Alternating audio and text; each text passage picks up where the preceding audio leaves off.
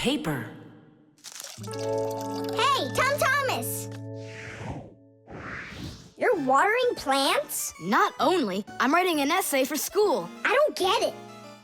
I have to write an essay that's called How I Take Care of Nature.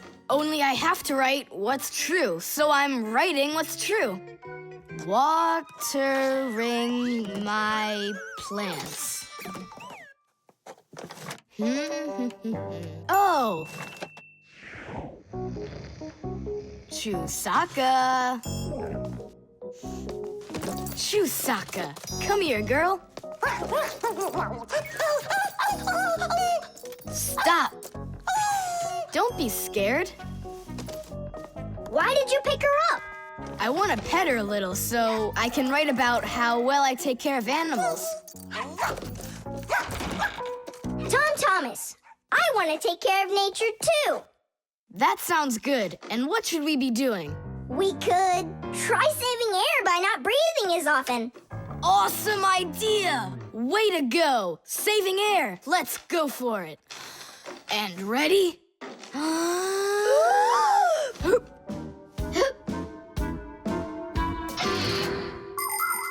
Humans invade nature and destroy more and more of her riches with each passing year. They extract her minerals and oil, cut down her trees, and pollute her air and water. They do all of this to produce food and all sorts of other things. It's a shame that people don't really need all these things that they produce. They often buy something and then just toss it away when it's still almost new. And then there's all the food that humans buy and just throw away. So if you want to help nature, try not to buy anything that you really don't need. And take good care of the things that you do buy. And you can be sure that we Fixies will do everything we can to make your things last as long as possible.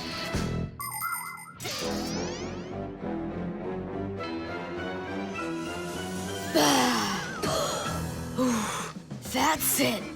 Now we can write it. Write this. I also do my duty by saving air. A whole 20 seconds worth. You got it? What's that noise? Huh. I must have left it running when I needed some water for my plants. Tom Thomas, I think you should write that you're saving water too. It really matters because there's not enough of it. Nolik, that's a good idea. Let's add that.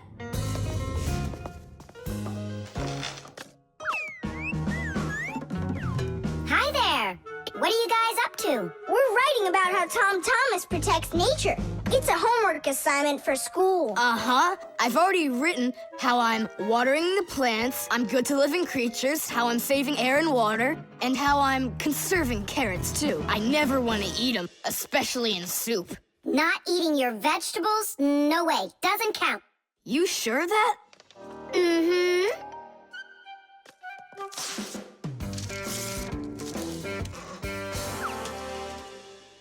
Why did you rip your paper out? You won't let me say how I'm conserving carrots, right? So I'll have to rewrite it. You're not taking care of nature. What? Where'd you get that idea from? That's all I'm doing. No. When you keep on throwing your paper out, it means you're not taking care of trees out there. What trees are you talking about? Didn't you know humans make paper out of trees?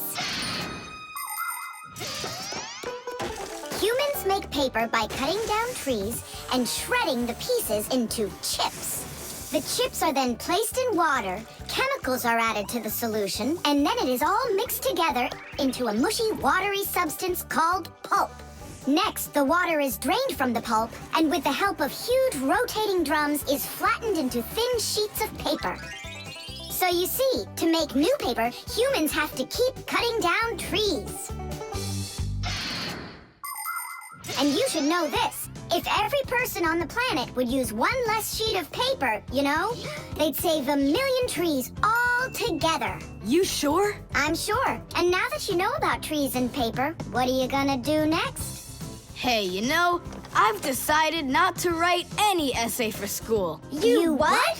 I want to help save more trees by using less paper, that's all. Oh, Tom Thomas, you're my hero.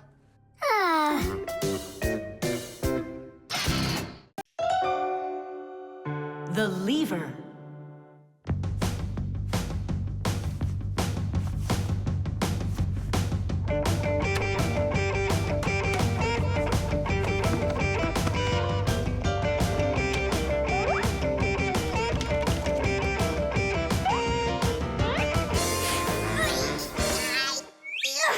It's a new weightlifting record!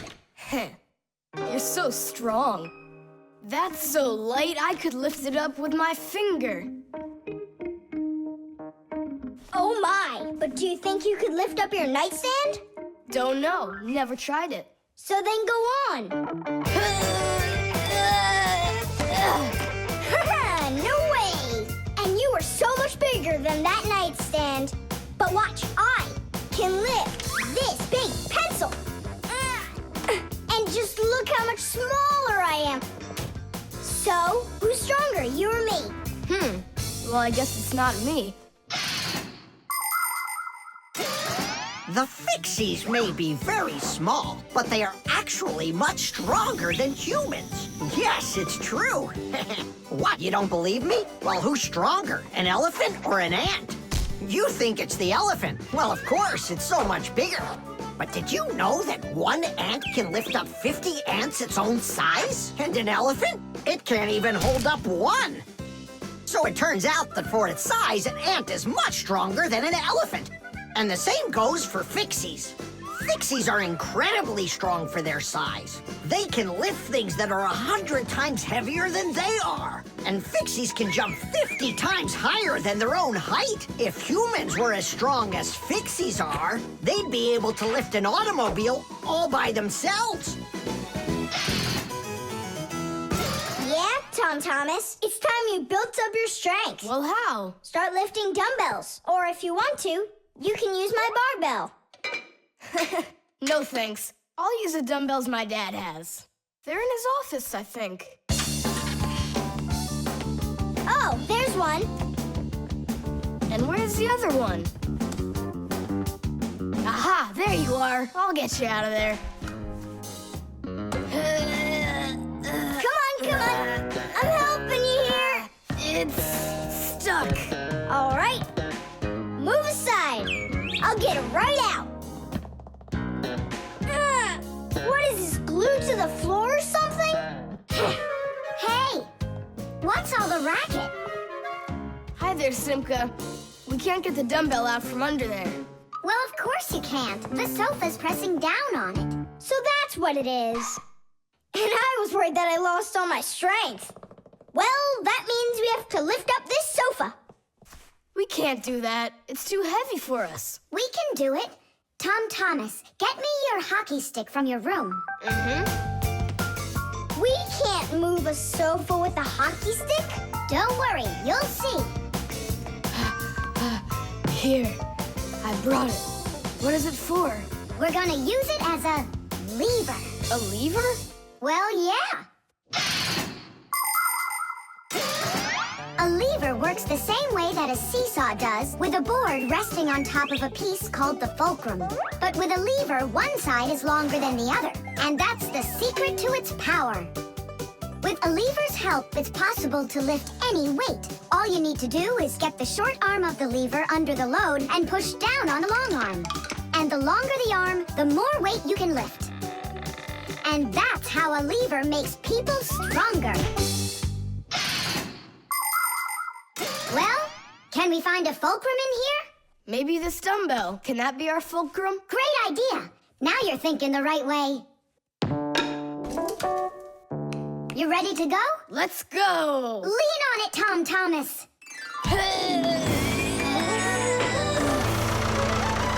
Yay! It's working! Tadeish! I'm so strong, did you see? Now watch how I lift Dad's heavy weights for you. Look, I can do it. It's just like I told you. You'd be better off training with my weights. Didn't You just see me lift up the sofa. You didn't lift the sofa, the lever did. Did you ever hear the saying, knowledge is power? I've heard it. Although, some physical power won't hurt you either. So pick up your lever and go out and play some hockey. You know how built those hockey players are.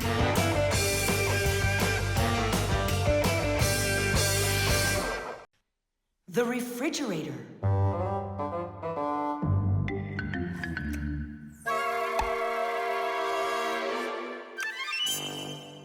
Good job. My homework is all done.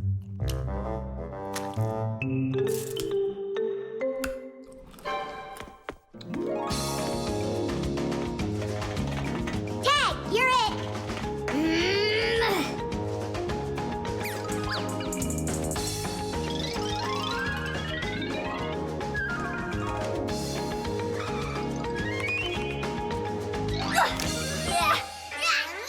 Haha, Tag, now you're it. Simka, I'm stuck. Help me. Just stay still. Oh, you're really stuck. Simka, we're not gonna leave me, right? We aren't. But I'm afraid, Nolik, you'll be stuck for a while. Thomas, help me! What's going on? Look, this blob of white stuff grabbed onto Nolik and it won't let go of him. Oh, it's a piece of gum. It's my bubble gum. Oh, thanks a lot, Thomas. Now what's the plan to get me unstuck from here? Here's what we do. It's gotta be frozen. Once I sat on gum too, and my mom put my pants in the freezer. The gum froze up and it came right off. I don't want to go into the freezer. Don't worry, Nolik. I'll stay right here with you. Just hold on. It won't take long at all. Huh. Why do I need to hold on? The gum's already holding on to me. Simka, do you know why it's so cold in the freezer when outside it's warm? I'll explain it to you. A refrigerator has a pump that pushes a special liquid through a long tube.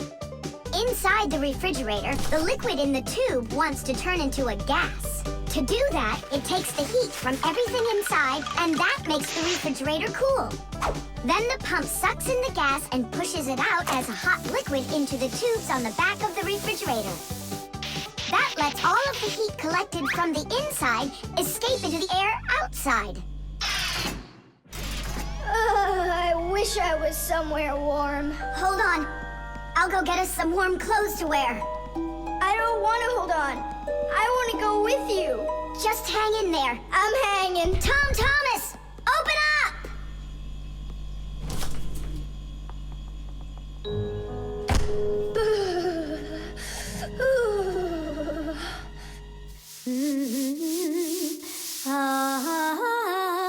Marcia, do we have any warm clothing to wear? Why in the world do you need it? I just do. Well, I need to know what is happening.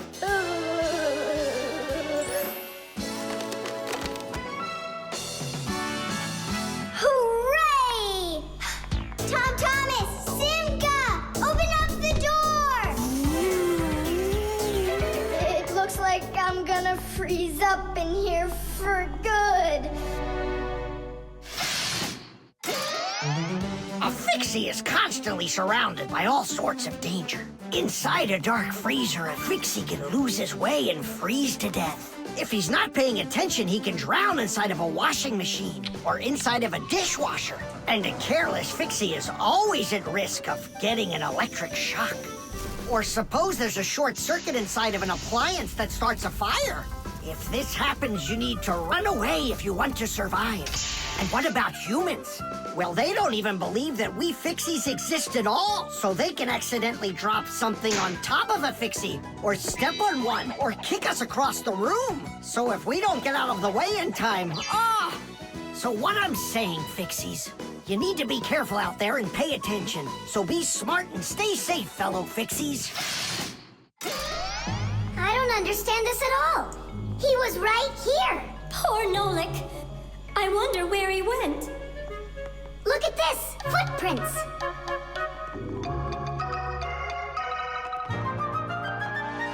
Nolik, you're alive! You scared me half to death. How did you get out of there? Well, you told me about works. And so I found that cold tube and started crawling on it until it got hot, and then I was here. Hey, there's smoke coming out of you. We need to cool you down right away. Huh? Where? Ah! I don't want to go into the refrigerator. Stop! I was joking. Look how it froze. I could break my teeth on it. You aren't gonna chew it anymore. I'd never do that, not after Nolik sat on it. Well, you didn't need to stick it where it doesn't belong. Hey, I apologize. I'll go and throw it away. Maybe you'll try the trash can? The keyboard. 5, 4, 3, 2, 1. Ready or not, here we come. And where is he hiding this time? Tom Thomas! Yoo-hoo! Tom Thomas, you didn't forget about your grandma's birthday, did you? No! Oops, I did. We found you this time. Hey, that's not fair. It was my mom that found me, not you. Then go and hide again. Not now. I have to draw a birthday card for... my grandmother. So, we need one clean sheet of paper. When's your grandma's birthday? Tomorrow. But your card won't get there on time. Oh, then what can I do? Come on and use your noggin. Pick up the phone and give her a ring. Your grandmother will be really happy to hear your voice. No, we've got a tradition. We send each other birthday cards. And what's the internet for? Why don't you send off an electronic card to her? Simka, that's genius. Oh, this one's cool. Now go ahead and type your message.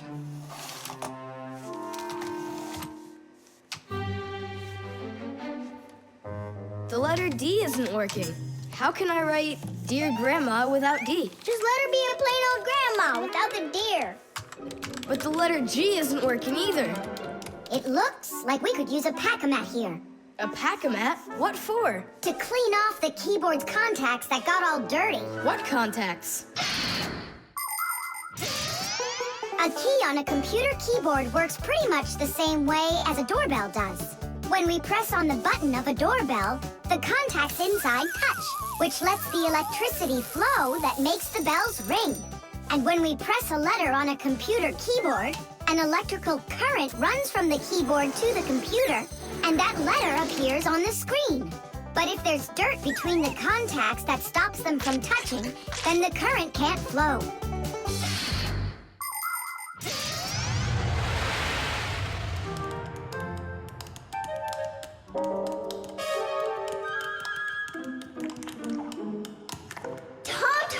What did you drop in here that is so sticky? It's probably the soda I was drinking. And so, you shared it with the keyboard? Here's the reason why it's not working.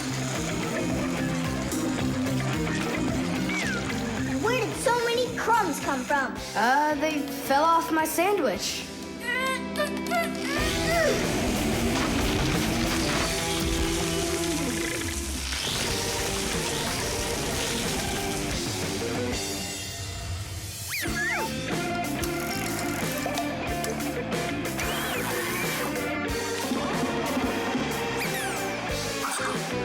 What in the world is this red stuff down here?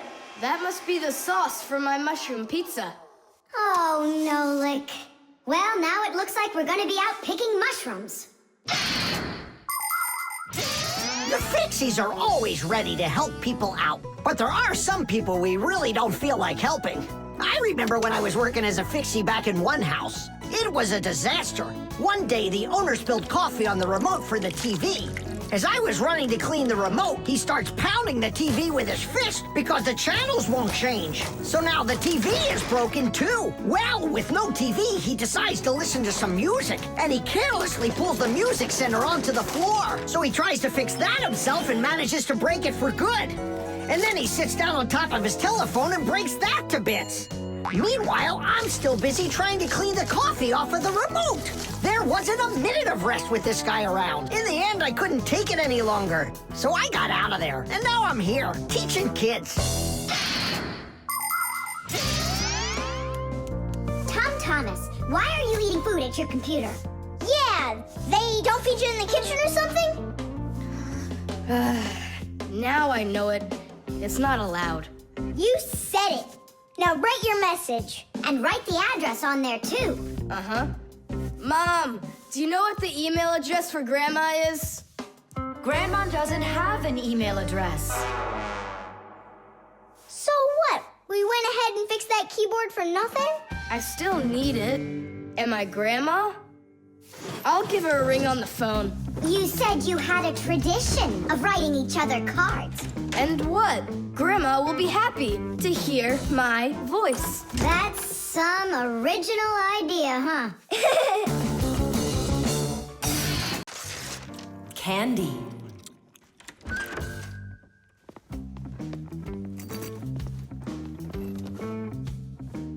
Nice black eye. Tom Thomas, did you fall? How did you hurt your eye? I had a big fight with Johnny. Oh, wow! How could you? What was the fight about? We argued over who's cooler, a racer or a boxer. A race driver's cooler. Of course! That's what I said to him. But Johnny had to prove it's a boxer. Well, He proved it all right. Can't you see? You don't prove anything at all by fighting. What a profession, a boxer. yeah. Now your dad, he's got an amazing profession. A journalist. He gets to travel to different countries and brings back all sorts of funny stuff. They even show him on TV. No. What do you mean? Boxers are cooler. Everyone's really afraid of them. Don't be gloomy, Tom Thomas. Have a candy. I've got a good idea. How about a taste tester? That's the best job. And what is he testing? A taste tester is someone who tests the tastes of drinks and food. Yeah, how come? They want to find out if the food is delicious and what all the flavors are in it. Super! What a great profession. But a taste tester's not a job just anyone can do. I can do it. Then let's check. So open your mouth and then close your eyes.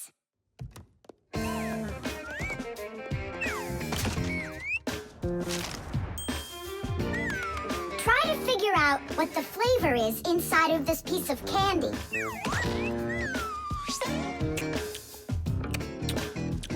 Strawberry.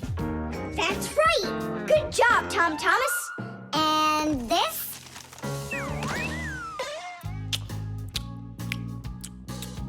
That tastes like orange.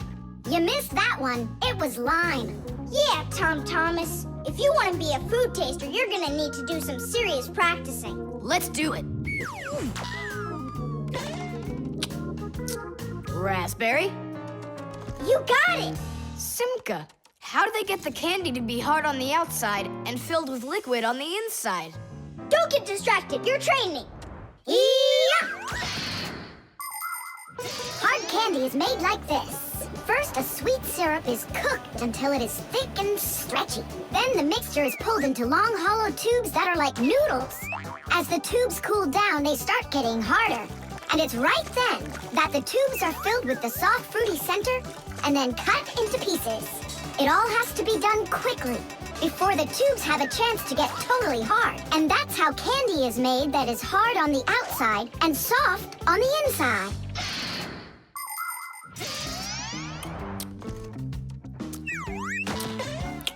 It could be strawberry, only I just can't tell anymore. Ouch! What's wrong? My tooth. Was I hearing things? Or did someone yell? Oh, I got it. Come on. Let's take a look at your tooth.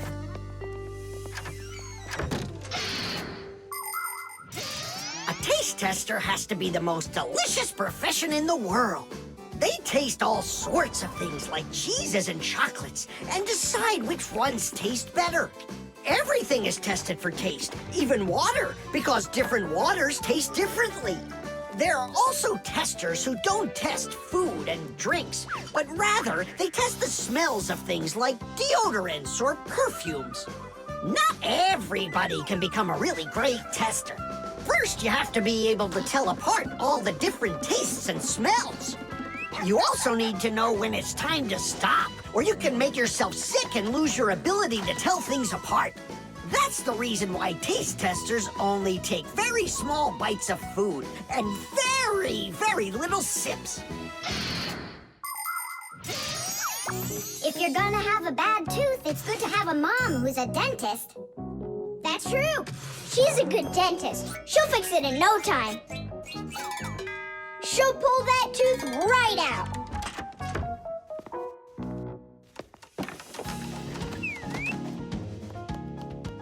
So, did she pull it out? Nah, she just gave me some medicine to gargle. Your tooth, does it hurt? Yeah, it hurts a little. Hey, now I definitely know who's cooler than a boxer. Who? Who else? A dentist. Even boxers are afraid of going to the dentist.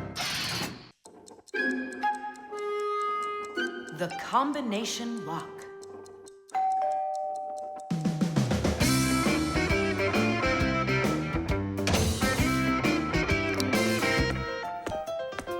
Ah, he's home.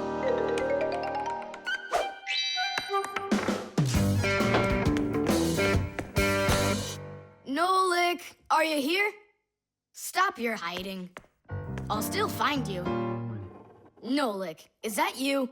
Hey, come on, that's not fair. You saw. Let me go again. I don't want to. You want me to play hide and seek when I got a brand new game to play with? Where is it? I don't see it anywhere in the room. I took it to school with me For what reason? to show it off.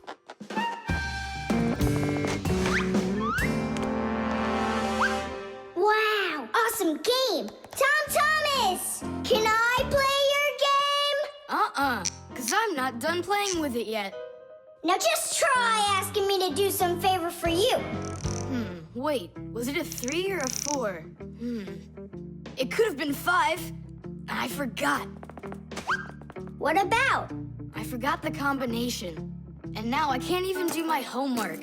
Everything I need to finish is inside of there. I'm not climbing in to find out your homework. Don't even ask me. Tom Thomas, why do you look so upset? The code for the lock. I don't remember it. Don't you worry. Ha! We'll open it. I know all about a code lock. A simple code lock is built with a few discs that have numbers on them. In the center of each disc is a hole with a notch. When all of the discs are turned so their notches line up in a straight row, the lock's pin can slide out freely.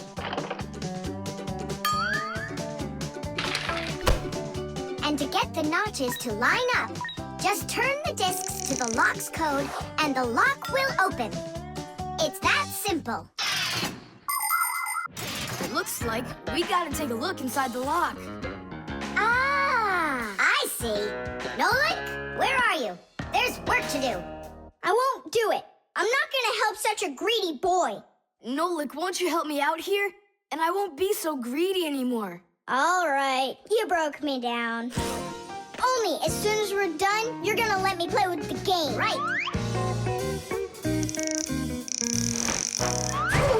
There's no room in here. Hang in there. We'll start turning the discs one at a time, and you yell stop when they're lined up. Stop! Turn the next one now. Stop! Stop! Now try. Yes! Alley-oop! Titties! Hooray! And your code was really simple. Way too simple. The secret numbers and letters that you use to lock something up are called the code or the password. And to make sure your password's a really good one, here are some things you should know. Never choose a password that's really simple for someone else to guess. Like one with numbers or letters that are all the same or are all in order. It's also a bad idea to make a password out of your birth date or name. It's better to think of a password that's a bit more complicated. And don't forget your password once you come up with it. Write down your password on a piece of paper and keep it in a safe place, but don't show it to anybody else. And then, if you happen to forget your code or password, you'll be able to remember it with the help of that piece of paper.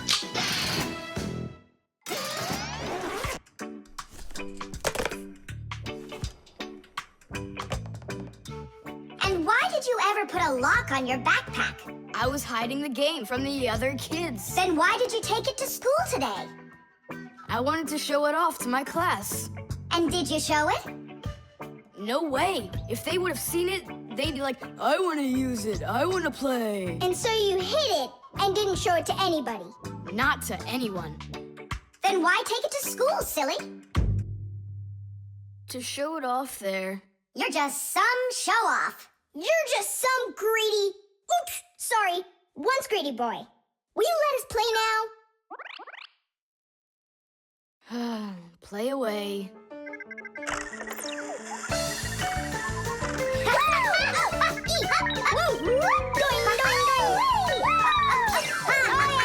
We're not bothering you, are we? Can you jump a little easier? You're shaking the whole desk. The toothbrush. Once I finish you, my top secret growth potion, I will create my own giant canine crew! And then I'll rule the... Whoa! Wow, this is super. You're better than a TV show. Oh yeah, it's fun, but it's gonna end badly. Tom Thomas, get ready for bed. I'm going, Dad. But first, my secret recipe. We start with a bit of carbonatorous. And now a little bit of bread and butterous. And finally, beard of foamerous. Chusaka. Don't be afraid. Drink, my baby. And you'll grow 10 times your size. What? It doesn't taste good? Oh, right. I forgot it needed stirring. This hypersonic mixer will do the trick. Tom Thomas, you shouldn't use what doesn't belong to you. That's your father's toothbrush. Ah! Hey, cut it out! You're acting crazy.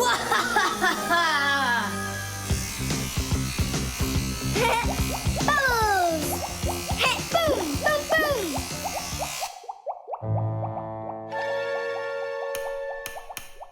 Uh-oh.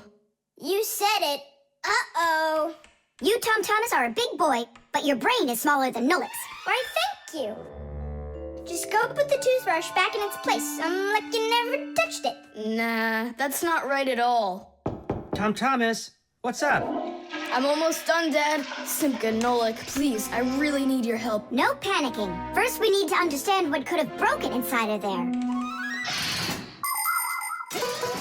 An electric toothbrush is really simple, as long as you know these 3 parts. The battery, the motor, and a very clever mechanism that connects the motor with the bristles. The whole secret to the toothbrush is right in there. That mechanism uses the spinning of the motor to make the bristles move very fast back and forth, from left to right, from right to left. And that's how it brushes your teeth. So what can we do about it? Here's what we do. First, we take out the motor. Then we take the gears out. And then the mechanism. How much time do we need to do that? 1 or 2 hours. What? No! Just listen here, Tom Thomas. You need to open up the battery compartment. Wait for me right here.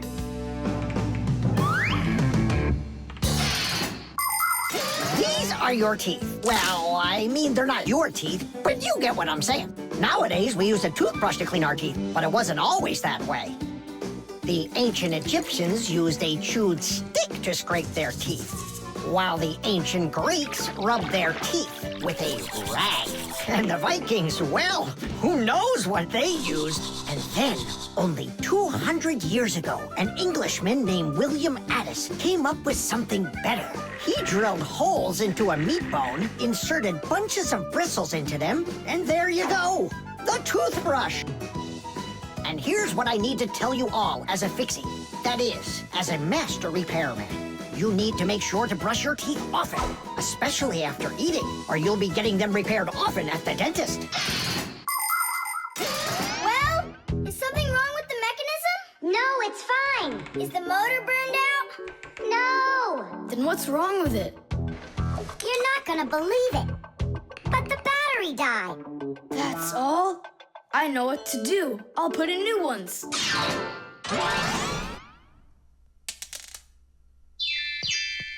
Shh! Your dad turned the toothbrush on. Looks like everything's fine. It's working. Ooh, way to go. Excellent. Your dad'll never find out what kind of slop you mixed up with his brush. What slop? How dare you, Nolik? How dare you refer to my mighty potion like this? Tom Thomas, somehow soap got all over my toothbrush. Can you explain that? Ay, ay, ay. Well, you got caught. What do you say now?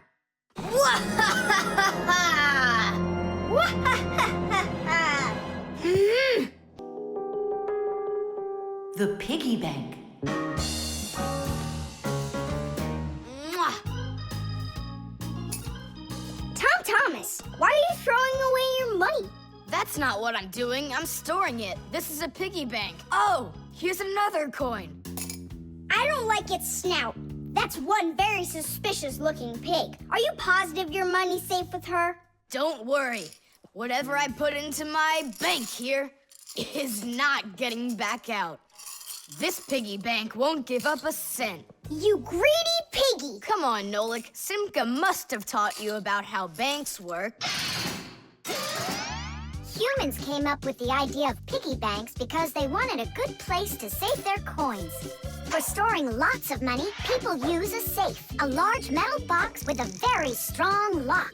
Now that kind of piggy bank's almost impossible to break open. The biggest safes are in banks. Banks use them to store their customers' money and other valuables.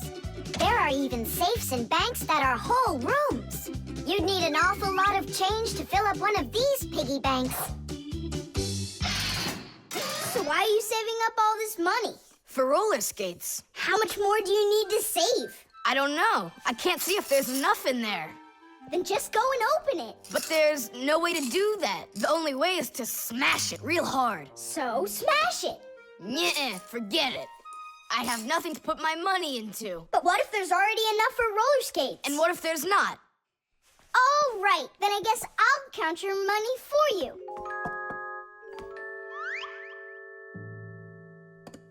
Tadish!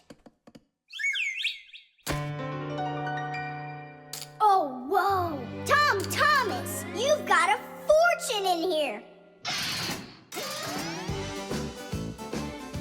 There are many different kinds of money, and they're not just coins either. Long ago, people paid each other with shells and squirrel skins and even parrot feathers. And of course, metal coins are more convenient than any of those things. And paper money is even more convenient than coins. One piece of paper can be worth as much as 100 coins, or even 1,000. All that needs to be done is to print more zeros on it, and that's all. Today, humans can pay for almost anything without paper money or coins whatsoever.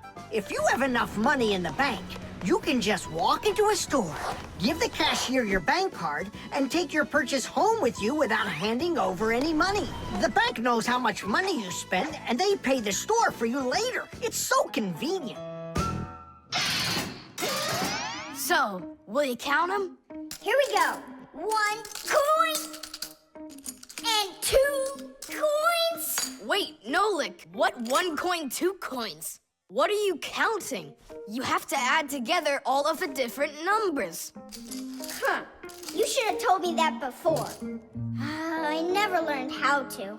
Yeah, that's what I figured. Come on out. Hut! Hut! Hut! What can I do? What if you try stacking the coins so they're like stairs? That's what I'm already doing. Ah!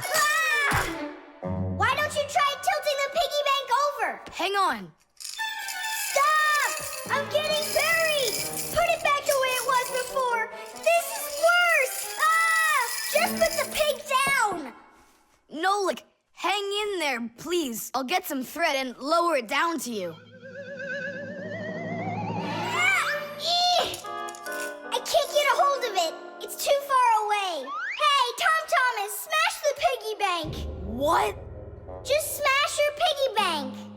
like it. And what, you don't like me? Of course I like you. Well, who do you like more?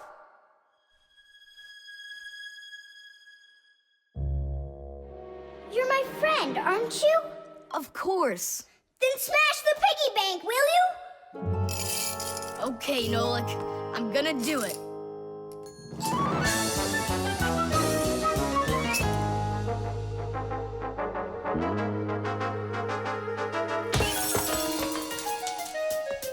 Nolik, are you okay? I'm okay. Thank you, Tom Thomas. Thank you, my friend. No problem. At least now you can count up how much money you have. Nah, there's no reason to do it. There's no way it's enough for roller skates. You sure? What a shame. But now you've got all of this money here to buy a piggy bank that's totally brand new. The remote. Hey, Simka, the button got stuck on the remote. How can we get it back out of there? Look and learn, Nolik. Please help. Oh, come on, come on, come on, come on, come on. Oh, oh, oh. Should I let it go now? Oops.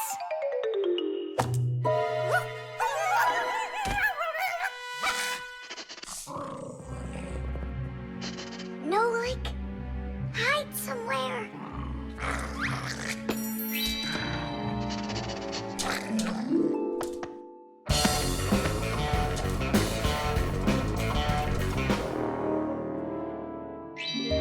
Nolik, she stole the remote.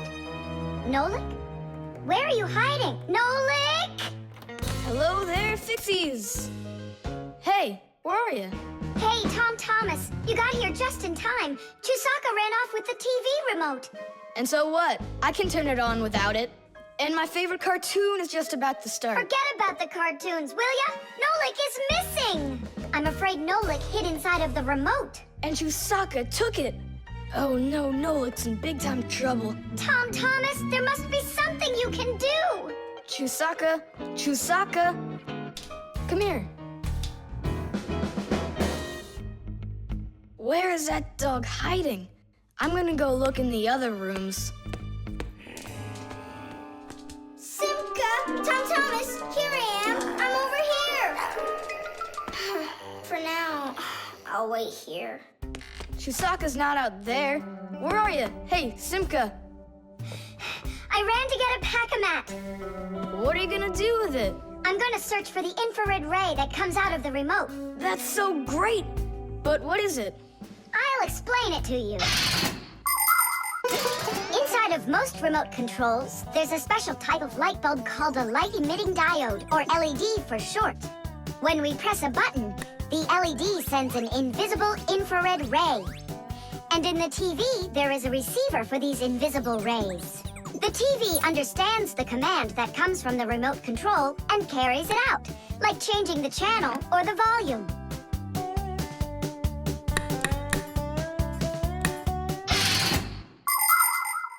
If the rays are invisible, then how is it possible to see them? In the pack-a-mat, I've got these special goggles that can help me. And now what? Yell to Nolik. Get him to close the contact on any one of the buttons. Nolik! You gotta push one of the buttons down on the remote. A button? But how am I gonna do that? Wait, 1 second. Chusaka Chusaks with a brain full of rocks. Meow. Meow. Oh, Mamma Mia. Now she'll eat me together with the remote. Nothing for you here. But here's something. There he is. He's over there. Chusaka, come here. Do you want a hot dog? So you want to play tough? All right then.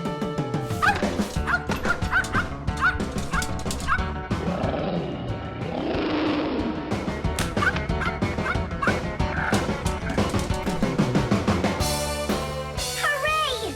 You're in one piece. How did you find me? By looking out for the remote's rays. It's just a shame it's impossible for me to see him. What are you saying? You can! If you want to see infrared rays, all you have to do is look through a digital camera. Try it for yourself. Turn on the camera on a mobile telephone. Now go ahead and press any button on the remote control and point the camera toward the front of it. You'll see a bright dot on the screen of the camera. That's the light-emitting diode working. It's letting off a special light that can't be seen by the naked eye. It's also possible to point the remote control at a mirror. And then through the camera, you can see how the light-emitting diode turns itself on. So what that means is that invisible rays bounce off of a mirror in the same way that regular light does. So you can control the TV by bouncing the light from a remote control off of a mirror. You don't believe me? Then go ahead and try it yourself. By the way, if your toys weren't all stuffed under the bed, we would have found the remote without the goggles. Don't worry about it. When the cartoons are over, I'll put them away. So, you done watching? Time to clean up. The nightlight. They're very close. I can feel them. Help me! Help me! Help me! That's all. You've had enough monsters. It's not good to watch these kinds of movies before bed. Mom, really, I'm not scared. Let me watch the end, would you? I told you, that's all. Well, good night, honey.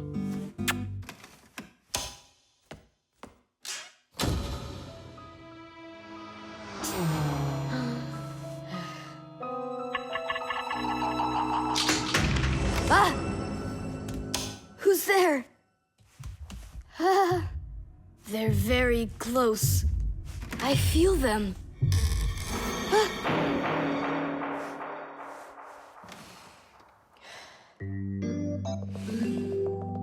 Can you believe it?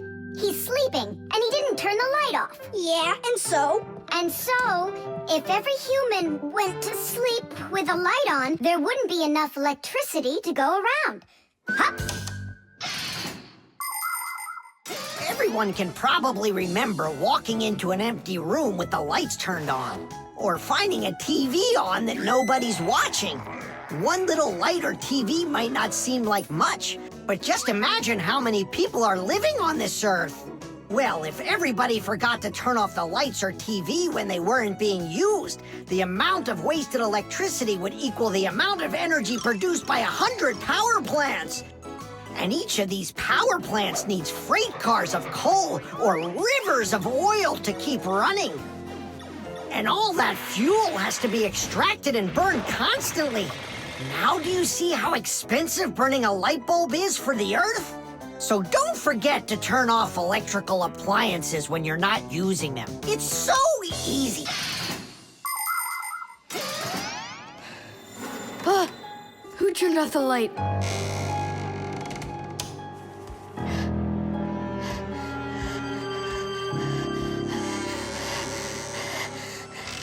Ah. Ah!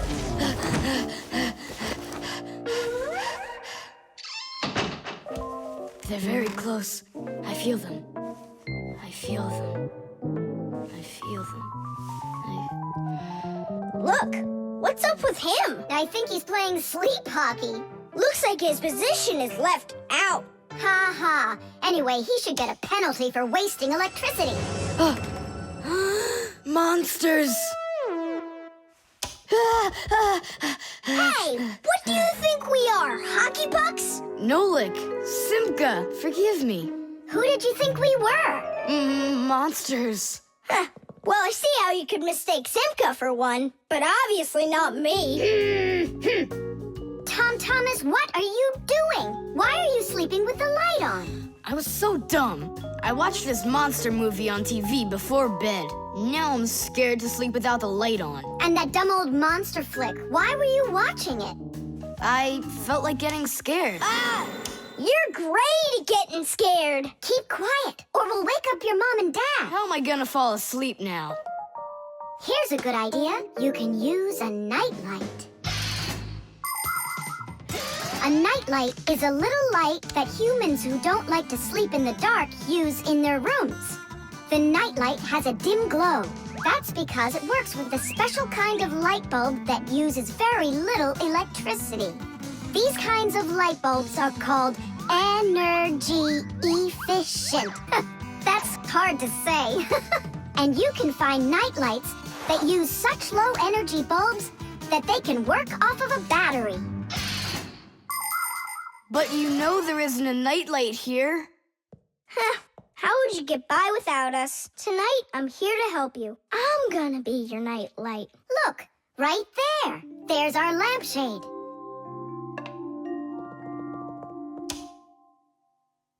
Thanks so much. You really are a friend indeed, Nolik. It was easy. Just go to sleep. Nolik, do you know any good stories? I know one about a big meat grinder. Nah, no way. You'd better tell me a story about a nice, kind Fixie. Ah, I know a good one. And here's how it goes. Grandpoos was working inside of a very big clock. Actually, the clock wasn't that big. And I'm not sure if it was Grandpoos, but it was a clock, I think. The music box.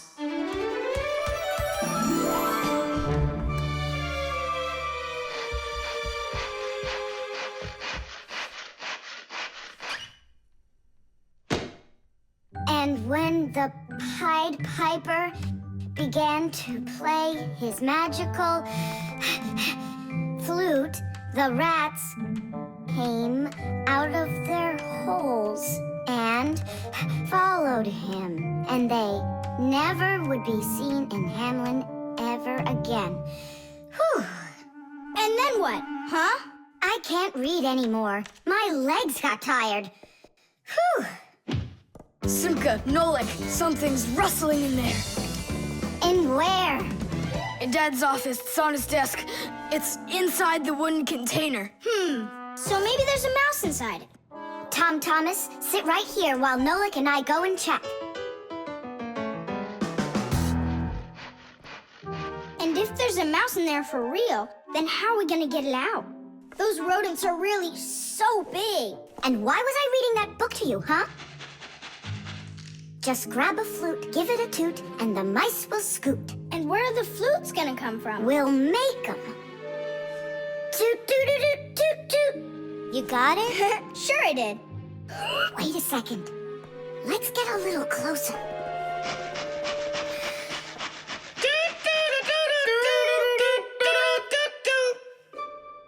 See? It's just like I told you. No more mice in there. So let's toot a little more so they won't go back in. All right. So you're the ones messing around out here. Oh, Grandpoos, it's you here. All day I can't work on what I need to do. Right from the start, someone's opening up the top, and then you two tooting out. It was Simka who came up with the tooting. Just because you're afraid of mice. Wow, what kind of machine is this? Well, what do you think? A coffee grinder? No. A hole puncher? Is it a foot scratcher? What? Well, a machine for scratching your feet. You're joking all the time, you. It's a music box, and it's just wonderful. Music boxes were invented more than 200 years ago. Inside, there is usually a cylinder with short pins sticking up from it. In front of the cylinder, there is a comb with metal teeth of different lengths. If you pluck one of the teeth, it will make a pleasant sound. A short tooth makes a higher sound, and a long one, lower. When the cylinder spins around, the pins pluck the different teeth, and music plays. Awesome! So what's broken in here? The spring slipped off. It has to be pushed back into the right place. Will you help?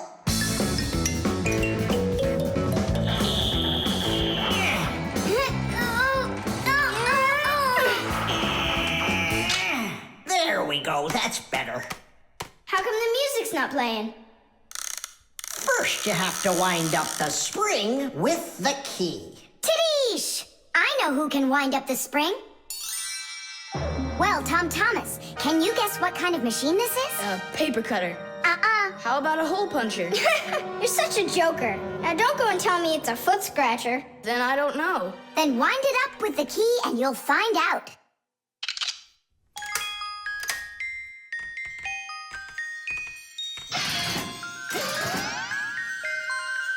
Do you want to know how the higher and lower sounds come out?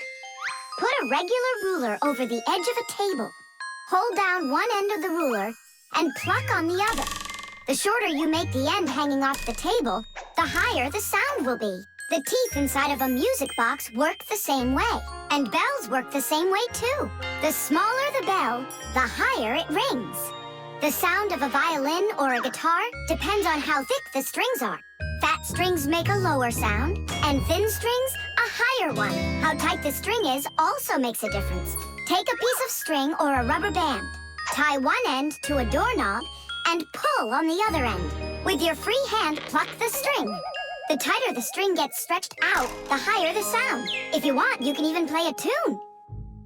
I think I got it now. It's an old player for music. That's close, but not it. A music box is what they call it. I just said that. So, what was it in there, Just a broken spring. It's not the thing I'm dying to know. Who was moving around there? All I'll say is we, Tom Thomas. Won't let that secret out. Shh. SMS.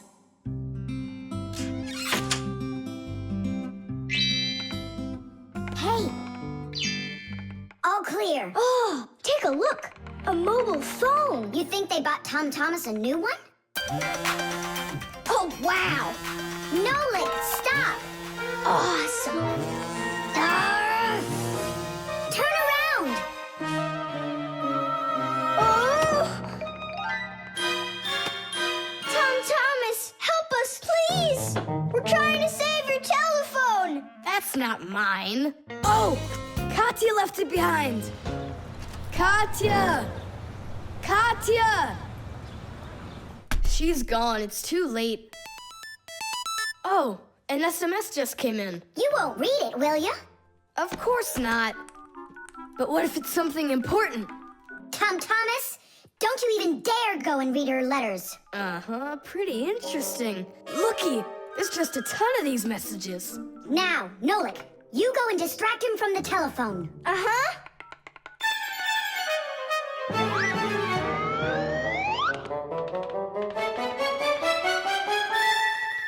Chisaka, hey! It's me, your buddy Nolik.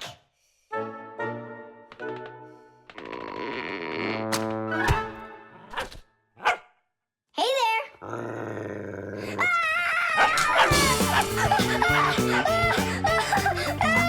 Chisaka, cut it out. Stop it. That's enough with the barking. Out of this room. Right now.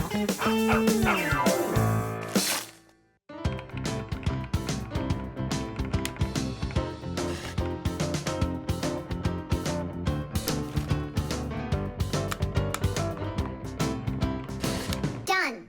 Well, power's off now. Huh. What's up? It stopped working all of a sudden. Oh, it looks like you've broken it. What? No way. You did too. Well, Tom Thomas, now you'll have to give Katya her phone back like this. I just don't get it.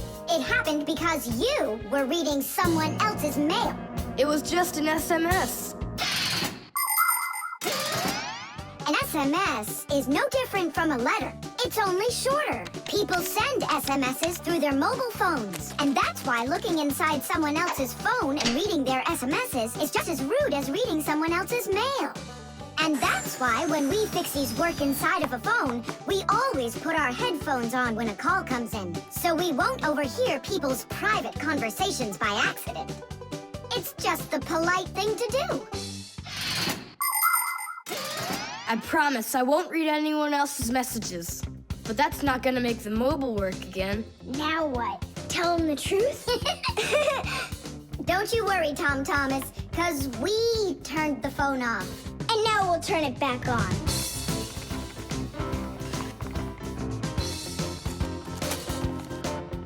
See that? The contact's barely attached. We just need to write a note to the Fixies who work over at Katya's. I'm sure they'll fix it. There are Fixies living in every home, and the work they have to do can seem endless. The TV starts acting up, then the doorbell breaks, the washing machine stops running, and then the phone won't ring. And besides all of that, there is cleaning and there's oiling.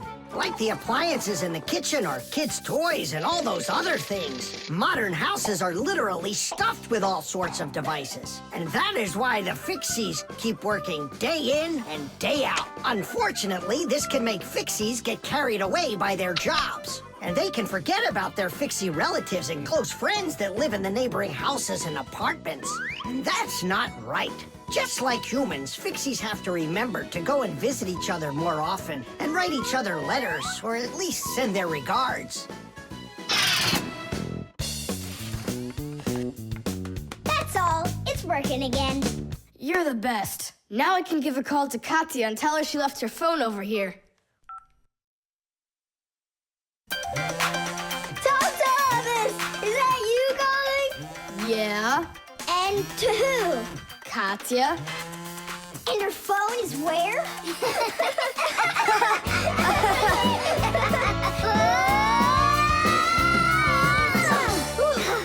Thomas, good catch. Boy, you're fast. Just like a...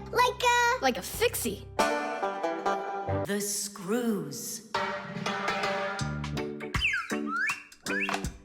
Hey, Thomas, what you thinking about? Huh? For school, I have to write an essay. My very best friend. I don't know. Who should I write about? What do you mean, who? Aren't I your closest friend? Of course. How could I forget to write about you? And you can keep forgetting. That's our secret, right? Don't you remember the promise you made when we met? Sure, how could I forget?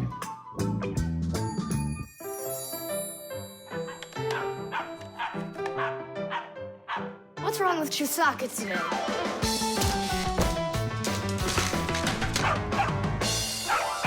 Chusaka, why are these screws bothering you so badly?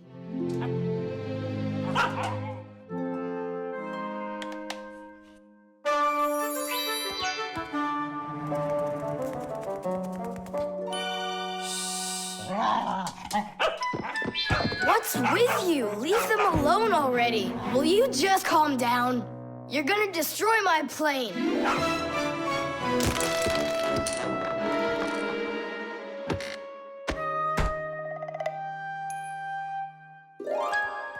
Let's get out of here. Ow! What's going on? What's going on? Hey, if you don't turn back again, I'm not letting you go. Oh, please, don't be afraid. I'm not gonna hurt you too. I'll just ask you one question and let you go. Nolik, we can't. Don't worry about it. Quit your staring. Ask your question, boy. No way you can talk. Just tell me, who are you? Fixies. That's all. We answered. Now you let us out. Oh, wait, but what's it mean that you're Fixies? That's already question number 2. You promised to let us out, didn't you? I'm sorry. You can leave now. Simka, it's fine. I can see from his look that we can trust him. All right. We'll tell him. You gotta swear that you don't tell anyone else. I swear it. Fixies. We're the little people that live inside of machines and appliances and take care of them, fixing them, cleaning them, and oiling them. Humans never suspect us. They think that if something breaks and then suddenly starts working again, that it happened all by itself. Well, nothing happens by itself. It happens because we, the Fixies, are living inside. Yes, without the Fixies, humans would have so many more problems with their machines. That's awesome. And so what are your names? That's already question number 3.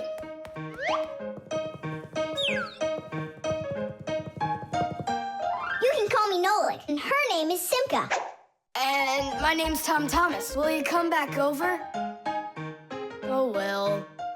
I was this close to becoming the first kid in the whole world who made friends with the Fixies.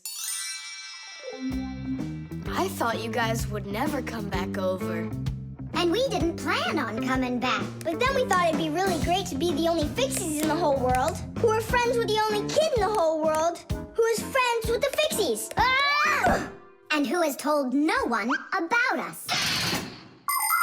The Fixies do everything they can do to hide from humans. They are afraid that if humans discovered Fixies, they would hunt them down and capture them and start keeping them in cages, just like pets. And worse than that, they would take them into their laboratories and start examining them under microscopes, even conducting scientific experiments on them.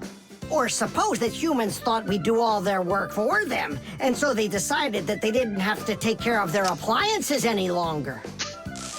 Well then, let me tell you this. If humans decided that they didn't have to clean or fix their own appliances, then not even the Fixies will be able to stop them from breaking no matter what they do.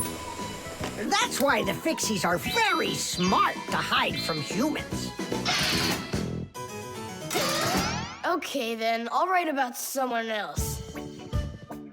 I have the very best friend ever. Period. When something's broken, he repairs it. He's the one and only the one and only Nolan. The pen. Not here either. Tom Thomas, are you looking for me? No, for a red pen. I need it right now. What do you need it for? Here, look what my teacher wrote in my assignment book. Bad behavior during the lesson, fidgeting, and talking. What are you gonna do with a red pen? Your teacher left something out? I thought maybe, I could fix it a bit. I hope I find that pen.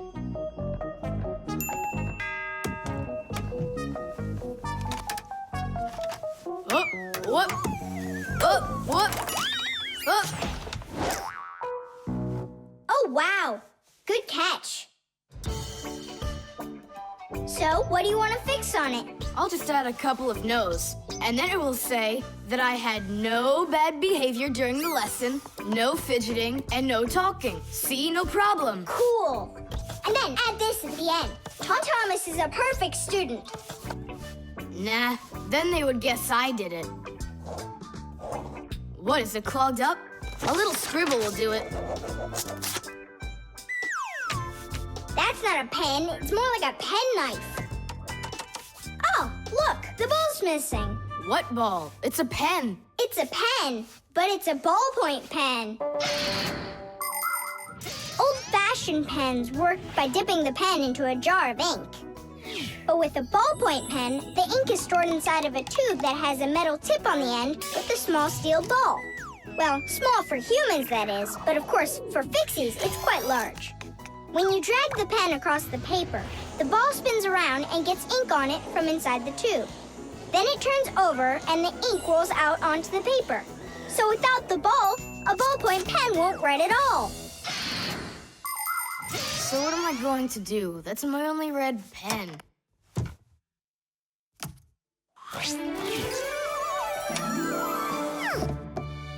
Hi, everybody. Why do you look so sad? We lost the ball from the tip of this pen. Where? It's here somewhere. Then you're in luck, boys. In the pack-a-mat, there's a metal detector. You can use it to find different kinds of metal objects.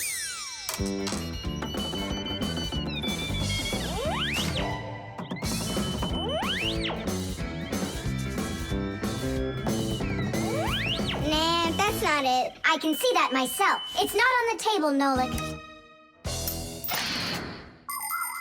Until not that long ago, humans used pens that had to be dipped over and over again into an inkwell.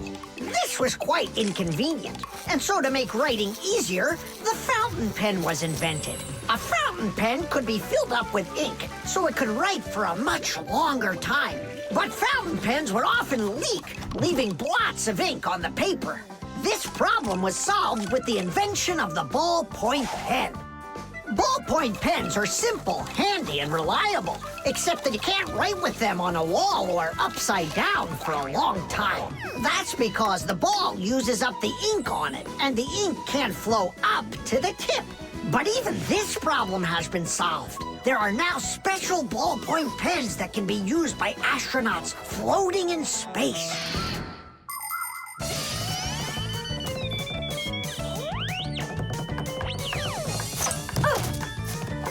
Is this the one? You're right. That's it. Don't you just see how awesome my metal detector is? Is that what you're calling me now?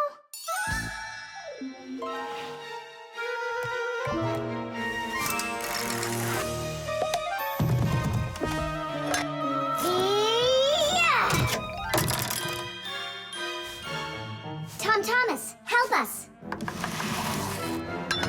And now! Tidish! Cool. By the way, what do you need the red pen for? Well, Tom Thomas and I needed to fix something in his assignment book. What? If I knew that, I wouldn't have helped you out. So no fidgeting and no talking. And your teacher, she writes in your assignment book when you behave well? Uh-huh. Whenever we behave well, she writes a note in our books right away. Ah, Did you see, Simka? How Tom Thomas managed to outsmart everybody? Since I see nothing else here from your teacher, does that mean you behaved badly the other days? Uh-huh. What? Well, Did you see, Nolik? How Tom Thomas just managed to outsmart himself? The tin can. well, what else goes? A flashlight. It's good to have when you're camping. Listen, Tom Thomas. Just leave a little room for me in there. I'm good to have when you're camping, too. I'll leave you some room. Just hide in there so Dad won't see you. And you can't tell Simka anything about me going with you. All right. And last on the list, a few cans of meat. Hi, Tom Thomas. Have you seen Nolik? No, Then who did I just hear you talking with? I was just reading the label. Huh. Where did Nolik run off to?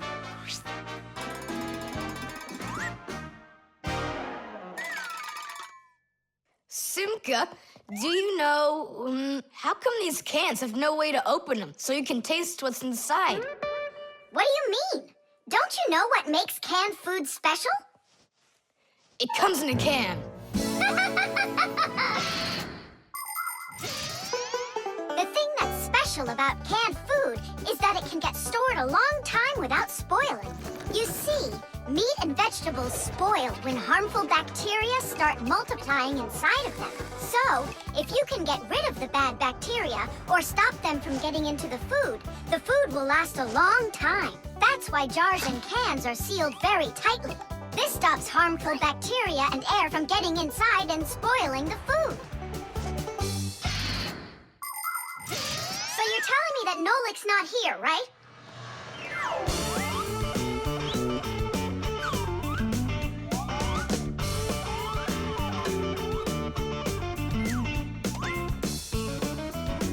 Huh.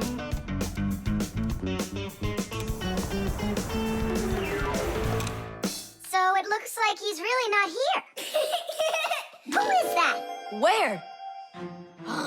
All right, now I remember. There's another can I should take with me. There's something fishy happening here.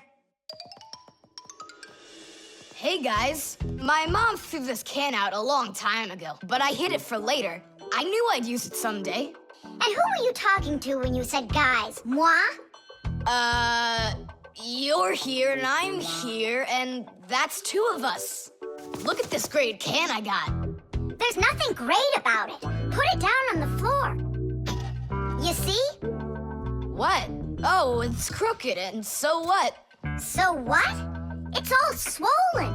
And when it's like that, you know that inside the can, bad bacteria is growing and spoiling the food that's in there. It went bad? There's a way to check. On every single can, you can find the date it's good until. Sooner or later, even canned food will go bad. And of course, dairy foods like yogurt or milk can spoil in just a few days. When you buy food in the store, it's very important to always check the expiration date. The expiration date's the last day that it's safe to eat that food without worrying that it may have gone bad. You can find the expiration date on each box, jar, or can of food, so pay attention. And be very careful not to buy or eat any food after its expiration date has passed. And if you see that a can is swollen, throw it away immediately. If you eat it, your belly can swell up too. Unfortunately, when food spoils, it's impossible to unspoil it, and then even the Fixies won't be able to help. Oh, my mom probably saw that this can went bad over a year ago. That's why she threw it into the trash. Right, shame on you for picking it out of there. You could have poisoned yourself and poisoned your dad as well. Yeah. And the other cans, are they swollen too? They're fine. Goodbye then. It's a shame I couldn't find Nolik around here. Papoose wants to give him a brand new pack-o-mat as a present. To me? Aha, I gotcha! Ha-ha! I had a feeling you would try to sneak away in Tom Thomas's bag. You lied. That's not fair. And hiding, that's fair, right? Tom Thomas, are you ready? I'm ready. Great, then let's get going. Hooray! We're going camping. I wanted to go camping too.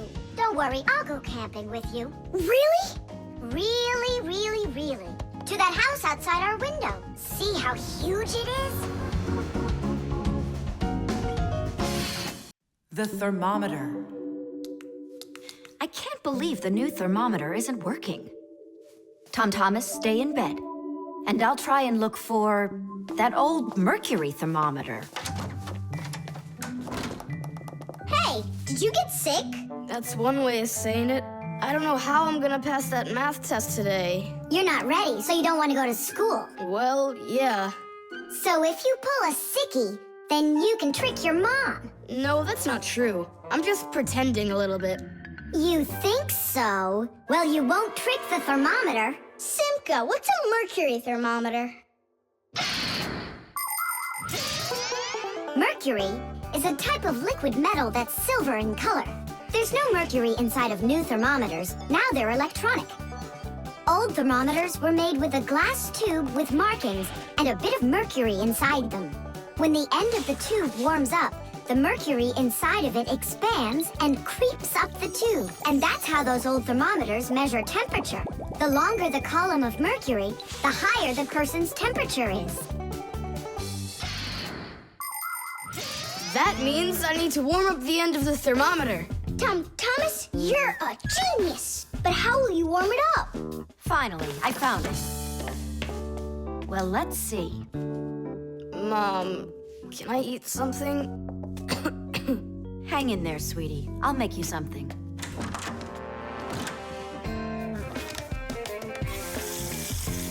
Ooh, that is hot.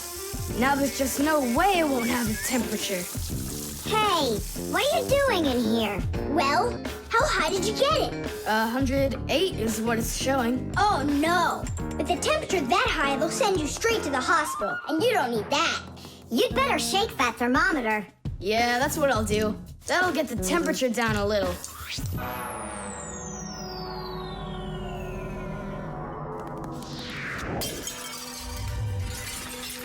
Ah! Well, so much for that. Cheaters never prosper.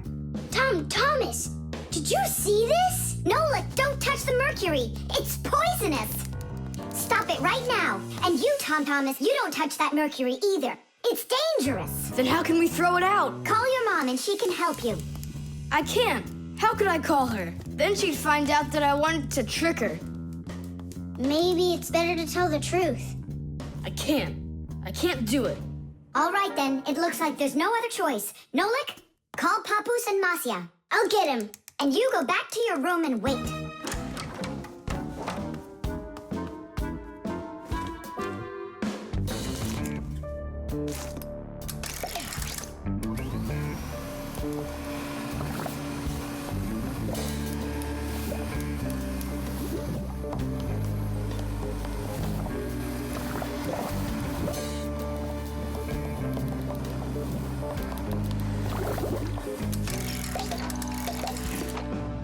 Looks like this whole job is done. Not yet. We still need to neutralize this mercury. In everybody's home, there's all sorts of chemicals around. They are used for cleaning dishes, clothes, the bathroom, and dealing with pests. And all of these substances can be very harmful to human health. But some people don't seem to understand this. They might use a dangerous spray or a poisonous liquid and then forget to wash their hands afterward. And then they go and eat or rub their eyes with their hands. That can cause serious damage to their vision or stomachs. And never put anything into your mouth that looks like medicine, unless your parents or a doctor gave it to you.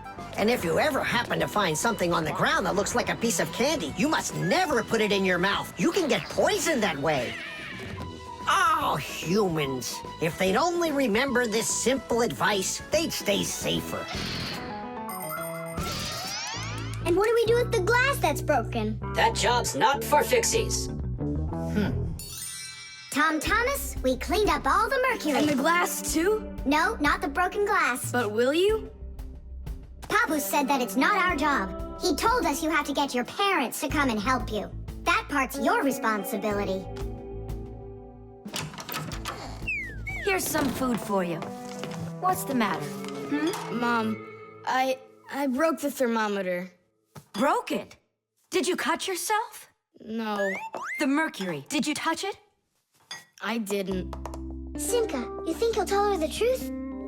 And where did you break it? The bathroom. Why did you go in there? I wanted to trick you. I have a test, and I didn't study for it. And now it's too late for school, The magic wand.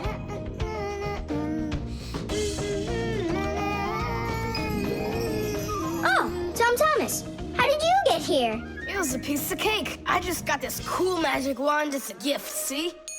Wow! There's no such thing as a magic wand. I don't believe you. You just wait. Any wish is the wand's command. Check it out. Today I want my school to be closed. Golden wish, Tadish! Tom Thomas? Your teacher from school just gave me a call. She said your school has totally disappeared. How odd. So I'm not going to school? Well, how? Instead of school, we'll go to the park.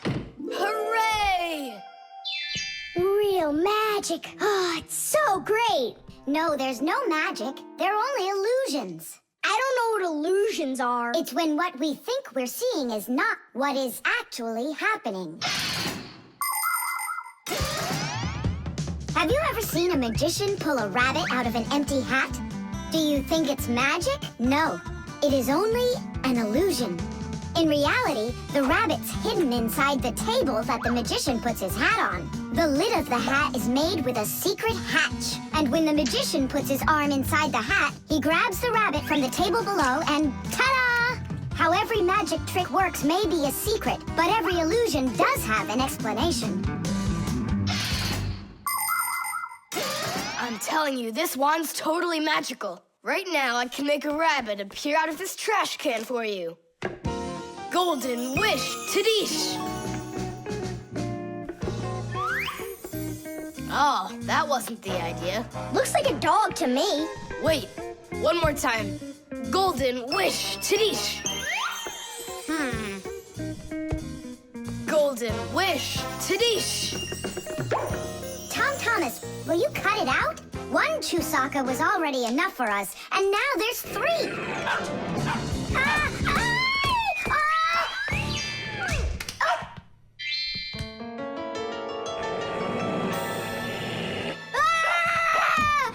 Hey,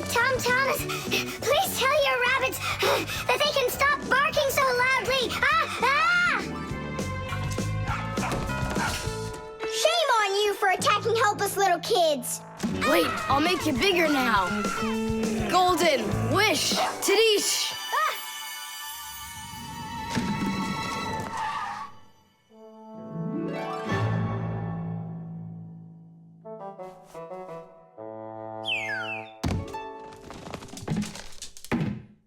What? You scared? So you're only brave enough to chase little kids around?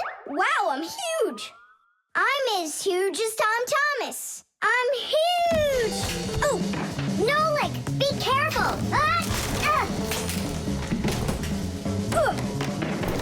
How can you live being this tall? It's so inconvenient. And I thought it was tough when you were so tiny. Tom Thomas, are you ready? Hey, why do we have 3 dogs all of a sudden? Oh, my word.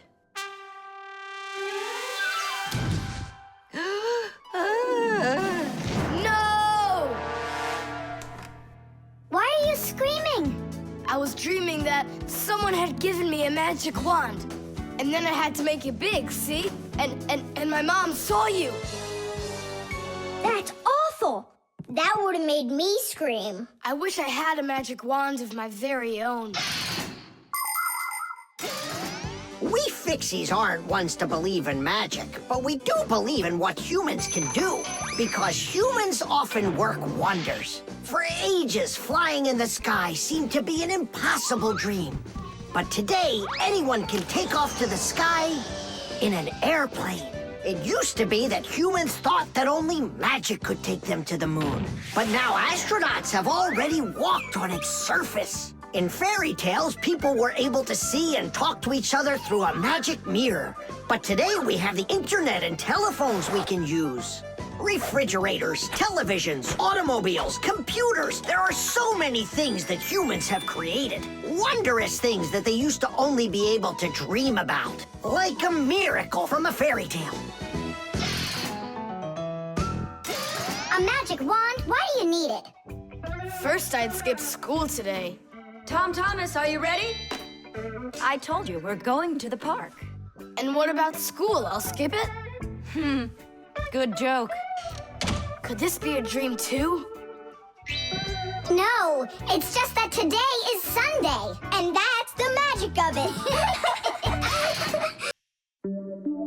The cell phone.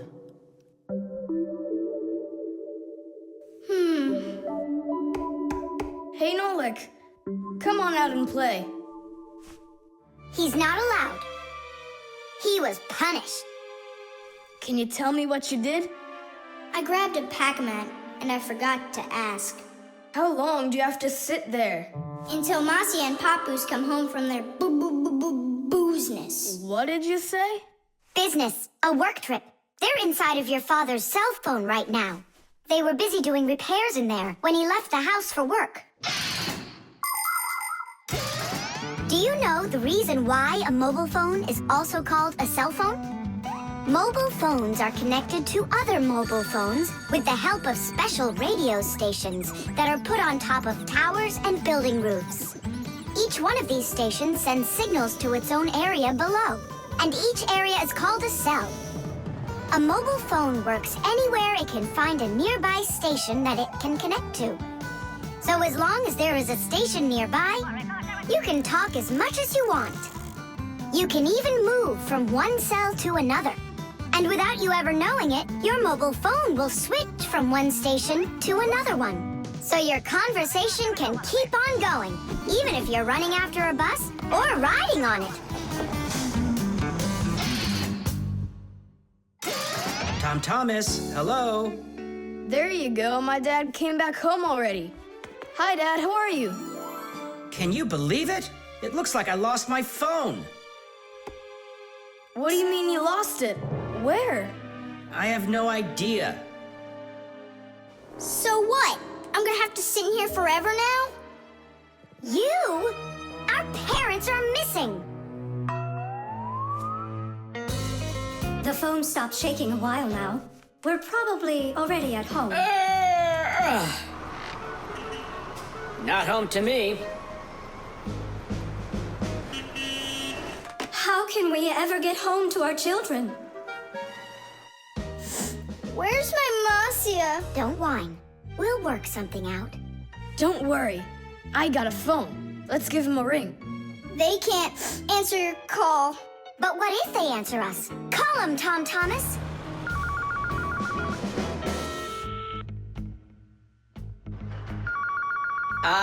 Don't even think it. We're not allowed to talk to humans. We're not gonna talk to them. We're just gonna listen. We need to close the contacts.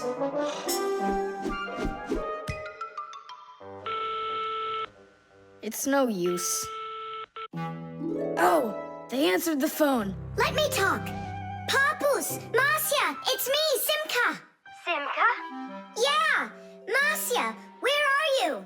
In the telephone! The phone part is not what she's asking you. Oh, it smells a lot like gasoline in here. Ask your father. Was he anywhere around gasoline? Dad! Dad, did you go anywhere today where it smells like gasoline? Gasoline? I had to go to the gas station. That's the place where your telephone disappeared. Are you sure? Yeah. Well, I've got... Intuition. Intuition? Intuition, huh? You know what? I'll go check.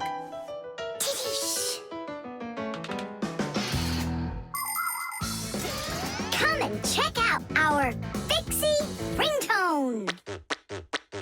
Telephone is, telephone is, telephone is, telephone is, telephone is, ring, ring, the telephone is, ring, ring, the telephone is, ring, ring, the telephone is ringing, won't you answer please? Ring, ring, the telephone is, ring, ring, the telephone is, ring, ring, the telephone is ringing, won't you answer please? Your phone is ringing!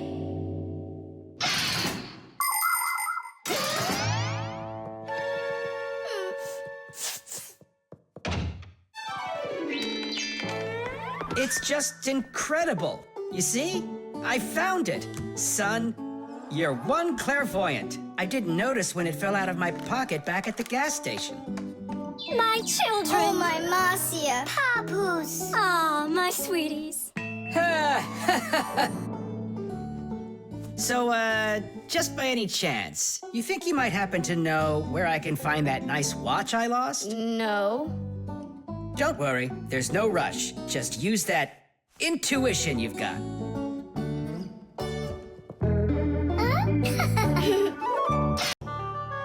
The magnifying glass. Case number 1. Let's begin. Well, well. I see evidence of the criminal. The criminal's fingerprints, to be exact. He won't get away with it.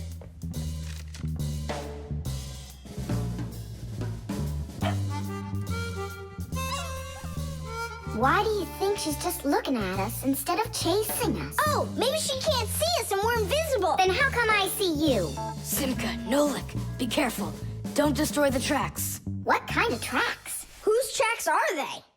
Shh. I have to solve a crime. A crime? What kind? Someone stole a wing from this plane, but I'm on the trail. Take a look at that fingerprint. I'm looking. Well, and so? Each fingerprint is unique, so if you can find fingerprints, that means you have a good chance to find out who left them. Class. It's been known for quite a long time that all humans have their own unique fingerprints. It's true. No two people have the exact same fingerprints, and this fact helps the police catch criminals. It starts by finding fingerprints at the scene of the crime. Then the police compare those fingerprints with the fingerprints of someone who may have committed the crime. If they match, they found the criminal. This method is called dactyloscopy. Besides catching criminals, fingerprints can also be used to replace ordinary keys. When you press your finger against a special electronic lock, the lock recognizes your fingerprint, and then it's please come on in. By the way, unlike humans, we Fixies don't leave fingerprints anywhere, and that's why even the police can't find us. Now we'll put a dog on the scent of the criminal. Chusaka, sniff. Pick up the trail. Now go find. Hey, what's wrong? Chusaka's broken. We've got to fix her then. How? She's not a vacuum cleaner. She's a real live dog. Fixies know how to fix it all. Not true. Almost all. The first thing we have to do is a thorough inspection. Let's see now. Her eyes are looking quite healthy. Good. Tails in one piece. Ears are clean. Yeah. Tongue, rosy pink. Tom Thomas, stand her up on all 4 feet. No, paws, I mean. Uh-huh. Chusaka. Go on, you're fine. Now I understand. Here's what's out of order. It's her right paw. But I can't see what's wrong. I wonder if something's broken on the inside. Wait, maybe something really small is stuck in her paw there. Tom Thomas, we need your lens. Here. In order to examine a small object, you need a lens. A magnifying lens is a special piece of glass that is thicker in the middle than on the sides. It bends the light that passes through it. And that is why, if you put this kind of lens between your eyes and something small, it looks like the thing got bigger. If you put 2 lenses in a frame, you get a pair of glasses. And if you add a handle to the lens, you get a magnifying glass.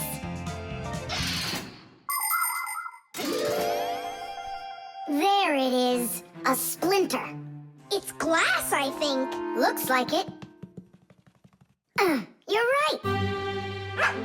It's possible it's from the lamp in the hallway. It broke yesterday, and I guess not every little piece got swept up. Chusaka, hey there! You're all better now.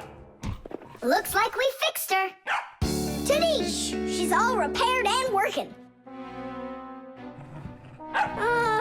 Maybe we shouldn't have cured her. Ungrateful dog. Simka, Nolik, here it is. The wing that was lost. Yeah, that's great, only you still have to figure out who hid it underneath the bed there. Yeah, you still need to match the fingerprints. The fingerprints on the wing are the same as on the plane. But whose are they? And did you check your fingerprints out? Huh, all the fingerprints are mine. So I guess it was really my own fault. I just lost it somehow. So it turns out that you were the criminal? Hooray! The crime's been solved! And you, Tom Thomas, are the criminal!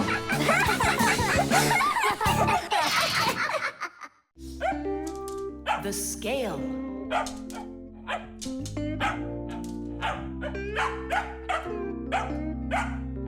Chusaka, that's enough already. But what if it's something important? Come on, she's just a dog. They say that cats and dogs have a sixth sense that we don't have. What's that? Well, they feel all sorts of things that we humans don't. I better let her in.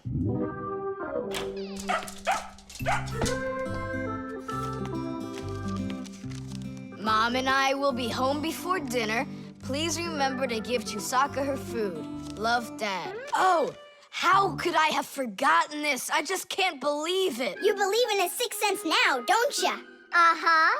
Only it looks like for Chusaka, it's a sense of hunger.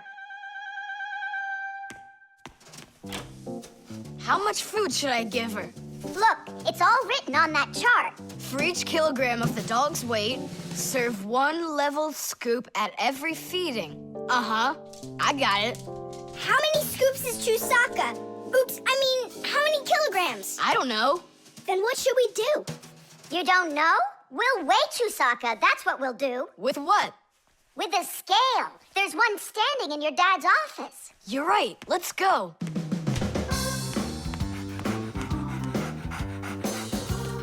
I was wondering, does it bother your mom that only your dad has his own office and not her? Nah, Mom says she's got her own office. It's called the kitchen. Hey, look, there's the scale. Did you know that humans have had scales like this for more than 7,000 years? If we want to find out how much something weighs, we need to compare it with something that we already know the weight of. Let's say you need to weigh a watermelon. You put it on the scales pan and it drops down. Now you keep adding weights to the other side until the two sides balance. Well, this one is too heavy, but this one is just right. Since the weight is 10 kilograms, it means that the watermelon weighs 10 kilos. And that's just how simply a scale works. Well, should we start? Chusaka! Right, like she's gonna come running. How are you gonna get her away from that bag? Huh, I know how to get her.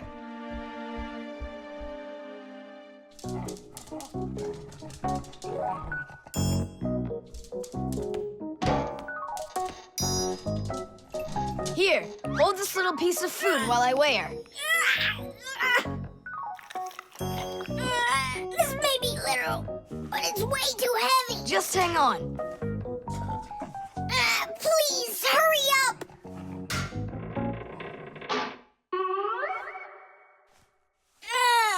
Come on! Hurry up! Done. Her weight is 2 kilograms.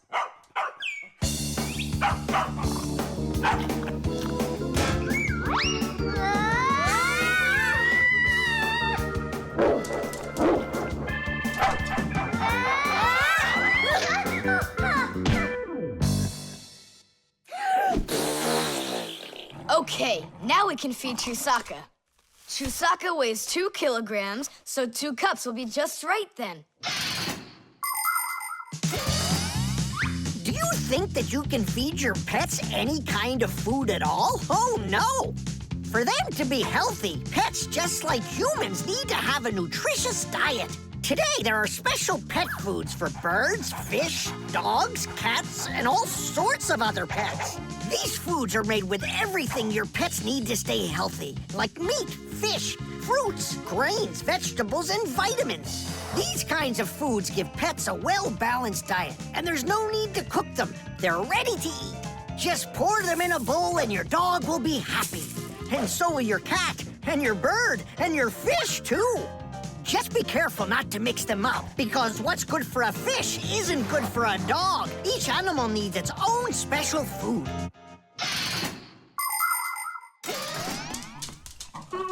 Stop! What's wrong? What's wrong? You have to take out a piece. She ate one already. All right.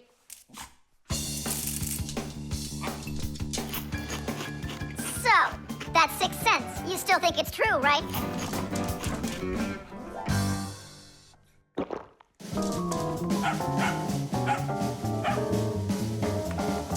What did you bring that for? Oh, Mom is calling. No way. How could she know it would rain? I knew that Chusaka had it. Hello?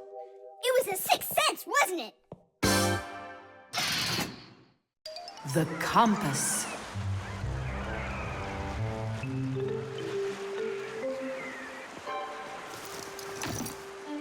Pipe all hands on the deck. Aye, aye, mateys. Shiver me timbers. Simka and Nolik, what you doing here? We're not Simka and Nolik. We're courageous pirates. Yeah, pirates. And today we leave home for the sea. Are you with us? Yes, I am. Hooray! You mean no? No hooray? Oh, yeah. You can't join us without a test. Go and find a special thing. Something no sailor should ever sail the sea without. I can do it, but how? With a map. And it's over there. I've never seen a map that's this puny. What are you talking about, puny? That took us a half hour to make. From where you're standing now. Uh-huh. From here, you mean? You guessed it right. First, head to the north until you will find... Hold on. But where's the north? It's where the North Pole. Ice and polar bears are. But how do I know which direction the North Pole is? By compass, of course. A compass is a special tool that helps sailors and pilots know in which direction they're traveling, whether in the air or on the sea. Our planet is like a big magnet that has 2 poles, the North Pole and the South Pole.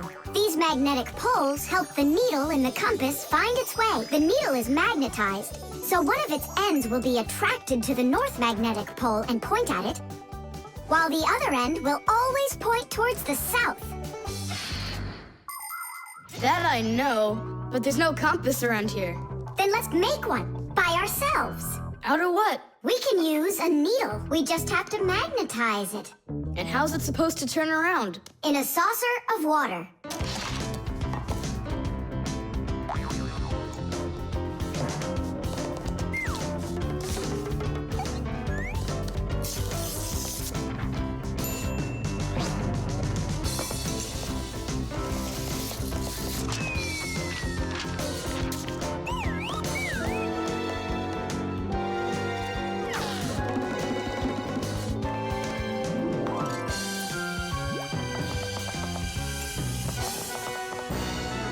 Well, there you go. Now one end is pointing in the direction of north and the other to the south. But which points where? Well, there's the window, so that can't be the right way. The north is there.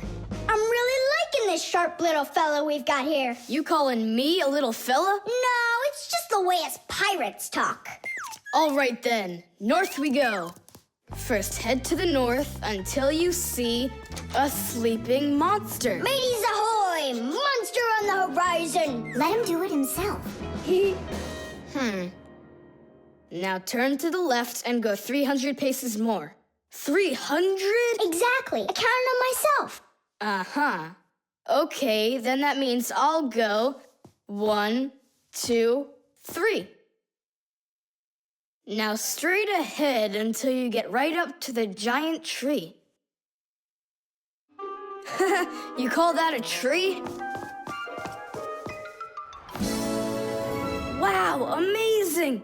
I can't believe my eyes. It's a real ship compass. It's also called a marine compass. The first compass was invented more than 1,000 years ago in ancient China. With its help, the Chinese were able to travel across the desert. And about 200 years later, the compass appeared in Europe. Whether the Europeans came up with the idea for the compass themselves or took it from the Chinese isn't clear. But one thing's for sure, we Fixies remember how those early compasses were built. The first compasses were made with a magnetized needle on top of a floater inside a bowl of water. Later, the needle was put on top of a pin that let it spin freely, and it started to look like the ones we use today. Since the needle of a compass always points to the north, a sailor can easily figure out which direction he needs to turn his ship. If he wants to go north, he follows the needle north. If he wants to go south, he goes in the opposite direction. Your dad brought it home with him late last night from his work. You were asleep. Hold on. I want to check something. What's up?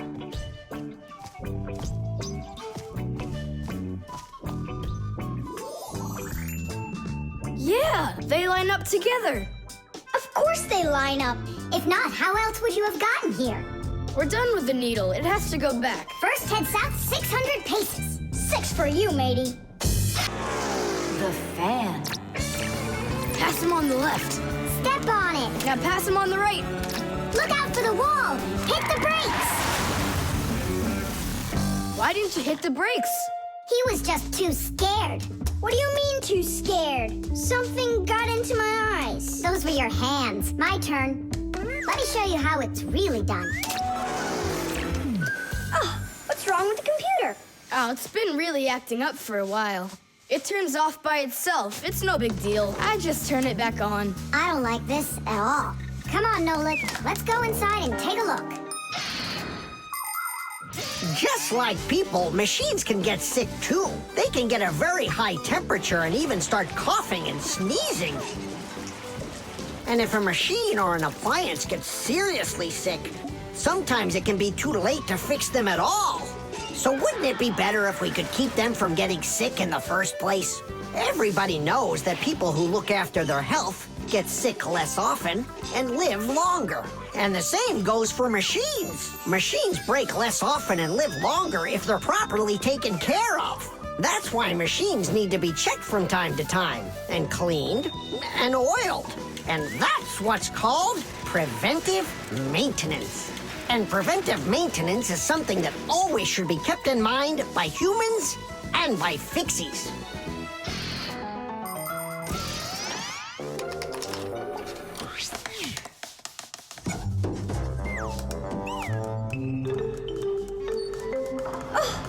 What is that? What is what? Can you hear that? What are all those sounds? It's probably just, a Fixie eater that woke up. What? What do you mean, Fixie eater? Didn't you know that inside of some appliances there live horrible monsters? They love to attack Fixies and eat them up. And the smaller the Fixies are, the more the Fixie eater likes to eat them. Ha ha! And how come you never told me anything about Fixie eaters before? I didn't want you to get scared! All right, scaredy cat, let's keep going.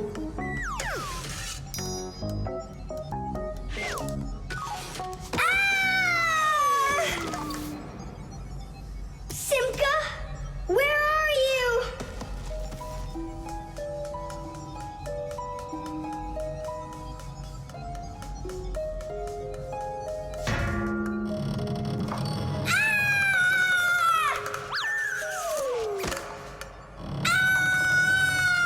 Oh no, don't eat me, Fixie eater!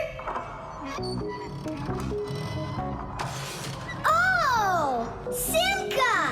Come over here! The sound was coming from here. Take a look. It's not a Fixie eater at all. It's just a fan. Not just, Nolik, it needs our help. See how sick that fan is?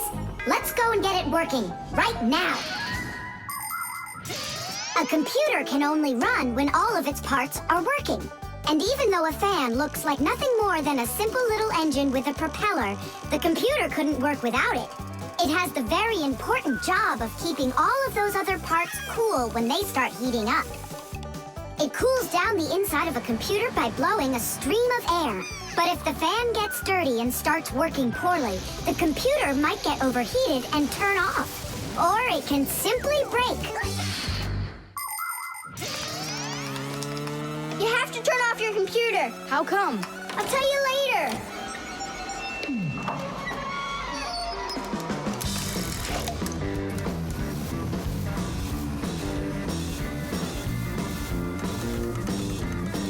That part's done.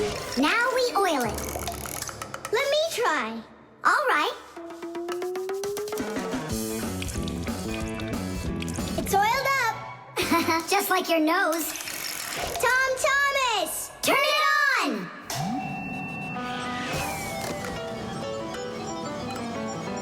Tiddish! And then suddenly, I hear this terrible roar of a Fixie eater. But I wasn't scared one little bit. And I just ran right into the battle. And Simka? Oh, she was hiding somewhere. You know, she's a girl, and they're all cowards. So I had to fight the monster all by myself. Ah! Oh, I guess that was an example of how girls hide like cowards when they're too scared. Well, yeah. The magnet.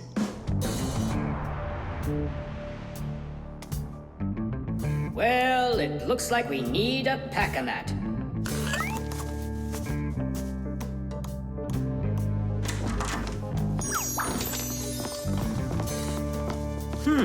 Where did this screw come from?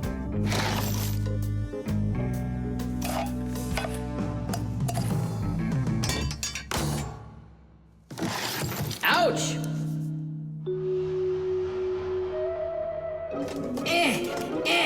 Huh. Ah!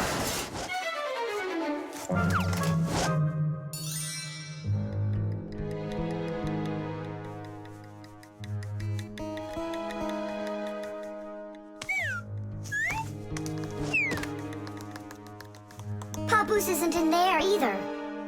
It's awful. He's probably disappeared forever. It's already been 5 days. Don't worry about it. We're gonna find him for sure. Yeah, we'll find him for sure. Let's go take another look in the kitchen. But we already looked in there. We'll look better this time.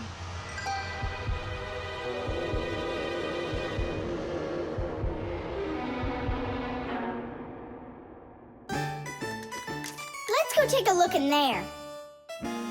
We looked so many times already. Simka, Nolik, what do you keep searching for in here? It's not a what, it's a who. Our papoose is missing. We've been looking for him everywhere. Oh no! He's probably already turned into a screw, because he doesn't have enough energy. Maybe I could help. Surely.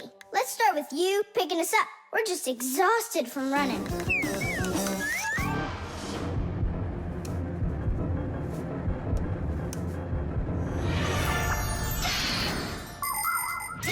In a dangerous situation, a Fixie can choose to turn into a screw. But sometimes it happens all by itself.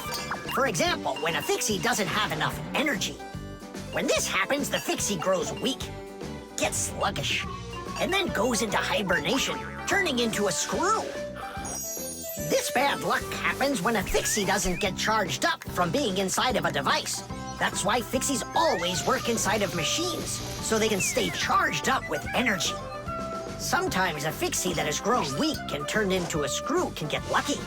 If a human happens to find him and screws him into an appliance, then the Fixie will be able to get energized and come back to life. Then he'll unscrew himself and run away, leaving the human wondering, where did that screw go? I know I screwed it in. So, where should we look first? What are you looking for in here, Tom Thomas? Well, And what do you have there in your hand? Just some screws of mine.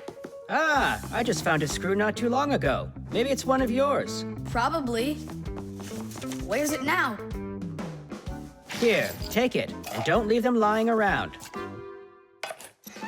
Should I turn myself around now so your papoose can turn back into himself? He's been lying in there for a week already. He doesn't have the energy to turn back into himself. Then what's next? We have to screw him into some device, you know, so he will get his energy back. Okay. But which one's papoose? All of these screws in here look like papoose. We'll use a magnet. How come? All of the screws will just get lifted up together. First of all, not every kind of metal is attracted by a magnet. It's an easy thing to see for yourself. Just get a magnet. You probably have one in your house on the refrigerator. Try moving it close to different metal objects you have around the house, like a spoon or nails or coins. You'll notice that some of the metal objects are pulled very strongly by the magnet, while some of the metals are pulled a bit less. And then there will be some metal things that aren't attracted to the magnet at all. Got it. And the second thing? Well, the second thing, we Fixies aren't attracted to that magnet one bit when we turn into screws. Let's give it a try. Here, I found him. And now we'll screw him in. I wonder, are there any other Fixies in here? We're not enough for you or something? Not at all, I just wonder. Nothing. Oh, and the screw went away. How about that? He already got charged up and unscrewed himself. Why don't you take a little rest after such a big adventure? No thanks, I've had plenty of rest. Anyway, it's something I've wanted to do for a very long time already.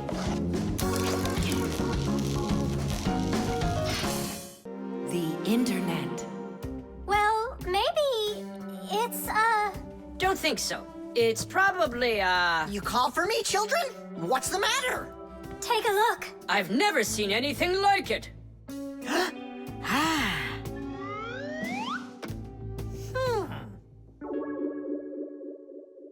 What in the world could it be? Hit! Maybe it's a bathroom scale? Or a clock with a digital display. Wait a sec. Are there instructions around here for this thing? I couldn't find them anywhere. That's a problem. Well, then let's try to figure it out. What are you trying to figure out up there? What a huge hockey puck! It's big enough for a monster! And the name is so silly, T-Robot. Why don't they just call it the Trollbot? Or I got it, the Trollboat! Please, stop the racket. So what could this thing do, huh? I have no idea. We could try finding it on the internet. Where? Just run along, you two. We don't need any internets. We can handle this. Go on, go. Don't interrupt us. Sure, whatever you say. Come, Nolik. We'll find it out by ourselves. Yeah. How? So, you remember what it was called? A troll boat. Nah, a troll bot. You're right. Hop to it.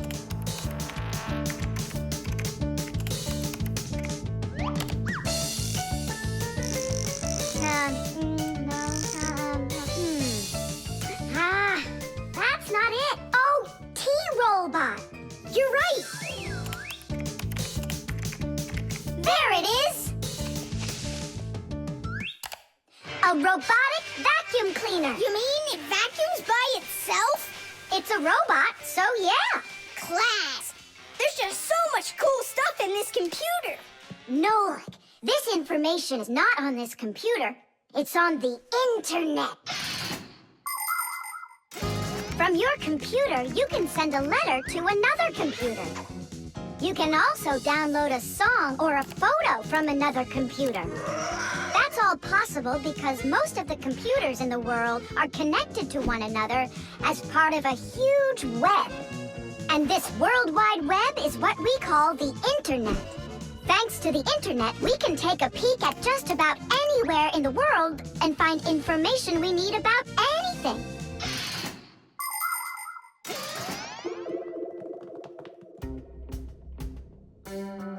It's an electronic vegetable slicer. No, it's a printer for round sheets of paper. There's no way. Grandpoos, we found out what they do with it. You're back again? You mustn't interrupt the adult.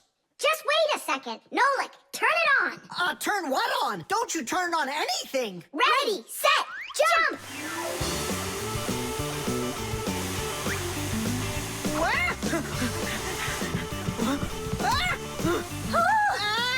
Help me!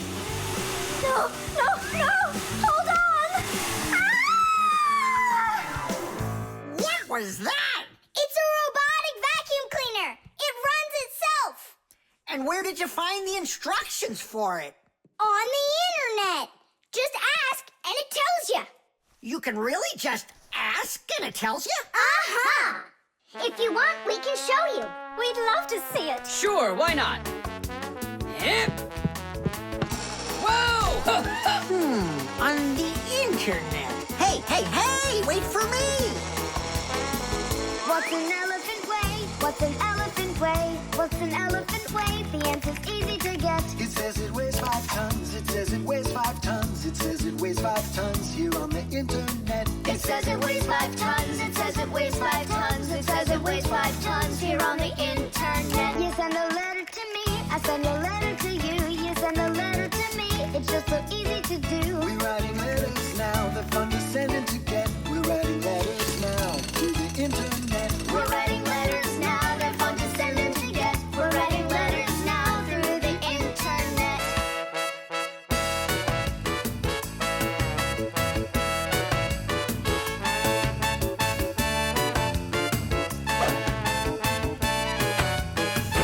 Who, what, where, and how. Who, what, where, and how. Who, what, where, and how. The answer's simple to get. Every fact you need, every fact you need, every fact you need is on the internet. Every fact you need, every fact you need, every fact you need is on the internet. The balloon. No way! You'll miss for sure. No problem.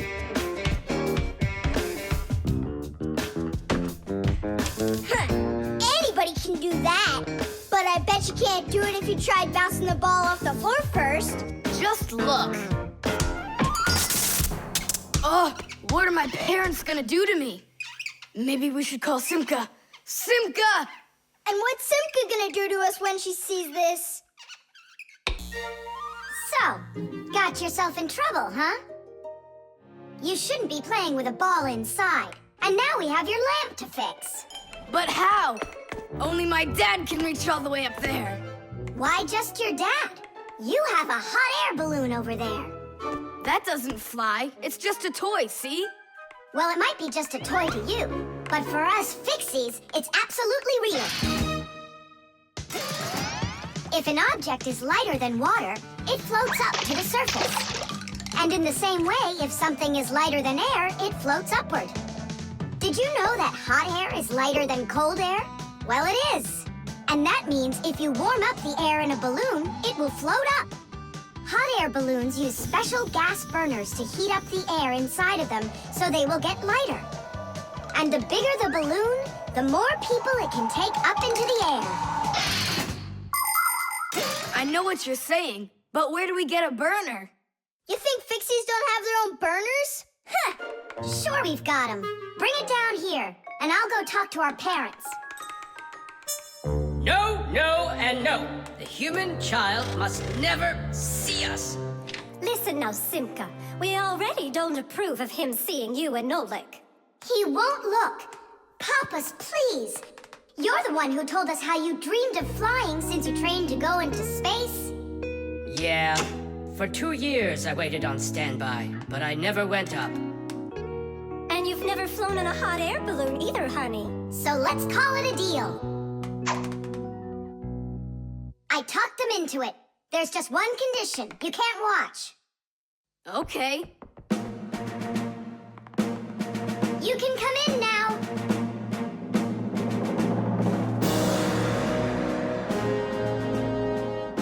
Now prepare the burner. Coming right up. Permission for takeoff? Permission is granted. And off we go! Hooray! It's flying! Don't you peek. Turn around. Oh, it was an accident.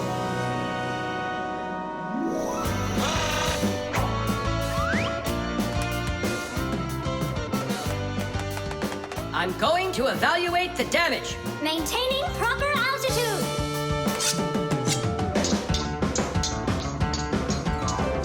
So, they've reached the spot. Air balloons are really awesome. I wonder, who figured out how to do that? It was the Montgolfiers. The hot air balloon was invented in the 18th century by the Montgolfier brothers from France. In those days, there were no gas burners, so they heated the air inside the balloon by burning straw. At first, there were no passengers on their balloon.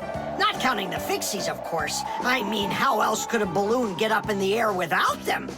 Unfortunately, the names of the first Fixies who took that flight were not recorded in the annals of history. Following the Fixies' flight, the next passengers were animals: a ram, a rooster, and a duck. And it was not until those three safely landed after flying a full 4 kilometers that humans dared to fly in hot air balloons themselves. Ever since their invention, hot air balloons have also gone by another name: Montgolfiers.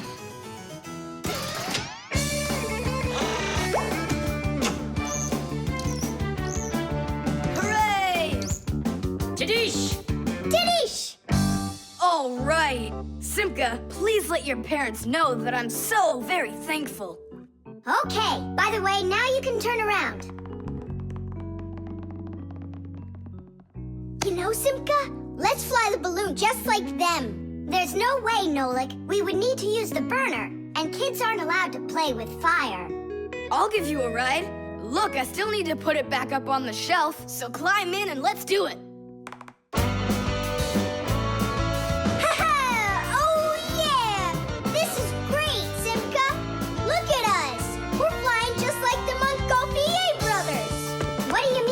Brothers. Okay then, like brother and sister, Montgolfier. The Aquarium.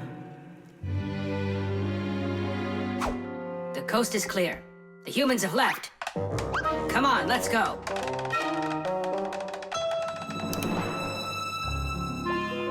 Marcia, why are the fish looking so tired? 'Cause they're not getting enough air in there.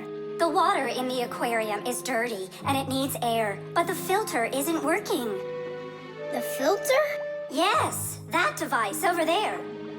These fish need our help, and if we don't do something right now, they could die. Right. First, I'll fix that light, while you and Marcia go over there and see what is wrong with the filter. But I want to go and look at the filter too. You're too small for this. Oh, whoa, whoa, whoa. And you're a giant. I mean, you're like 6 feet tall, huh? That's enough arguing. Nolik, let's go.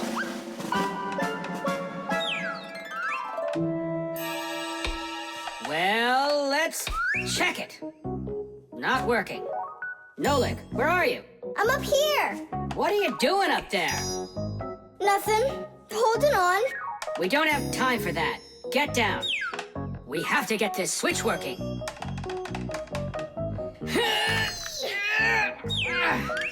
Marcia, what's the matter with the filter?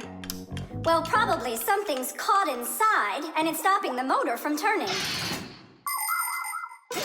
A filter is used to keep the aquarium water clean. A motor in the filter turns the paddles and pumps water through a fine net or a sponge. The dirt in the water gets trapped in there, and the cleaned water is put back into the aquarium. Many filters not only clean the water, but also add air to it, so there will be more oxygen in the water. You see, even though fish live their lives in water, they need oxygen just like all of us.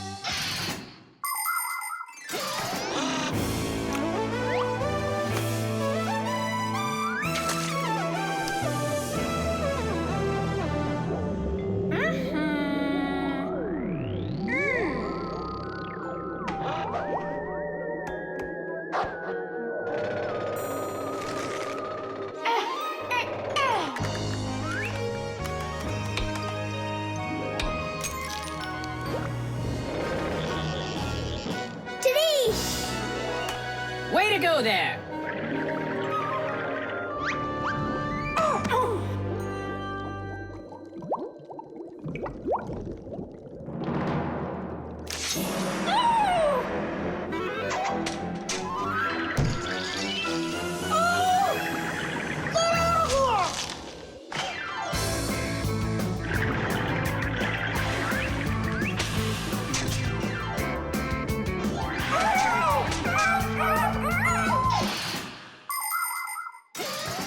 There are lots of ways for people to breathe underwater. As an experiment, try putting an empty glass upside down in water, and you'll see that some of the air stays in there.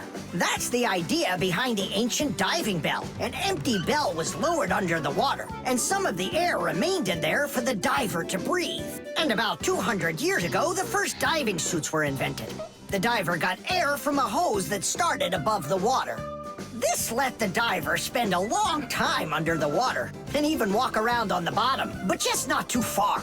Later on, people learned to squeeze a lot of air inside of metal tanks, and that's when scuba diving started. Scuba divers breathe the air stored in these tanks so they can swim freely and even dive deep down below the water. Our work is done. The light is on, and the filter is working. And the fish look so excited! As if they're not fish, but monsters. Thank goodness they're behind glass. Papoose! Just hang on. We'll be right there to save you. But I don't even have my pack-a-mat. Ooh, look how they're chopping their teeth. They must be so hungry. You're right. They're hungry. Nolik, come on.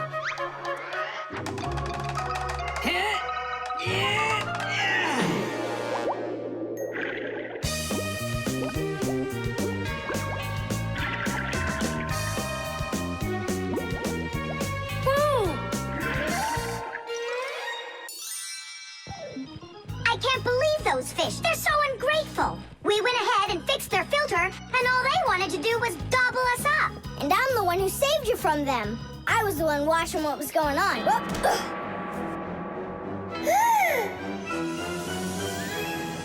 Oh, gee. Hold it. Do you think giving her some food will help? As long as you're not thinking that food is me. The electric kettle.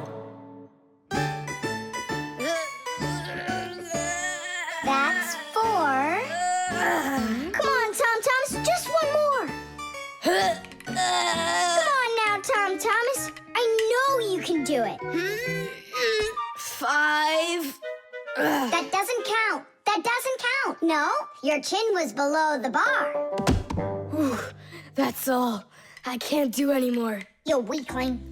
You're the weakling. I'm not. I just haven't eaten in a while, and that's why I lost my strength. You're a slave to food, Tom.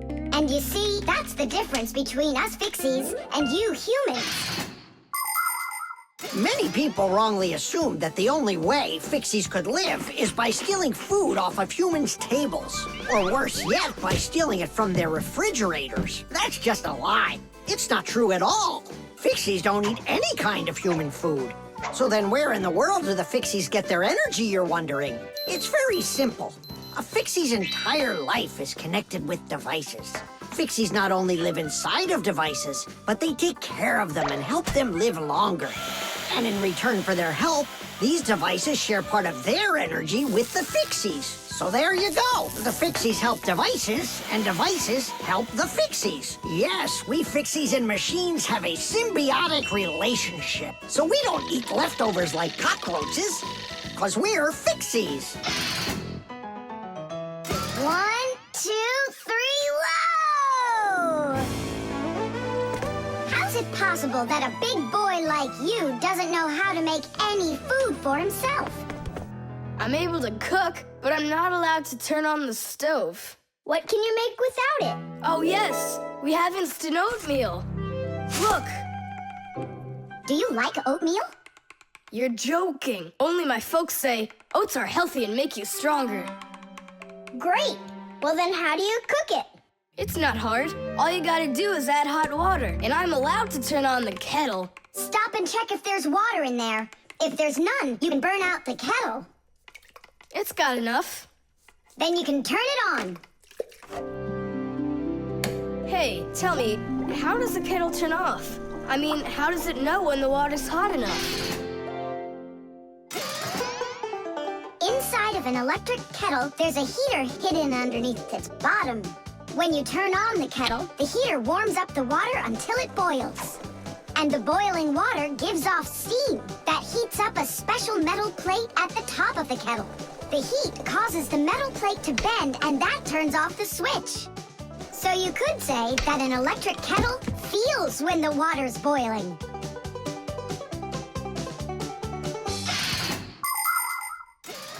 Okay, now I understand. Hey, why do you need 3 bowls? You don't need to make any oatmeal for us. It's not for you guys. It's for my mom and dad. Start out here. No! Keep pouring into this one. And I say pour it here. And I say first you should pour it into mine. Oh, Nolik, where are you? I'll find him. Hang on, I'm going in. Ah! Simka! She was right over here. Nolik! Over here. Simka! Here. Nolik! There. Ow!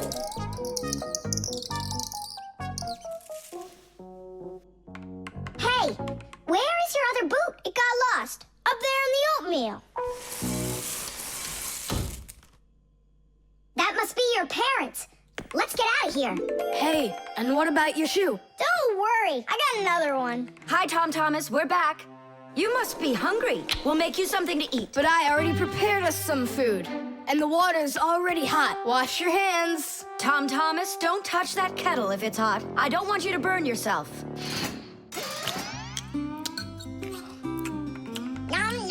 So today we're eating oatmeal for dinner. Delicious. Maybe you have something else? Why something else? You're the ones that say that oatmeal's great for you and that it makes us stronger. Well, yeah, that's what we say. I'm glad that our son pays such careful attention. Isn't it delicious? Really? Huh. What's that? Oh, look, you found the boot, Dad. What? It's nothing. Just eat your food and don't get distracted. I'd like to see that oatmeal all gone, okay? And whoever doesn't finish won't get any candy. The short circuit. Are you sure we're allowed to play in your dad's office? We're not gonna play in here. We came here on a tour. I think this place is like a real museum.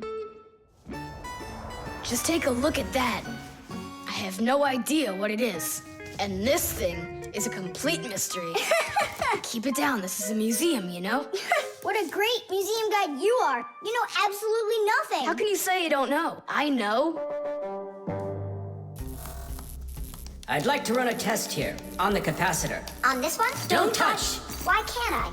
It's not a museum. Because it's dangerous. If you touch it, the shock could be deadly. But you two are touching it all the time. I've seen it. The only time is when the device is turned off. And right now, the device is running.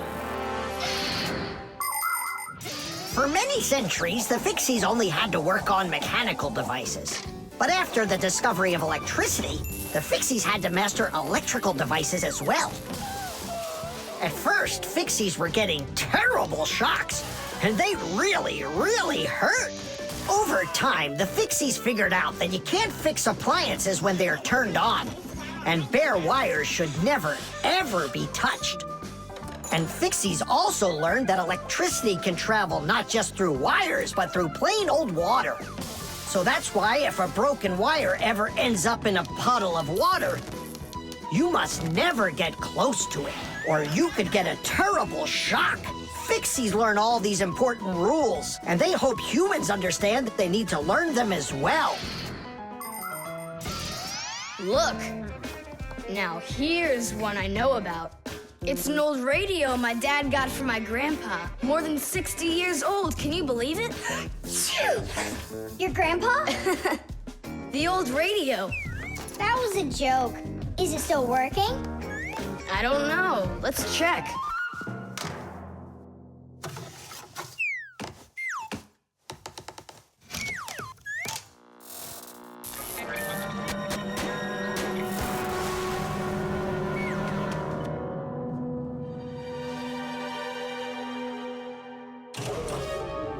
What was that?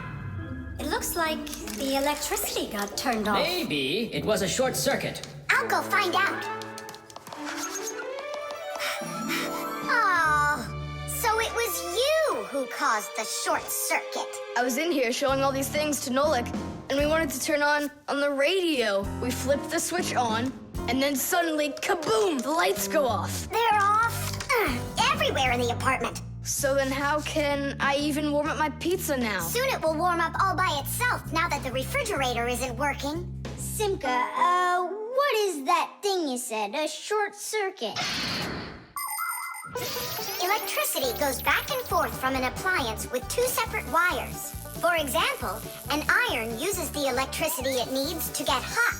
But if those two wires start touching each other without the iron in the middle, then the wires will get hot instead. And this can cause the wires to burn out. When this happens, it's called a short circuit. Short circuits can happen when the coating around a wire is worn out, or when an appliance is broken on the inside of it. So when you tried turning on that old broken radio, the wires in the apartment started burning. Does that mean all of the wires got destroyed? Don't worry. In our apartment, there's an automatic switch to stop that. It turns off the electricity when the wires start getting too hot. Oof. And what about that, automatic switch? Is that something you need your mom and dad to turn on? No question. You definitely would. But you have us.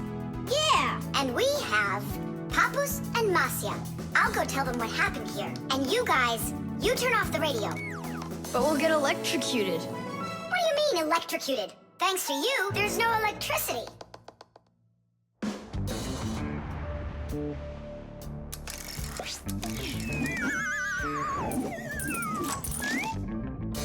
Are you ready?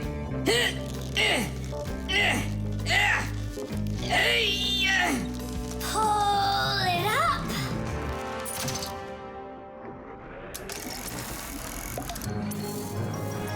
Hooray! Tidish! So, Tom Thomas, what are we doing next? Why don't we continue with our tour? Hey, wait for me. I'm coming.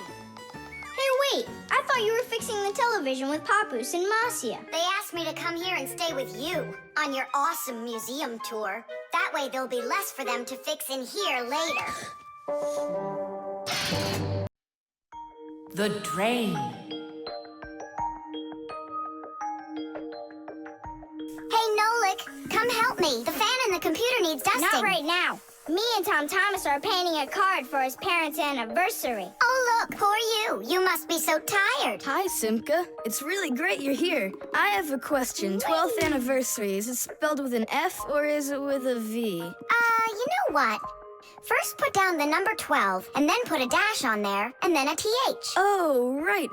But first I'll change the water. I'll be right back. Oh, Mama left her ring here. Whoa! No! Oh no, what have I done? I spoiled my mom and dad's special day. Where? In the bathroom? My mom's ring was lying there, and I dropped it into the sink, and now it's washed away. There goes the day. It didn't wash anywhere. Don't you know anything about how a drain trap works? About a what? A drain trap's a special curved pipe under the sink basin. Water flows out of the faucet and flows down into the drain trap, and after that it goes down to the sewer. But when you turn off the water, not all of it washes away. Some of it stays down in the drain trap. It's made that way so the smell from the sewer won't get back into the house. A ring is much heavier than water, so if you happen to drop it down the drain, it won't wash away. It will stay at the bottom of the drain trap. Well, that means we still got a chance. Yeah, but how in the world can we get it out of that trap? Who knows? I don't know how to swim. Don't worry, it's all under control. Do you have any thread? Plenty of it. Go get it, and I'll be back in a flash. I can't fix it like this. I need my welder. Papoose, I need to borrow your pack-a-mat for a little while. Now that's a coincidence. I need to use it too. Marcia, then I need to use your pack-a-mat. What? I'll bring it right back. Hey, where are you going? Just watch what you're doing, dear.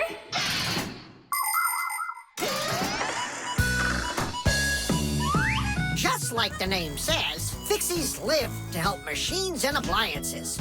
But machines are very big and Fixies are very small, so they can't get by without tools. Long ago, Fixies worked with just about anything they could find. Little feathers, threads, pins, but now they have backpacks called pack-a-mats. Inside a pack-a-mat are all sorts of tools. Just push the button and the pack-a-mat spins around quickly, shooting out a hook or a magnet or even a parachute. Every adult Fixie has their own pack-a-mat. But before children can get them, they have to go to school and study hard and then pass an exam before they have the rights of a full-fledged Fixie. And it's only after all of that that young Fixies get their own pack-a-mats. And what? You're going down there with just that on? Not just like this.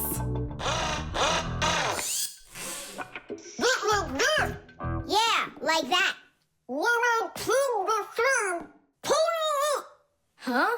She was just saying, when I tug on the thread, you need to pull me up. I got it. He just said, I got it. She said she doesn't need me to repeat what you say.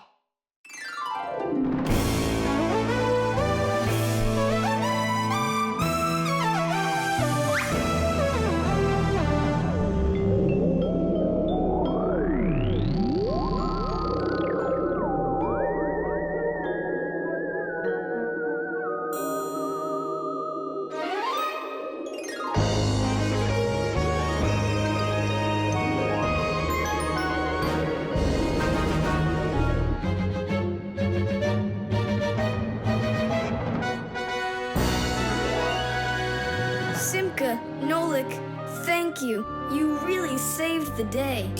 That's what Fixies are for. I said that's what Fixies are for. Tom Thomas, who are you talking with in there? Oh, your mom came back. No one. Hey, can you turn back into Fixies? I gotta ask you a question. I forgot. Should I write 12th anniversary with an F, or do I write with a V? Just write the number. You're right. The stapler. Tom Thomas gets the ball. He makes an incredible move. He's wide open.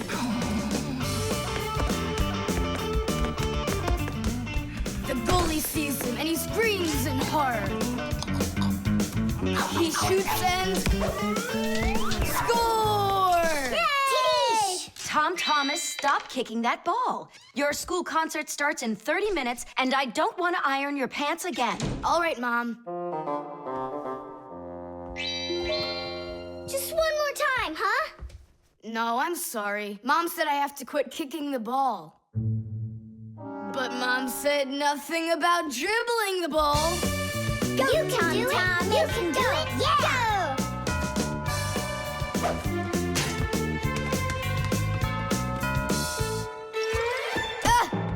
Whoa!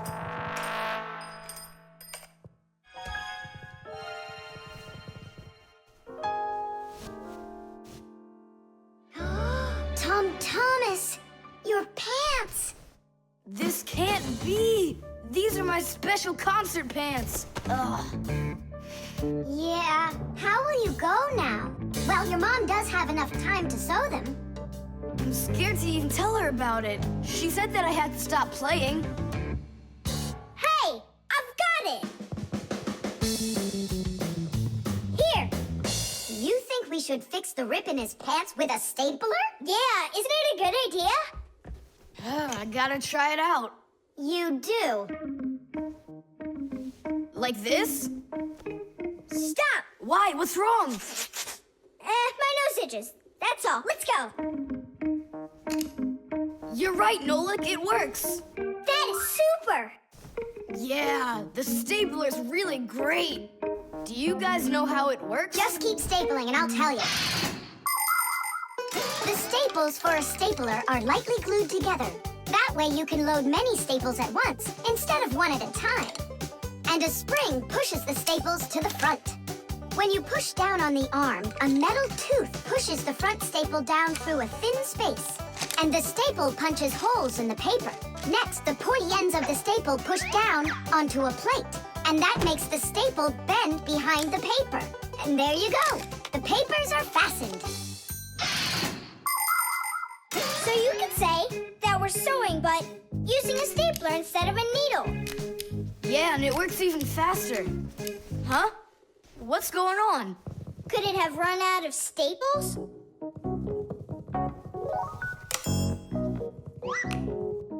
There's still a lot more staples, but one of them got jammed here in the slot. Tom Thomas, we're leaving in 5 minutes. Okay, Mom. So, did you get it? No. Why don't we get Papa's to help us? Because he's really strong and he's got a pack-a-mat. We can do this ourselves. Tom Thomas, find something we can use to push that staple out.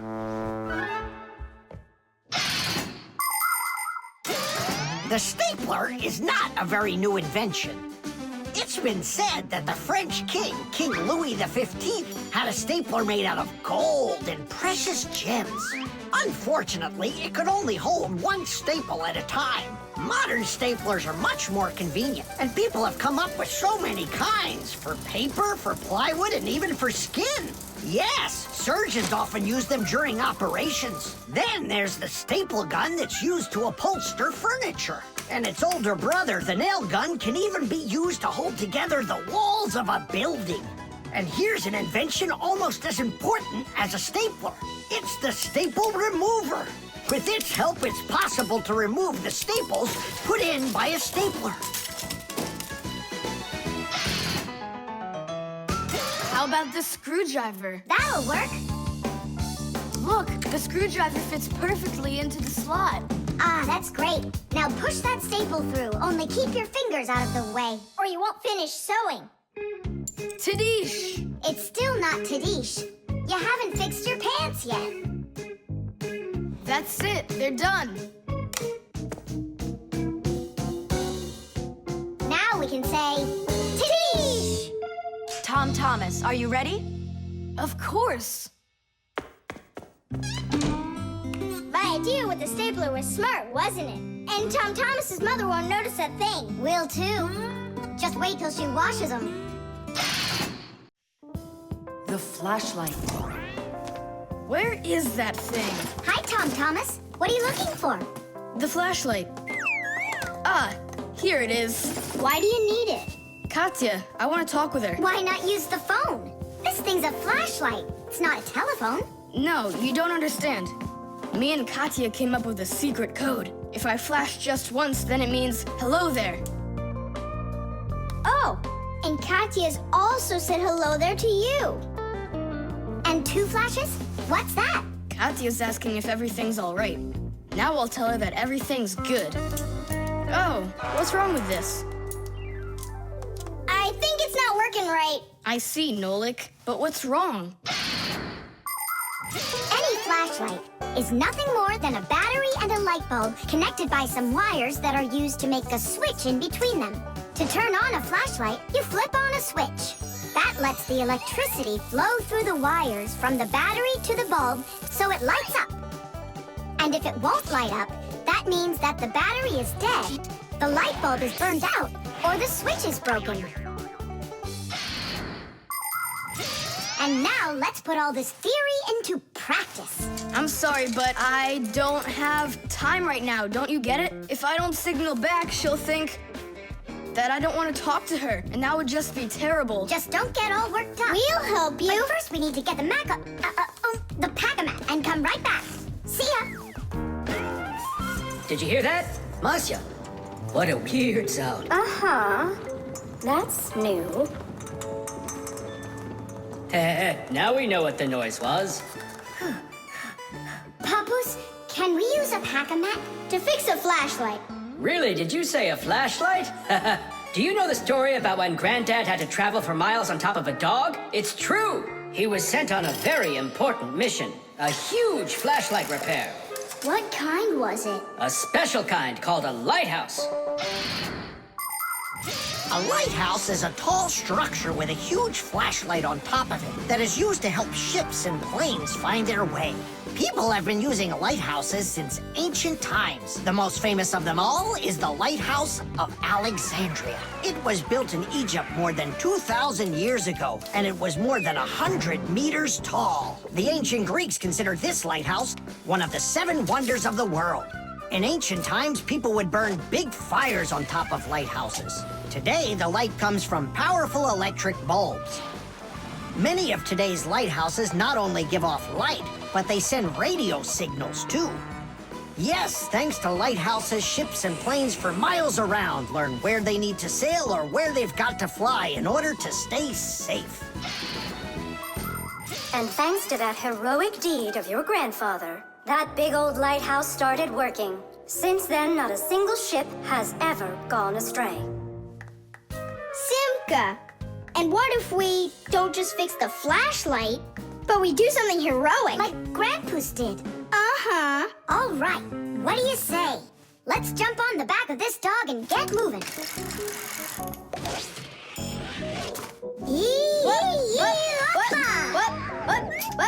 What? Stop ducking. Grab hold of my hand. Uh-oh.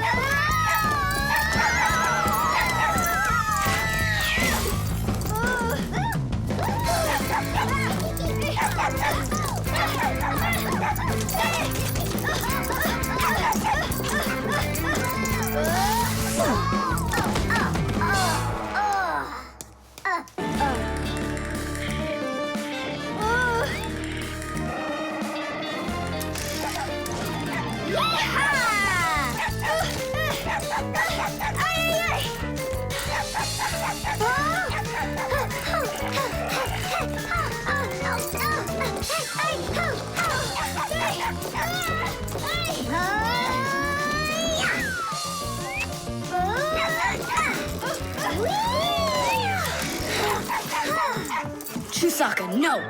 Get out, right now! Tadish! That was really some heroic deed. Now it's time to go get that lighthouse fixed. Tom Thomas, hand the lighthouse over. What kind of lighthouse? The one that's your flashlight. I have no use for it. What do you mean, no use for it? But then how are you gonna tell Katya what she needs to know? I already told her. Watch this. No, that wasn't the deal. Yeah. You want to tell us our heroic deed was in vain? Well, if you need some heroic deed, then sure, fix it. Hooray! The washing machine. Look at that, Simka. They're showing Titanic on the television. Hey, Nolik, that's not a television. That's a machine for washing laundry. No way. Yeah, it's just a plain old washing machine, Nolik, don't you know? Tell me about it. You're such a great explainer. Inside of a washing machine is a big drum. People put their dirty laundry in there and add a special kind of soap called detergent. When they turn the washing machine on, the drum fills with water, and then the motor starts to spin the drum. That makes the laundry rub together, forcing the soapy water in and the dirt out to make your clothes clean. After that, all that's left is to get out the water by spinning the drum really fast and sending the water down the drain. Oh, thanks a lot, Simka. I always wondered, why would you want to put laundry inside a television? Are you joking with me? Uh-huh. Oh, I'll show you a funny joke. Get over here. Shh, it's Tom Thomas's mother. She's got headphones on. We're safe. She doesn't hear anything except the music.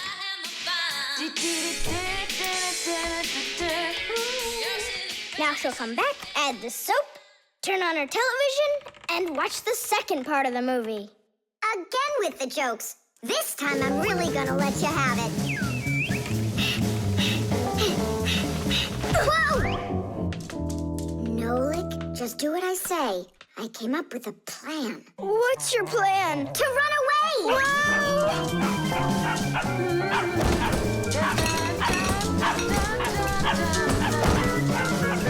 Who's here? Hello? Huh.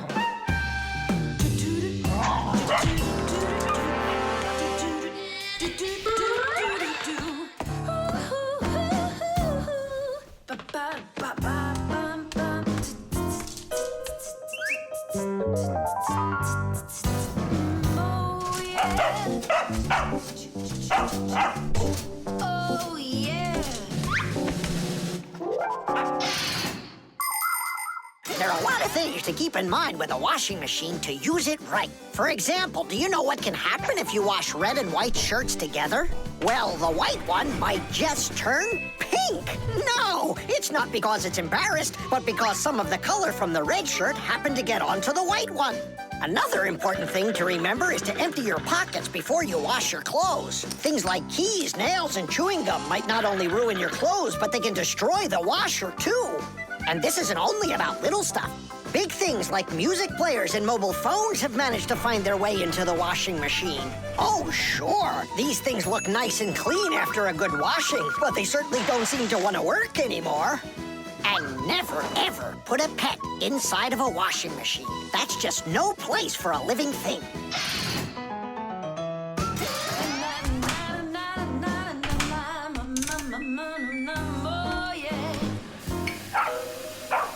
You know what, Simka? I've never been laundered in my entire life. We better get out of here, Nolik, right now. And the faster, the better.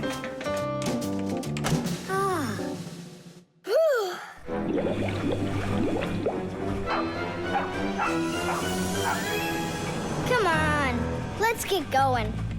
And what about Chusaka? What about Chusaka?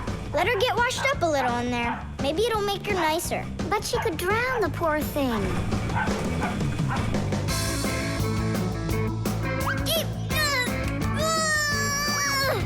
I don't think we can do this alone. We should get help from Tom Thomas's mother. 1, 2, stop! What? She moved out of the way.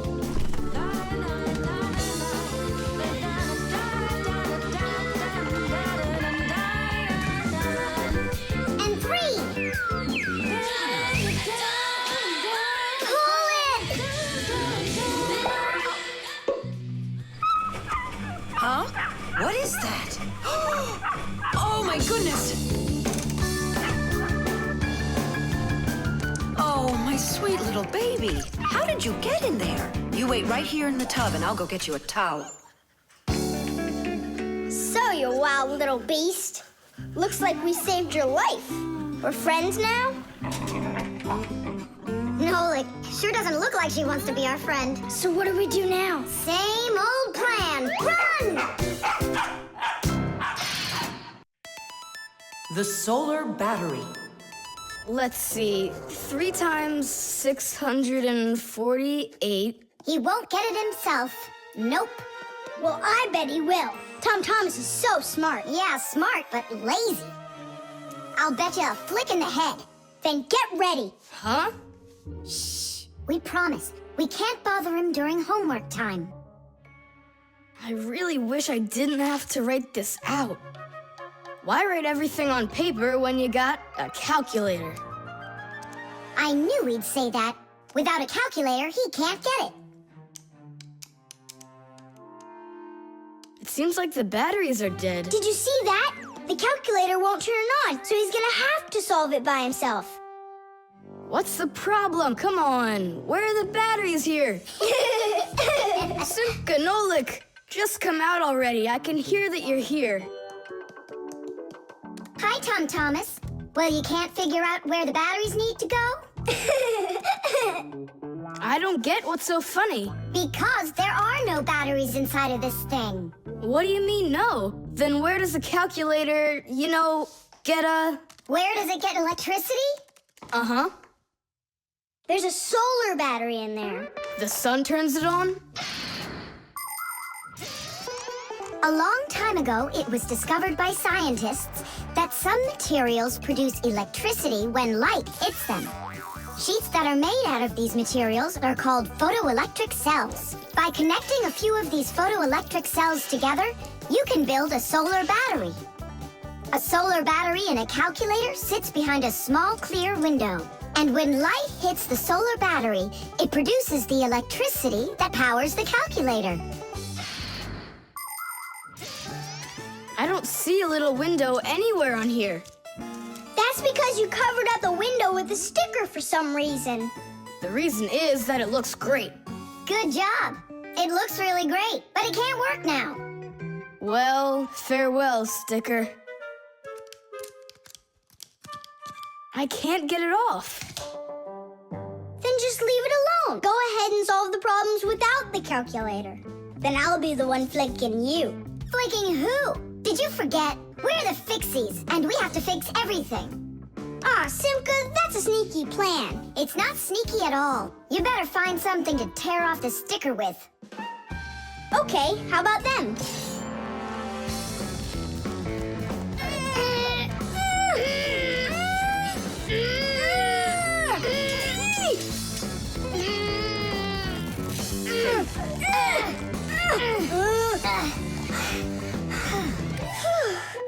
It'll take forever doing it this way. Yeah, I got an idea. Let's use this paper clip. And what's next? I'll just stick the end to the paper clip and then wrap it around. Tidish!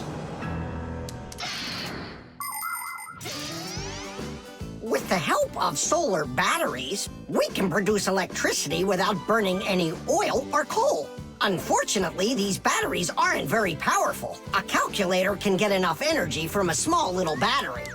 But in order to power a whole city with solar energy, you need to have power plants with huge fields full of solar batteries. And of course, it's best to build these plants where the sun shines bright and long, like out in the desert. By the way, in outer space, the sun shines very brightly, and it's never blocked by clouds. That's why all of the vehicles and satellites in space use solar energy for power, including the International Space Station, where astronauts from different countries work together. Tom Thomas! What, you guys all done? Uh-huh. Now you can go solve your problems on the calculator. But I already solved them on paper before you peeled off the sticker. Hooray! I'm the winner! Ow! That's totally unfair. If it wasn't for the sticker, you would have lost. What's going on? Nothing. Never mind. That's nothing to you? Well done, Tom Thomas. You got 'em all right. Now it's working. Look, a picture of our Nolik. Where? Right there on the calculator. Oh, I got it. 0 means null, Nolik.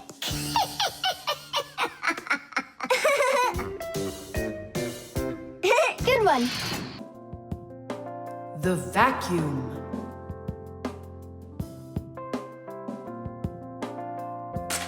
What's the point of cleaning up toys? You're just gonna go take them out again later. You said it.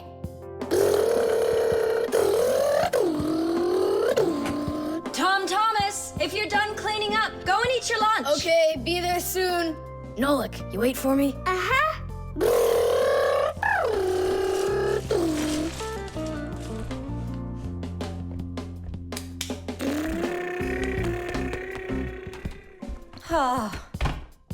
He calls this cleaning up.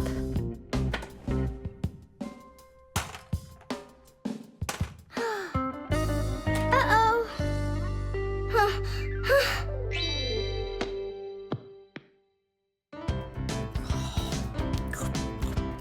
As we say, bon appetit. Thank you. You're not gonna eat me up, are ya? Ow. Fixies, I don't eat them. Well, that's my mom. She started vacuuming.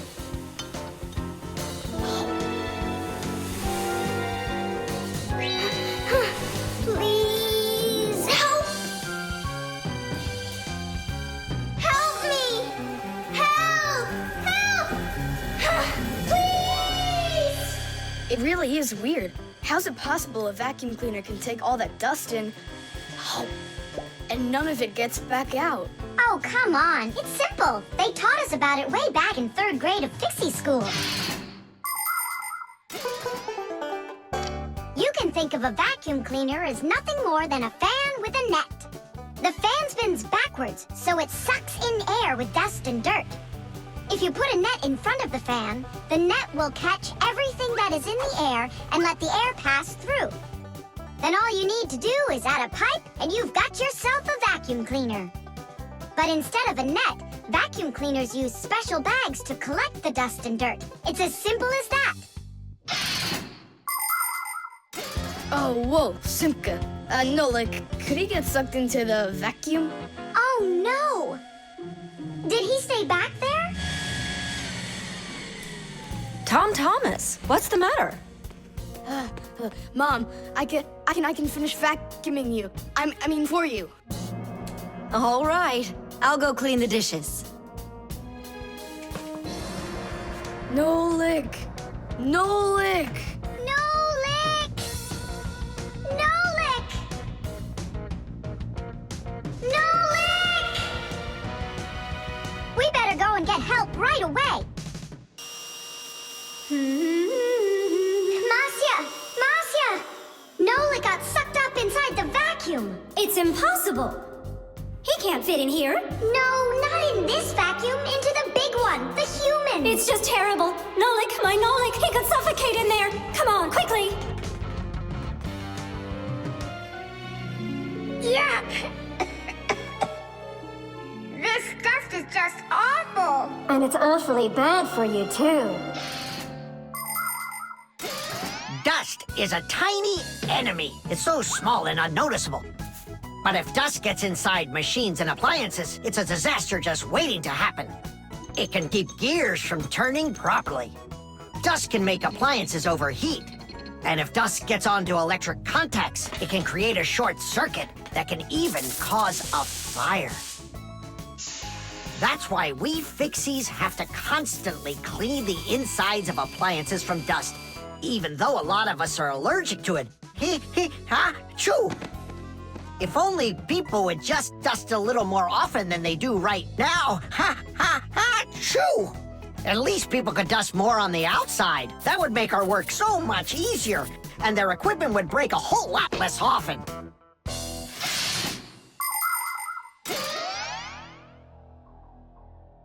Well, did you find him? No!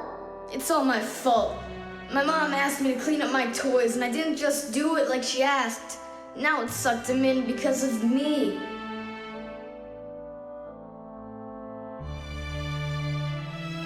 Nolik!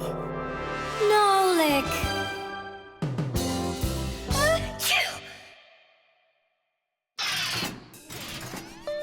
So what do you say, Tom Thomas?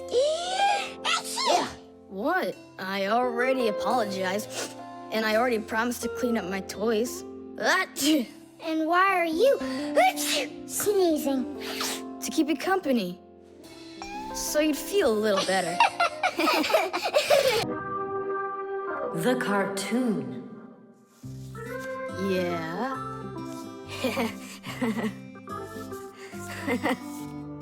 Like that. Yeah. Tom Thomas, aren't you done yet? Yeah, show us your surprise and quit drawing. But this is the surprise. So make yourselves comfortable.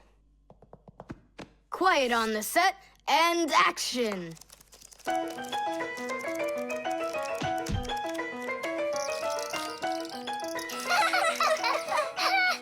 crash, huh? You should put a huge bump on his head. It's just like a cartoon that you drew him there. He did draw us a real cartoon there. Oh, right. Real cartoons, they only show them on television. But they make them exactly the same way. Animation is made with many, many pictures called frames. Each one of the frames is a little bit different from the one that comes right before it. For example, a character can lift his arm up a little bit at a time. And then, if you watch the frames very quickly, one right after the other, it looks like the character is really moving. And that's how cartoons are made. And you know what? To make 1 minute of a cartoon, you might have to draw more than 1,000 frames. Oh, wow. I'm not patient enough for that. It's no big deal that your cartoon's short. Especially since it's funny. Yeah, it's so funny. Tom Thomas, who's this kooky guy you drew here? You're just joking, Nolik. You don't recognize yourself? So this is supposed to be me on here? Did you already forget what happened to you this morning? Simka, you're it. You can't catch me. I'm too fast for you. You weren't too fast for the pole. Simka, you didn't have to tell him about that. Real sisters don't treat their brothers like that. Oof. And your cartoon's not funny at all.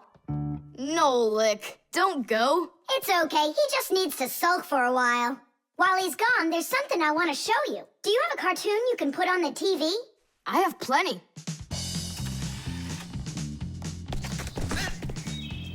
What should I do? Let's watch it again. But now I want to show you the same cartoon a frame at a time. Here, take a look. This is a frame, and here's another and another. Isn't that cool? Uh-huh. So cool. And then back at regular speed, there's 25 frames every second. What should I do? It's magical. Simka, you know, I feel awful for Nolik. Yeah, I feel awful too. There are many different ways of making animation.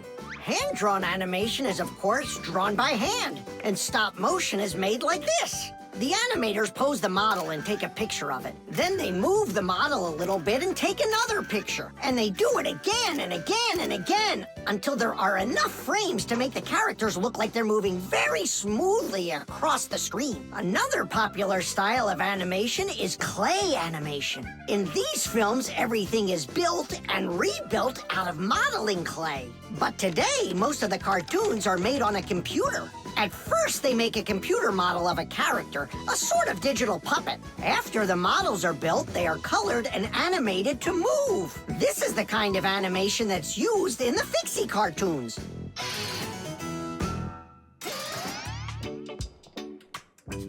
Tom Thomas, what are you doing? Are you drawing a new cartoon? Nah, I started fixing the old one, so Nolik will stop being angry. Good. Keep drawing. and I'll go and get him. Nolik! I'm not here! Nolik, forgive me. Please don't be so mad. There's a cartoon to watch. I've already seen your stupid cartoon. So what'd you do now? Put a huge bump on my head? Not a chance. I did it all over again. I'm sure you'll love it. You sure of that? All right, go ahead. Show me your cartoon. Quiet on the set and action.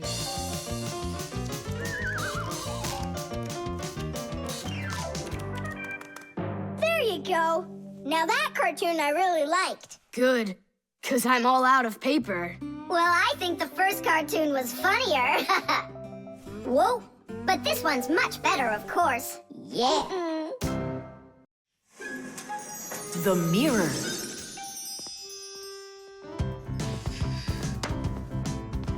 Hi there, Tom Thomas. Why has this mirror been standing here in the hallway for a whole week already? My dad can't seem to find any time to hang it on the wall. Are you sure it won't fall? It hasn't fallen so far.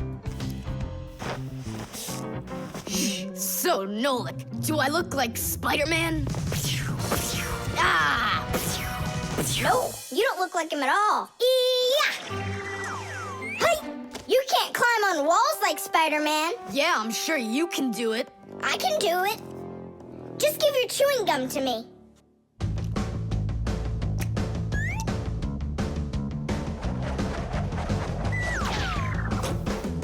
See that? Like in the movie. Oh, like that's really hard. Just keep watching.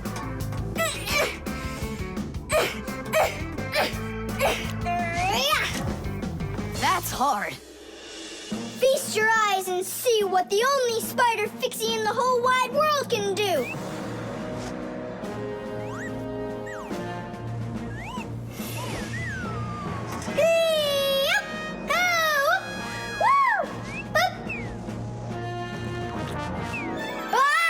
Catch me! I gotcha! The mirror! Whoa!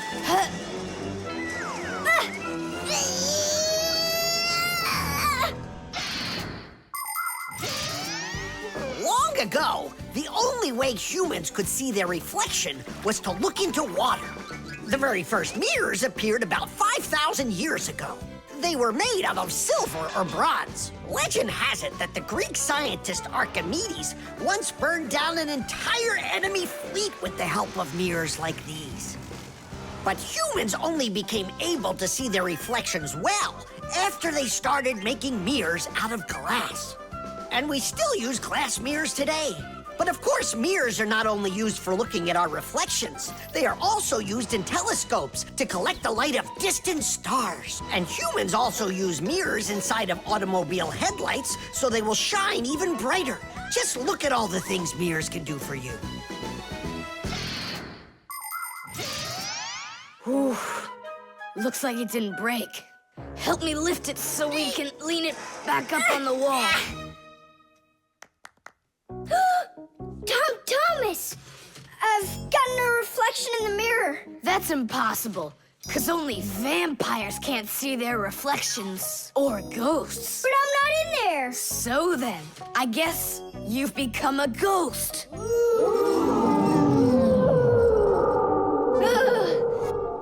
not a ghost. I don't like them. Hey, what's all the racket? Did you guys get yourself into trouble again? Simka!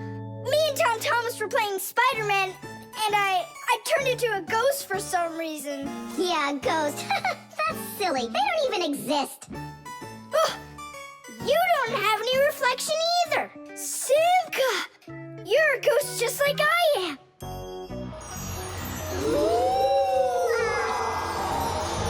That's just goofy. Look! Just look! Here I am! Well, hi there. But why couldn't I see myself over here? It's probably because the mirror is scratched on the back. Tom Thomas, do you think you can rotate the mirror? It's just like I said. Some of the special coating got scraped off of the back.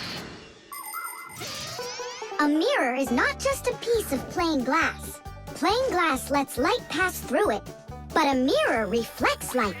To turn a piece of glass into a mirror, people spray a special shiny coating on one of its sides that reflects everything. And then to protect the shiny coating, an extra layer of paint is put on top of it.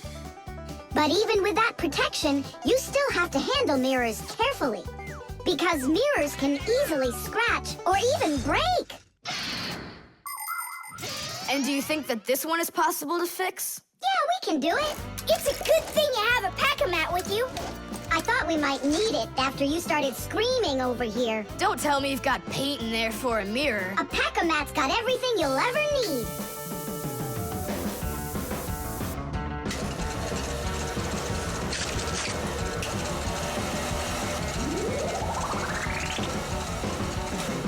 It's all ready. My dad's coming. Tom Thomas, what are you doing here? Checking if you hung it. Yeah, right. I'll definitely hang that mirror on the wall soon. Like tomorrow. Or next week.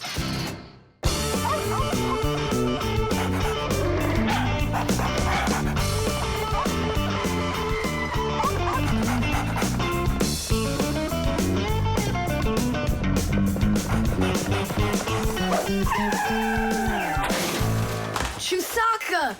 Get away from here! So where did it go? Oh, here it is. Hey there, Tom Thomas. So what's on the disc? Hi there, Nolik. Hi there, Simka. It's a cartoon about Gulliver in the land of Lilliput. My friend Jeannie let me borrow it. I have it till tomorrow. And what's the story about? Well, it's about this guy who gets shipwrecked where people are just so teeny tiny. Fixies, you mean? No, not Fixies. Lilliputians. Lilliputians? Uh-huh. Know what, Simka? I think that you Fixies might have come from those Lilliputians. No way! Our grandpa told us a completely different story of the Fixies. When something is very well made, then the saying goes that it was made with just a little bit of soul. In old times, craftsmen made things to last, and in each appliance, they would leave just a little piece of their soul. Those little pieces of their soul would turn into tiny craftsmen called Fixies, who would then make the appliance their home and take care of it every day. And that's how the very first Fixies came about. But as the years have passed, fewer things are being made by hand, and more things are getting made by machines in factories. That means there are less and less new Fixies coming from human souls. Luckily, Fixies can fall in love with each other and have their own family, raising their children and teaching them well, so they'll grow up to become skillful and honest master Fixie repairmen. So you're mistaken. We're not Lilliputians at all. We're Fixies. Yeah, Fixies. Listen, Tom Thomas, why don't you show us the movie? Yeah, I want to learn about Lilliputians too. Really, I do. Sure, I'll show you.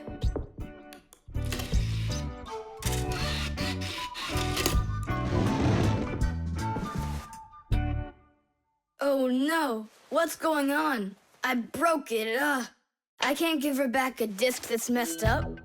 Don't panic. We'll take a look at it. Come lay it down over here.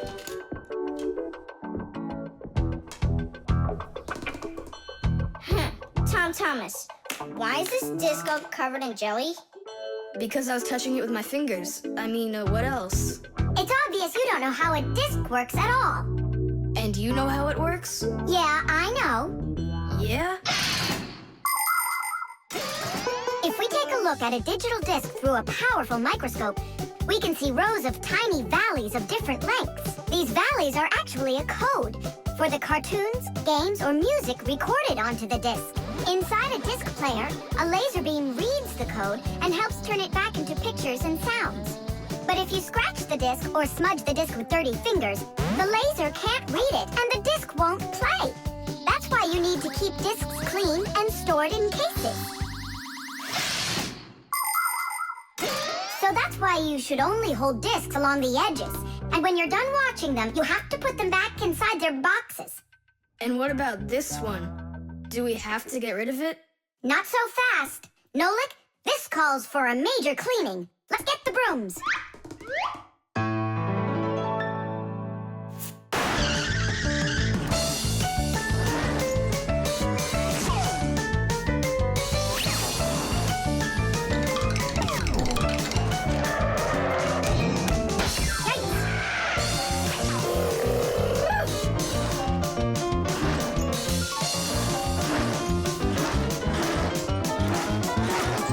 Okay, Tom Thomas, check the disc.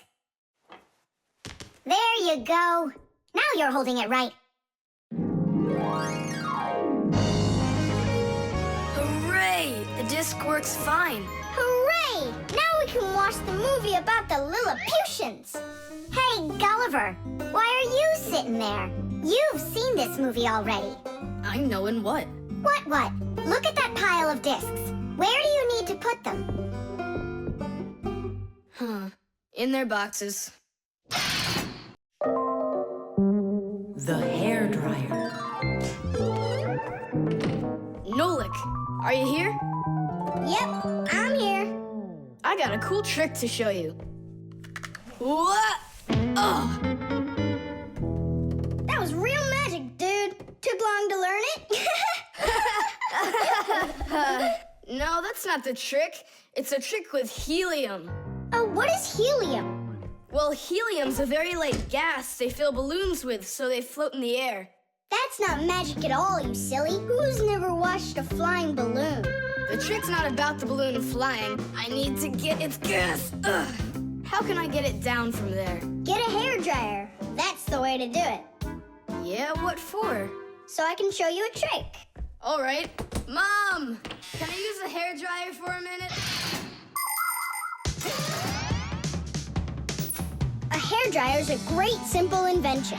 Inside a hairdryer is a fan that sucks in the air from behind it and pushes it out the front to blow your hair around and make it dry. To heat up the air, there's an electric coil inside of there. When the coil heats up, it warms up the passing air. And the hot air helps your hair dry faster. Of course, you don't have to turn on the heat setting, but then you better like that cold wind.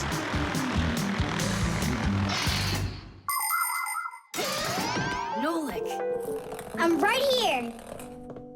here's the dryer. I want to see your trick. All right, flip the switch. Now you lay the ball right into the airstream. Oh, great! The ball's flying. And now it's my turn to fly. Really? Whoa! Yeah! I'll shoot right up to the ceiling so I can grab the string and pull the balloon down. So turn off the heat and away I go.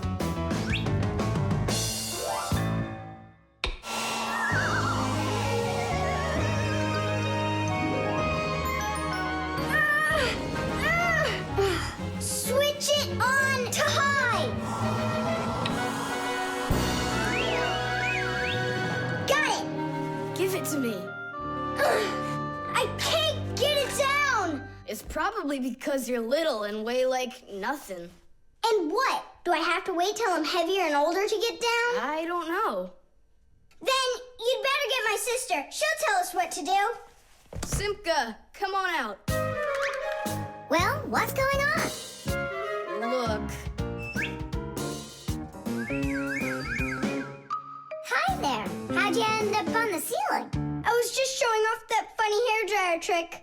I'm laughing out loud. Ha, ha, ha. I can try flipping on the hairdryer and lifting you up to Nolik.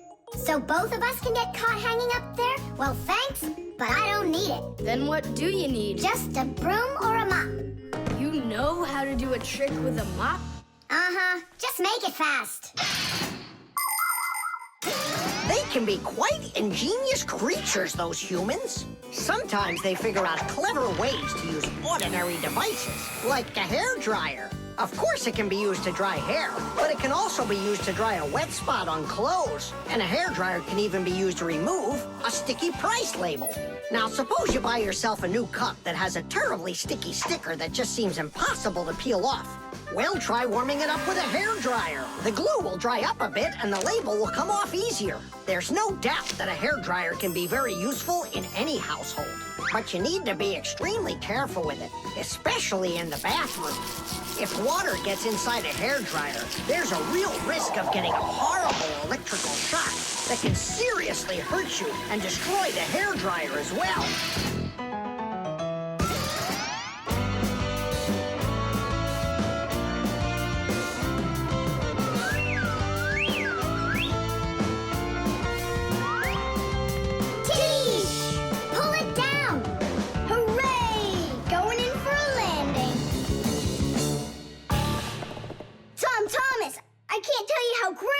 To fly inside a stream of air. Good for you. Now I'll sound like a Fixie. Really?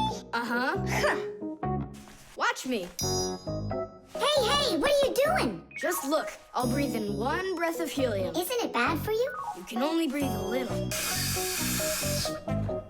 Hey, hi there. Oh, Tom Thomas became a Fixie. And that's my trick for you. Funny, huh? Oh, that's too funny. What a squeaky little voice you got there. See, I'm already not a Fixie. The helium stops working after just a couple seconds. That's good. Because such a humongous Fixie couldn't fit inside any machine. The alarm clock. Ha! It didn't ring again. Nolik, let's go fix the alarm clock. Simka, wake Tom Thomas up. Tom Thomas, get up! Tom Thomas! Hey, you'll be late for school. Tom Thomas, get up already! This is really something. And where's the battery in here? No, this is an old mechanical alarm clock. It doesn't work with a battery. It uses a spring. How's that work? People wind up the spring tightly, and then as it slowly unwinds, it turns the gears, which turn the hands of the clock. Achoo! Oh! What? The alarm clock broke. Let's hurry and get you washed up. Tom Thomas, are you just getting up? Dad, the alarm clock didn't go off. It's broken. Here's the problem. It won't turn because the feather's stuck in the gears. Nolik, help me.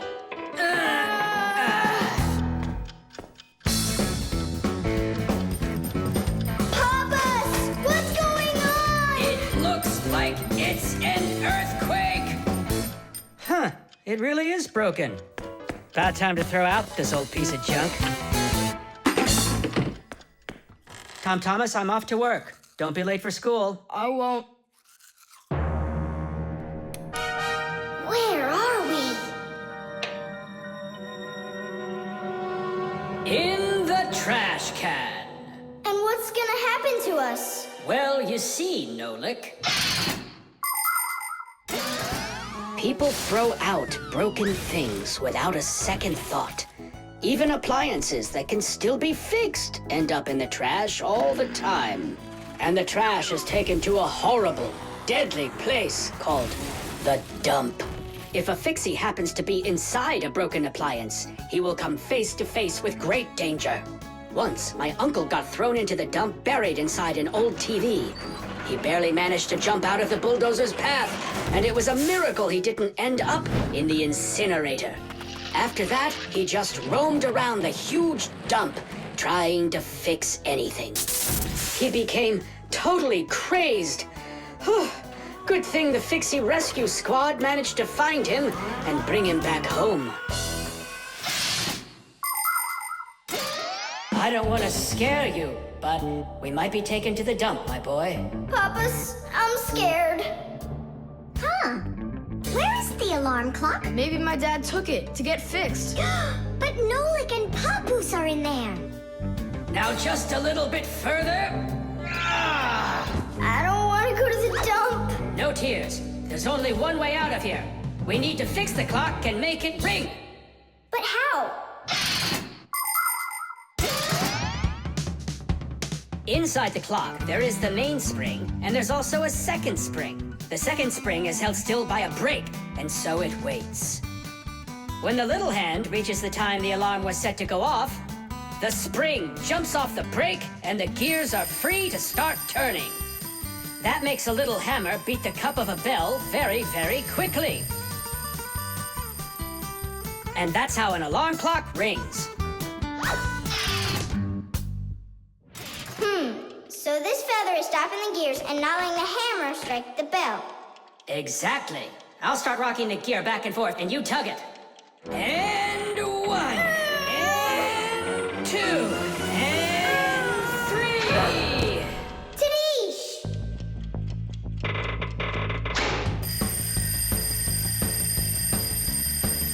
Simka, I think I can hear my alarm ringing. Run to the sound, quickly! Uh-huh. Someone turned the alarm off. Whoa! And here comes that earthquake again! Nolik! I'm here! Nolik. We fixed the alarm clock. So what was wrong with it? A feather got jammed in the gears. And how could a feather get in a clock? Oh, it's probably from when I put the alarm clock under my pillow, so it wouldn't wake me up. Huh, so you mean because somebody doesn't like to get up in the morning? We almost ended up at the dump? By the way, if that somebody doesn't hurry off to his school soon, he'll be late. Oh, you're right, huh? The ship in a bottle. Simka, Nolik, here, take a look at this. Oh, wow! Awesome!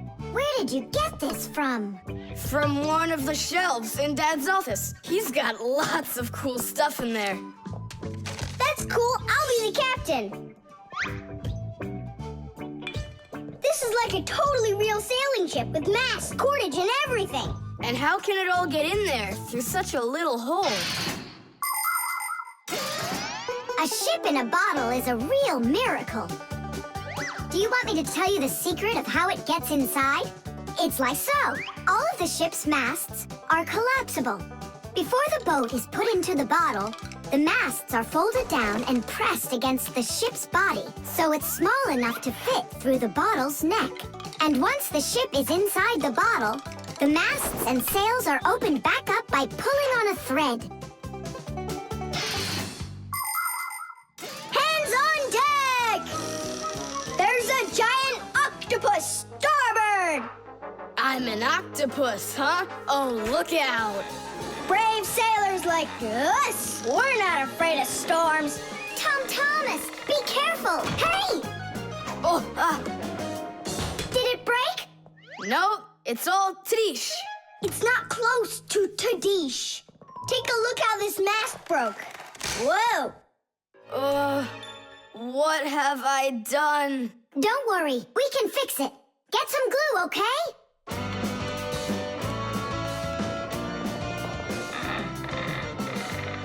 Here's some super glue I found. This is the kind that'll keep things stuck forever. Nolik, come and help! Achoo! Phew! This stuff is so stinky. Tadish! Ooh, that's better, thank you, guys. We sailors, never let a friend down. Nolik, you gotta get out! You'll get sick from that stinky air! I can't get loose. I got stuck. Hello there, Thomas. What are you doing with the ship from my collection in here? I just wanted to give it some air. Thomas, you know that taking things out of my office is just not allowed. Hey, look, what an interesting cabin boy. I never noticed him before. I'll take it, Dad, and put it back on the shelf, okay? Who just sneezed? I did. Achoo!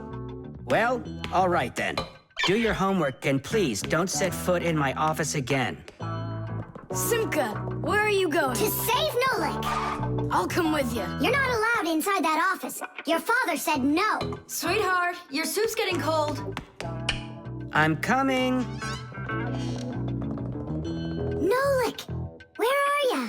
Simka, why is everything turning? Because you inhaled the fumes from that stinky glue. Ah, Phew, everybody knows how strong the smell of paints, cleaning fluids, and glues can be. But the nasty smell is not where the real danger lies. Breathing in the fumes from paint or glue can give you a terrible headache. Or even worse, it can make you faint. That's why when the Fixies need to paint or glue something, they're supposed to put on a safety mask called a respirator. And humans need to remember to wear masks just like Fixies when they're working with fumes. And never forget that the fumes from glue and paint can be flammable. It only takes one spark and kaboom! There can be an explosion.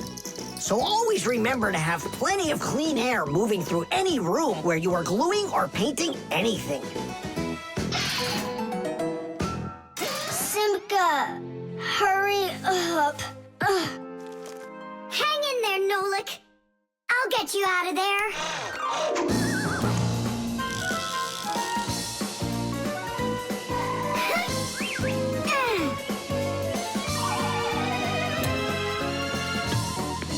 Nolik!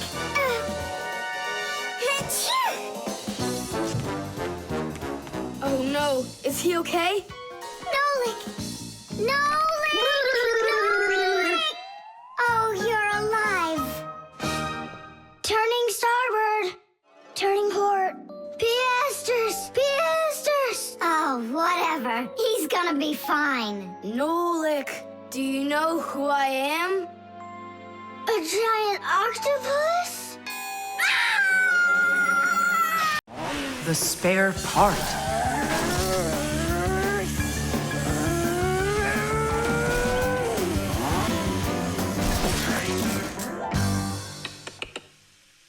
Hey, what's going on? It was just working. Hi there, Tom Thomas. Simka and Nolik, look, I've got a Sorry, problem. no time to play. We're busy. Busy? With what? We got put in charge here for the day. We even get to use one of the pack-a-mats. Papoose and Marcia went out to visit our Fixie friends. Papoose used to be with them at the Space Center years ago. Ever since he was a boy, Papoose dreamed of going into space. And why not? Fixies work on rockets, too. He even got a job at the Astronaut Training Center. He was put in charge of the centrifuge, and he made sure it worked perfectly. The centrifuge is a sort of very fast carousel for training astronauts. And Papoose trained inside of it, too. Unfortunately, Papoose never knew the rocket was scheduled to fly on his day off. And when he found out, it was too late, and the rocket blasted off without him. Since then, Papoose hates his days off. But he still longs to fix something like that centrifuge. You know, something turning around like a washing machine.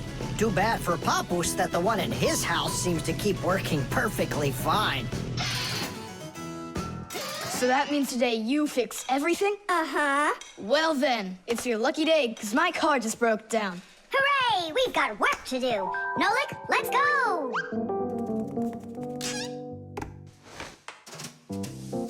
Well, what broke down here? Wait a sec. Here, this part burned out.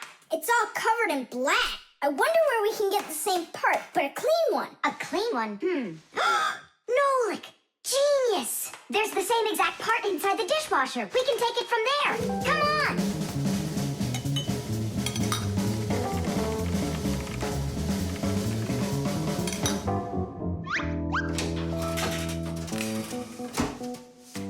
Do you have any idea how all these parts are connected to one another? With this thing right under you.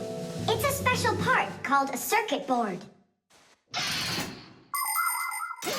A circuit board's made like this. First, the board gets covered with a thin layer of metal. Then, paths are laid onto the board where the electricity is going to flow. After that, all of the extra metal is washed off of it with a special cleaning liquid, leaving the metal paths that were drawn on the board. These paths work just like wires to connect the parts on the board to each other.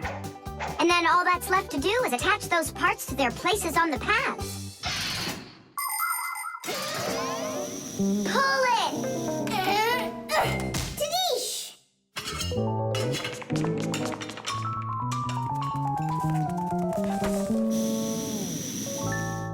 Tom Thomas, Tadish!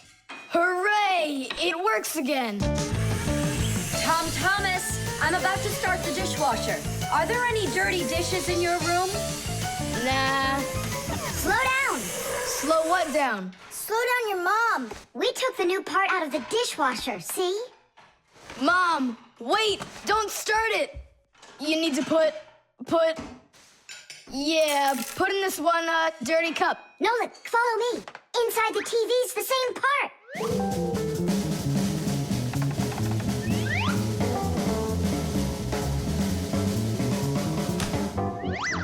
Now back to the dishwasher.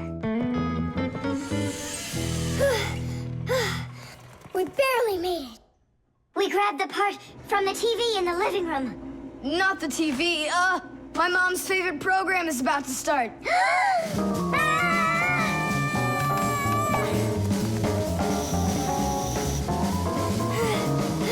The television is working now. And where'd you get the part for it? From your dad's computer in his office. Hi, everybody. I'm home. Hi, hon. Are you ready for dinner? In a bit. I've got to finish a little work on the computer. Simka, hurry! Where else can we find that part? Stop. That's enough running. Here, take it back from the car. And then we put the part back into the computer and it started working again. Oh, that was really silly. Remember, you little experts, never repair any device at the cost of another one. I understand now. And I understand. If you were smart, you could have taken the part out of the old radio in the closet. Papus, but you know the radio wouldn't work then. That old thing hasn't been working for years. Marcia and I have pulled out half those parts already. The lie detector. Simka! Shh, quiet. I'm on a stakeout here. Who are you staking out? Tom Thomas. We've got to bet that he won't be able to survive 3 days without any TV. Really? Can I be on the stakeout with you? Shh. Simka! Ha!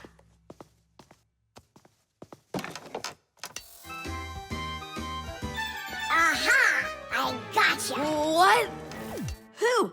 You lost the bet, Tom Thomas. Just tell me you didn't. I didn't. Why didn't you?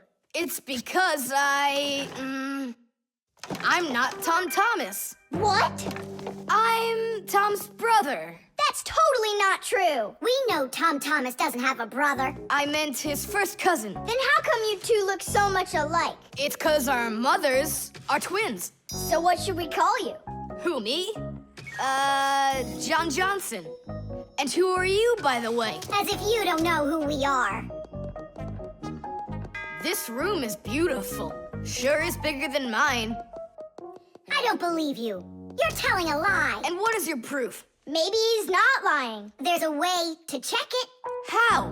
Yeah, how? With a lie detector. You'll see. A lie detector is a device that is used to help figure out if someone is telling the truth or if they are lying. You see, when someone is lying, they always get a little bit nervous. Even though we might not see it, we know that a liar's heart beats a little faster, his breathing changes, and he sweats. A lie detector can pick up on all of these little things. And that's how a lie detector can be used to help find the truth. But you don't have a lie detector. But we know how a lie detector works, don't we? Or are you scared, Tom Thomas?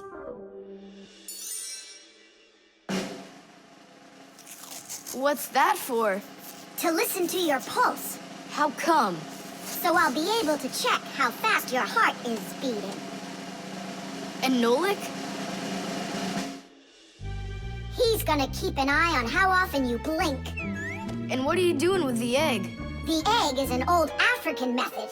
If you're not telling the truth, your hand will automatically squeeze the egg. And so, the egg will crack. Well, my egg won't crack. We'll see about that. Humans have tried to come up with all sorts of ways to find out the truth. For instance, in ancient China, they would put some dry rice in a person's mouth when they told him the crime they believed he committed. Then they checked the rice. If the rice stayed dry, they believed he had committed the crime. In ancient India, a person had to bang on a gong while answering a judge's questions. If he started banging the gong louder, then it was believed that he was trying to hide the truth. And in Europe, if one knight accused another of lying, then they would just take part in a duel.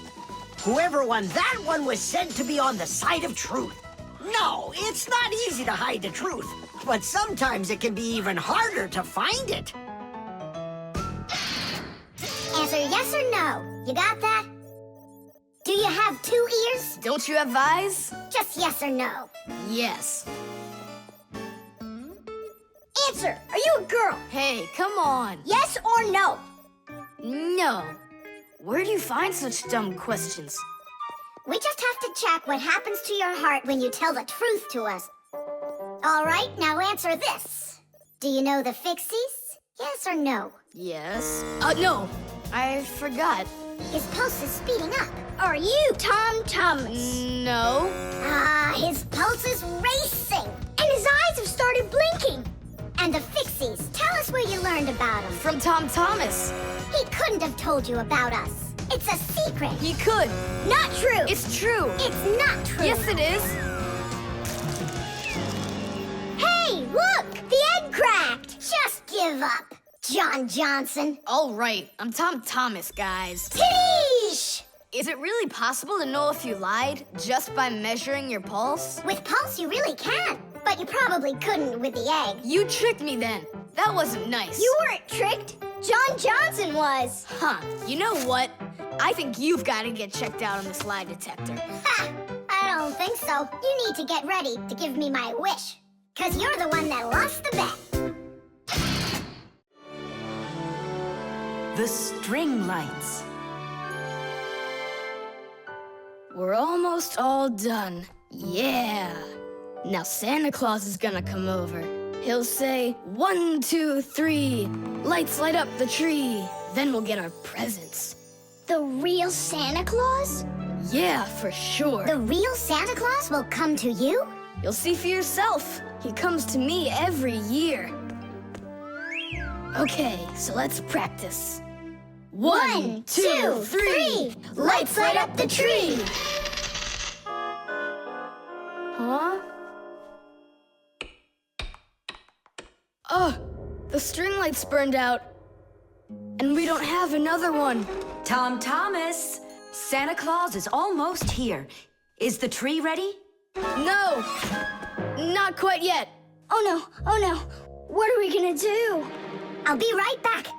Tom Thomas, what do you think? Will Santa Claus give you any presents if there aren't any lights on the tree? No way. It's not right without the light. It just wouldn't be magical. Papus, Marcia, Santa Claus is about to come to Tom Thomas, but the string lights on the tree, they all burned out. They all burned out? Really? The bulbs in a string light are connected together like a chain with a piece of wire between each bulb. When you turn on a string light, electricity flows through the wire, lighting up each of the bulbs along its way. But if any of the bulbs gets burned out, the circuit will be broken, and the electricity will stop flowing. That means one bad bulb will make all of the lights go out. So if you want to fix a string light with a bad bulb, the answer is really simple. Just find the bad one and put a new one in. So, do we have a spare bulb around here? I'll get it for you. I know where it is. Tom Thomas, hold up Santa Claus for a while. We need a little time to find and replace that bad light for you. I'll try to. Tom Thomas, Santa Claus is already here. Ho, ho, ho! I got one thing to do. So, let's find the bad bulb. Okay, Papoose, let's go. This one's working. Maybe this one burned out. Nope. And that? It lights fine. Santa Claus is getting very hot out here. Hold on. Simka, what's up? We checked all the bulbs, but couldn't find a bad one. Huh. I guess this year won't be magical. Okay, Mom. Just come on in. Ho, ho, ho. Hello there, Tom Thomas. So tell me now, have you been good all year? Huh, why aren't the lights on the tree burning? So then let's say it together. 1, 2, 3. Ow! Papoose, I found one more bulb. Here's the one that's not working. 1, 2, 3.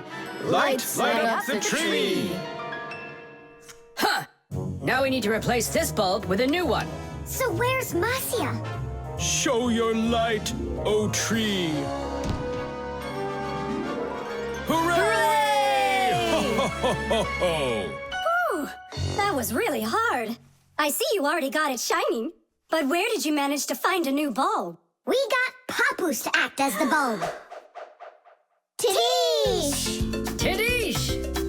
Ah, what a hero. Pull me up so we can put this bulb in. On Christmas Eve, on Christmas Eve, on Christmas Eve, our spirits light up. Whoa! And on the tree, Yeah! on Christmas Eve, Nice box. the lights burn brighter. Every year when no one is expecting, from some place that no one could conceive, appears a little miracle before us. Every year on Christmas Eve, on Christmas Eve, on Christmas Eve, on Christmas Eve, on Christmas Eve, the clock it seems on Christmas Eve is ticking slower. Then suddenly on Christmas Eve, a miracle on Christmas Eve, no one believes on Christmas Eve comes out of nowhere. Every year when no one is expecting, from some place that no one could conceive. Yeah! A little miracle before us. Every year on Christmas Eve, on Christmas Eve, the clock ticks slower. The microwave.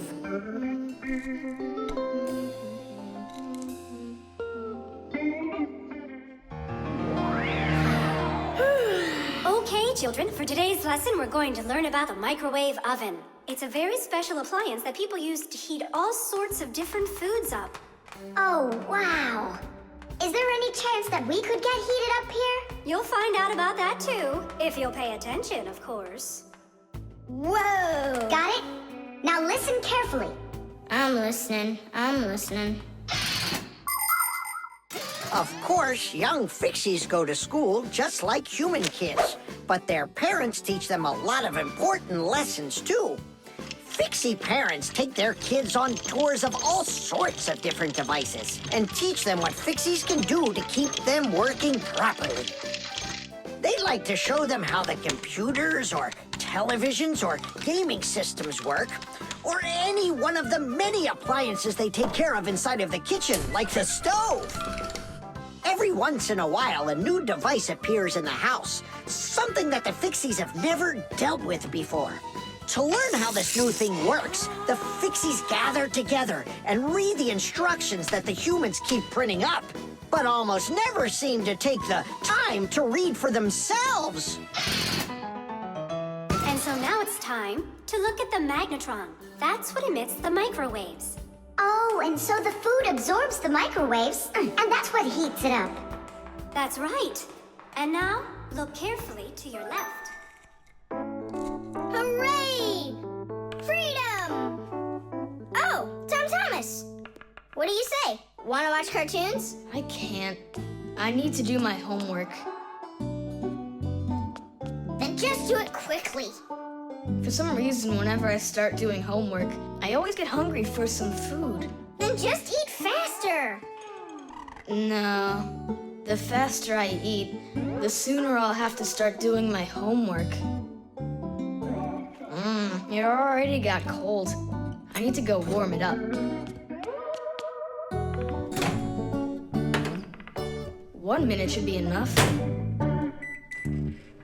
These aren't just ordinary wires. These are for...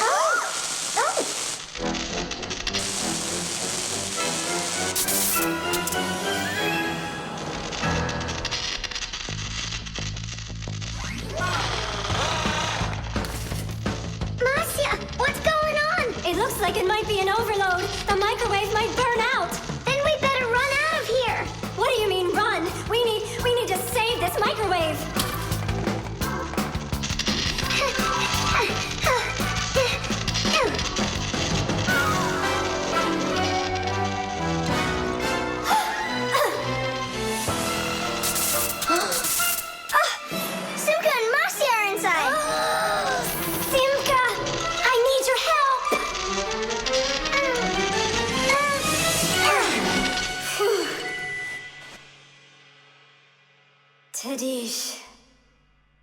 Oh, what's wrong with the microwave?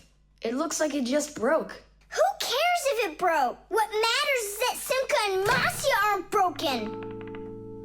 Look, there's no one here. Of course not. We were behind the wall. You wouldn't believe what happened in there. Oh, there you go. Tom Thomas, why did you put that fork into the microwave? Why not? You mean I'm not allowed? Remember, never put any metal objects into a microwave. If you put forks or spoons in a microwave, you can burn it out. And then not even a Fixie will be able to fix it. Even a thin metal border on a plate can cause serious problems. Also, never warm up food in sealed packages or bottles inside a microwave. And one last thing, don't even think of cooking eggs in their shells in there. They'll just explode. Sorry, I didn't know any of that. Nolik, and what were you thinking? Why didn't you warn Tom Thomas about this? Well, Oh, today you skipped school. And now you don't know it either. Nolik, where are you going? I'm talking to you. Huh, where else? I gotta go study all about microwaves. And I'll go do my homework now. But first you'll sit down and eat for a while, right? No, I'm not gonna eat food.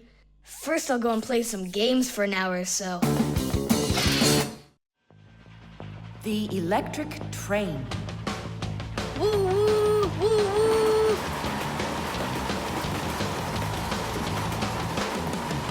Zoom, zoom.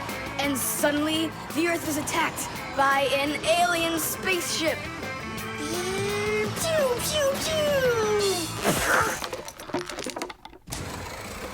If help arrives here on time, we'll be saved. Move faster, faster. Come on, get off the train. Move it, move it. Tom Thomas, we came here to play. Oh, finally you're here. I need some aliens for this game. What kind of aliens are you talking about? Just plain old aliens. You know the ones. They come destroy the Earth and just about everything. We don't want to destroy anything at all. Why can't we be, the train engineers, huh? Train engineers? You don't know anything about driving a train. Oh, we know plenty about trains. Humans invented the railroad long ago, but back then, the rails were made out of wood. People didn't start making metal rails until the end of the 18th century. But the first railroad cars had no engines to give them their power. Instead, they used horses to pull them along. Later, horses were replaced by the steam engine. Wood and coal would burn in their furnaces to boil the water in the boilers, making the steam that turned their wheels. And the Fixies were there to help those trains go, making sure all of the parts could work together smoothly. But now steam engines have long gone away. The railroad uses electricity now for its power. These electric trains race along the railway at almost the speed of an airplane.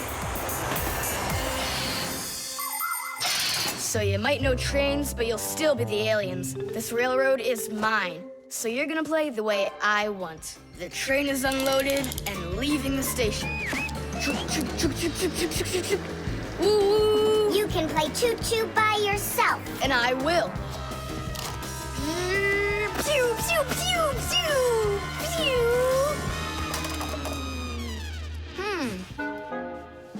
Hey, why did you stop?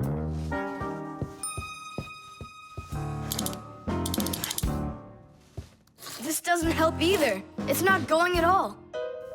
Simka! Nolik! Where are you? Did I hurt your feelings or something? Mom, is Dad gonna be home soon? No, is something the matter? We've been attacked by evil aliens. The train has to be fixed right away, or we'll never escape them. You want some tea? I've got to think of something. Simka, Nolik, I know you're in there. Please forgive me if I hurt your feelings. I'm really sorry. There's nobody but you that can save the world from the evil aliens. All right, you talked us back into it. Well, let's go and check the rails. Nolik, follow me. I'm faster. Whoa! Well, so much for being faster. But it looks like I found the brake. Tom Thomas, the rails are broken. I know, and so? You know, but that's why your train's not running. Just like a real train, model trains run on electricity. But there aren't any batteries inside the locomotive to pull the other cars. The engine gets its electricity from the rails. Each piece of the rail has a wire in it. If the rails come apart, the electricity can't flow through the track and get to the train. And without electricity, the train's engine just stops going. So reconnect the rails and your train will run again.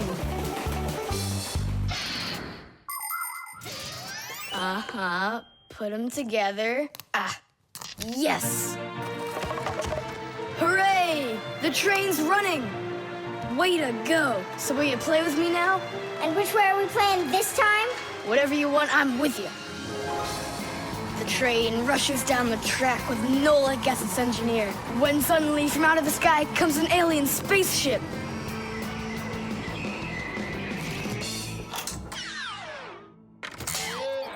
Greetings to you, O people of planet Earth.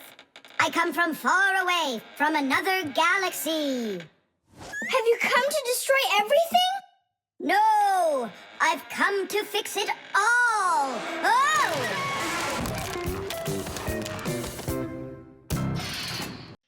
The robot. Did I already tell you what I'm hoping you'll get me for my birthday present? Yes, honey. Only 1,000 times or so. A Robotizoid R300 would just be the greatest. With Megavision, I want it. I really do. I do. Well, tomorrow you'll find out. But now it's time to sleep, Tom Thomas. Wow, that is one great present. And we got Tom Thomas absolutely zero for his birthday. We're just terrible friends. So, how does this robot work?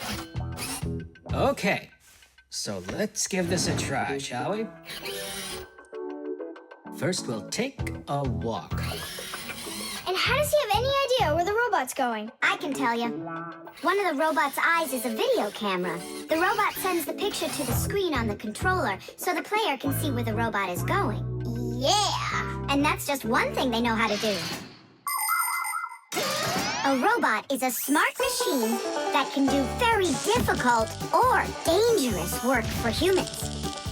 With its strong metal arms, a robot can move heavy objects or put together parts to build cars and other machines. Robots are often sent into outer space or to the bottom of the ocean to help scientists. There are also robots that can understand what people are saying, and robots that can talk and even make jokes, just like people. I've got it. Now let's turn you around. What was that? Look. You know... He destroyed him! Nolik, stop! You were playing with that, right? You think Tom will notice? I know what you're doing all night. I'm off to bed. I'll get him to work. I'll stay up until I do. Simka, let's try and... No, we're gonna need some help.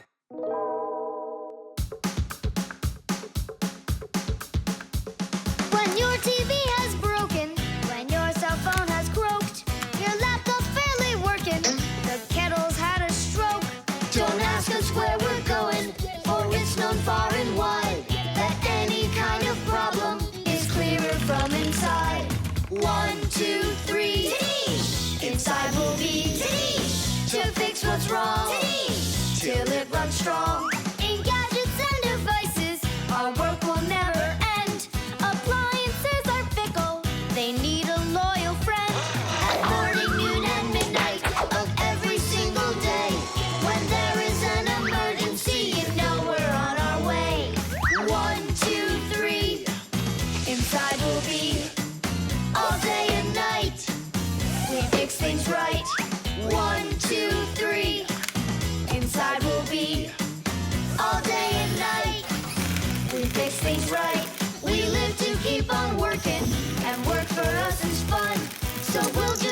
on working, 'cause our work's never done. And deep inside of gadgets, if you look when it's dark, you might just see us race around like multicolored sparks. 1, 2, 3, Tadish! Inside will be Tadish! To fix what's wrong, Tadish! Till it runs strong. 1, 2, 3, Tadish! Inside will be Tadish! All day and night, Tadish! We fix things right. 1, 2, 3, Tadish! Inside will be Tadish! To fix what's wrong, Tadish! Till it runs strong.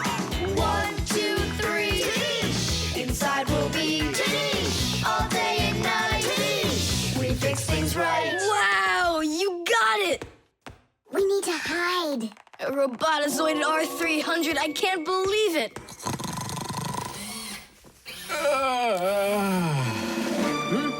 Well, happy birthday to you, Tom Thomas. I'm sorry, Tom Thomas. Last night, your robot, I broke it. Dad, it works perfectly! Don't you see? I'm so proud of you. You fixed it.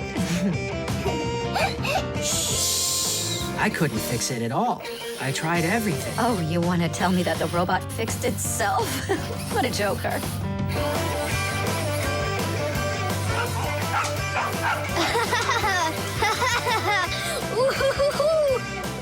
Mom, Dad, thanks so much. I love it. And how about thanking us? I should have known it was you who fixed the robot. Happy birthday! Happy birthday! Yay! The microphone. And what do you think? Should we go and see a movie?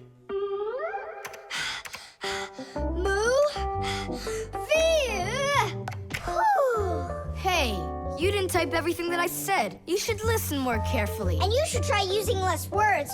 Nolik, hey. Alley-oop? What are you arguing about? Well, I was writing a letter to Johnny. I was, not you. I messed up my finger, and Nolik offered to help me. I had no idea that you're such a yapper. Oh, Now I see. Tom Thomas. Didn't you know that you can call Johnny straight from your computer? you sure? You see that picture of the phone? Just click on it.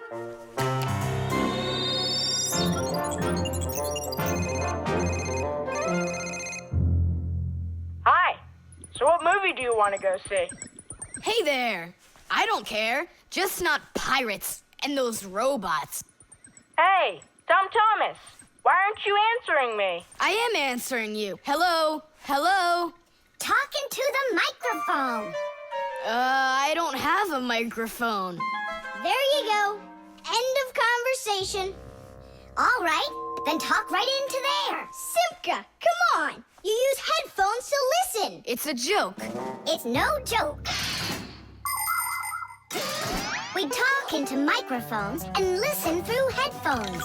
But both of these devices use a special membrane to do their job. The membrane inside of a microphone is used to capture sound that is then sent through wires as an electrical signal. And inside a pair of headphones, a membrane helps turn that electrical signal back into sound. So it turns out that a microphone and headphones are built in a very similar way, even though they are used quite differently. And so I talk right into here? Johnny, hello? Just wait a second. First, we need to plug your headphones into the hole where the microphone gets plugged in. Ah, I get it. Go ahead. Now it's a microphone. Johnny, I'm here. Can you hear? Yeah, he can hear, but you can't. Nolik, switch it over to the headphone jack. I already saw a robot. And I already saw it. Nolik!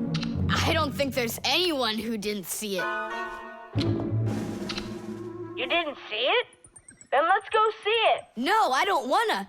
I think the robots will be even more boring than the pirates. Do you want to see the pirates? Make up your mind. Do you want to see the pirates or the robots? I don't want to see either one. Nolik, what are you doing? What am I doing? It's 'cause you and Johnny don't listen to each other. I've got a good idea. You need to talk like police on their walkie-talkies. When they're done talking and they're ready for an answer, they say, over. Great idea. When we talk to someone using the telephone, there are 2 channels for the sound. We talk through the first channel and listen to the other person talking through the second one. But sometimes 2 people need to talk to each other using only one channel. For instance, sailors and taxi drivers use one-channel radio sets. When a radio set's turned on, you can hear the other person talking, but they can't hear you talk unless you push a special button down. Then they'll hear you, but you won't hear them. So that means you have to take turns talking, because if everybody tries talking at once, nobody will understand anything. So then, to let people know that you're done talking, and you're ready to listen to what they have to say over. Johnny, hello. Why don't we try talking like police on their walkie-talkies? Whenever you're done talking, say to me, over, over. All right. So are we going to the movies? Over. Nah, I don't feel like it. Why don't we go play ball instead? Over. Sounds good. Who were you talking to before? Over.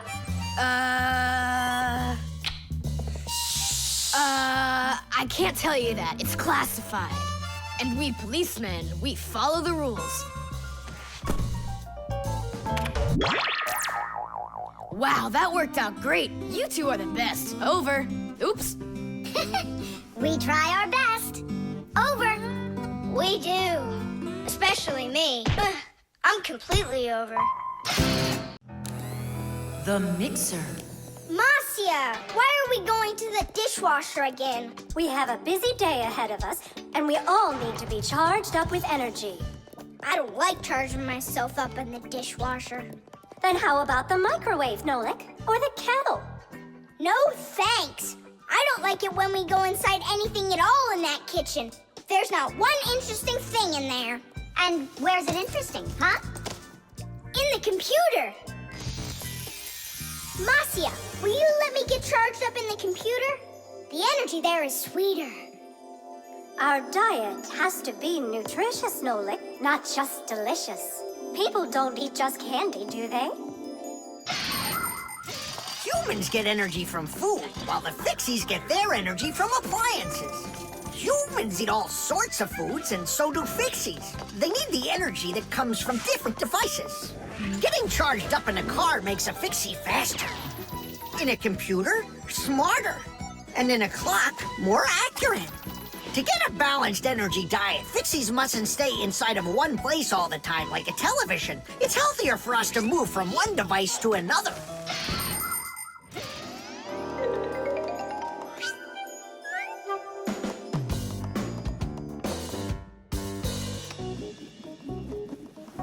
Good morning, Thomas.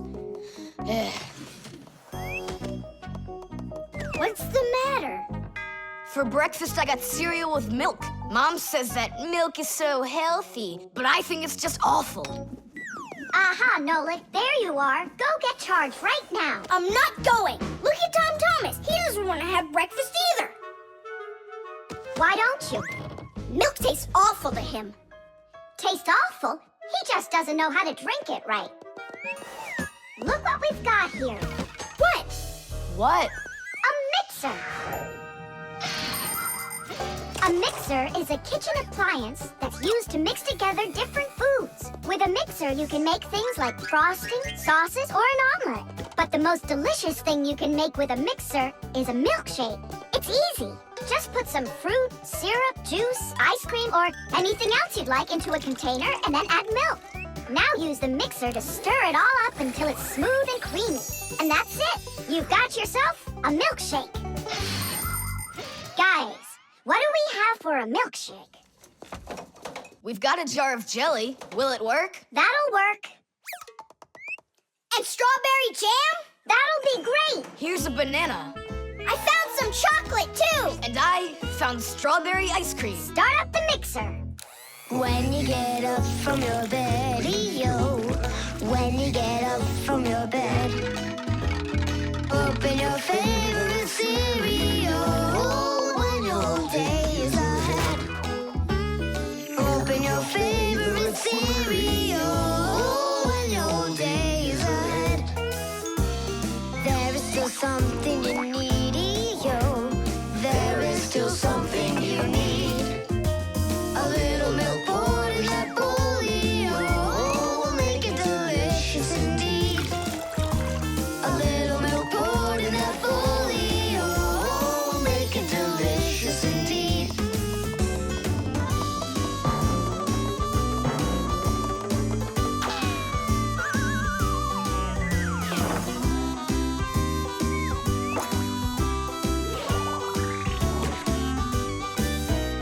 A little milk's all that you need indeed.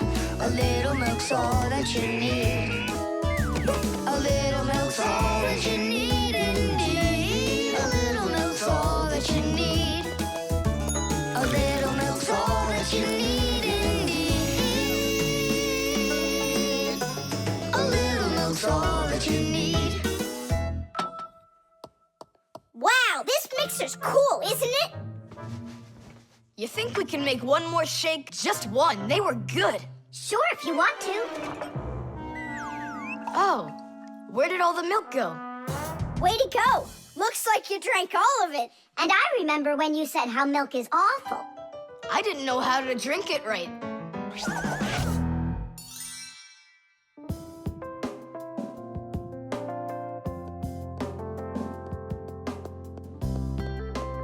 Simka, what in the world were you up to? And what happened to Nolik? Shh. Just come, I'll show you.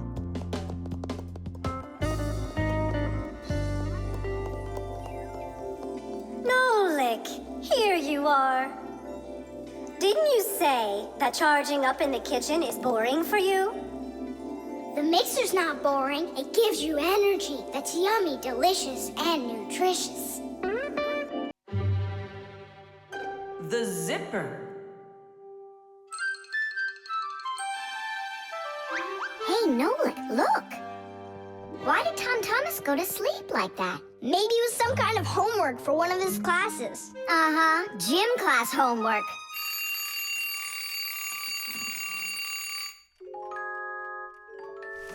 Good morning. Good morning. Hi there. You're looking good. My parents just bought it for me. Isn't it a cool jacket? And what, you slept in it all night? Yeah, once I tried it on, I didn't want to take it off, and I fell asleep in it. Yeah, life's never boring with you around. Oh, I think the zipper got stuck. And so what? You can leave your coat on, no problem. You're about to go to school, right? And you think I could sit in my class like this? How could I have broken the zipper? Don't worry, you haven't broken it. Not yet. Here is a simple zipper. It is made with 2 rows of small teeth that pass through a slider. The slider has 2 holes on the top and only 1 hole on the bottom. When we pull the slider up along the zipper, the teeth grab onto each other and the 2 rows join together into one. And zip! The zipper's closed. To open it, all you need to do is pull the slider in the opposite direction. Then the teeth will come apart. But on mine, they're stuck together. And now what? What do people do in the morning? Do what they do. Exercise. And I'll have time to think it over. 1, 2, 3, and 4. 1, 2, 3. And then what about me? Go exercise too. 1, 2, 3, and 4. And 1, 2, 3, 4. 1, 2, 3, 4. 1, 2, 3, 4. Simka, come on, think of something. I'm sweating already. Soon, okay? Go get washed up in the meantime. Whew. Do you think I could help you think? I think not. I think you'd be better off washing. How's it going, Tom Thomas? Did we think of anything yet? What? Did we think of anything yet? Ah, gotcha. Nope, She hasn't thought of anything so far. It's so hot. Just pretend you're a polar scientist. They always work in their parkas, and you know what? I'll be the penguin. Hey, where are you going? I can't take it anymore. All right, just sit right here, and I'll try to find the problem.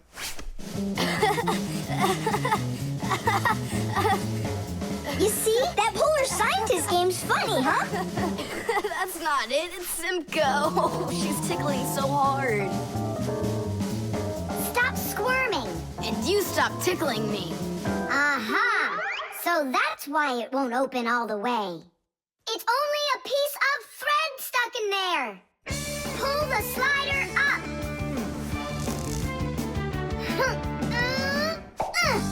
Titties! You can unzip it now. Thanks so much.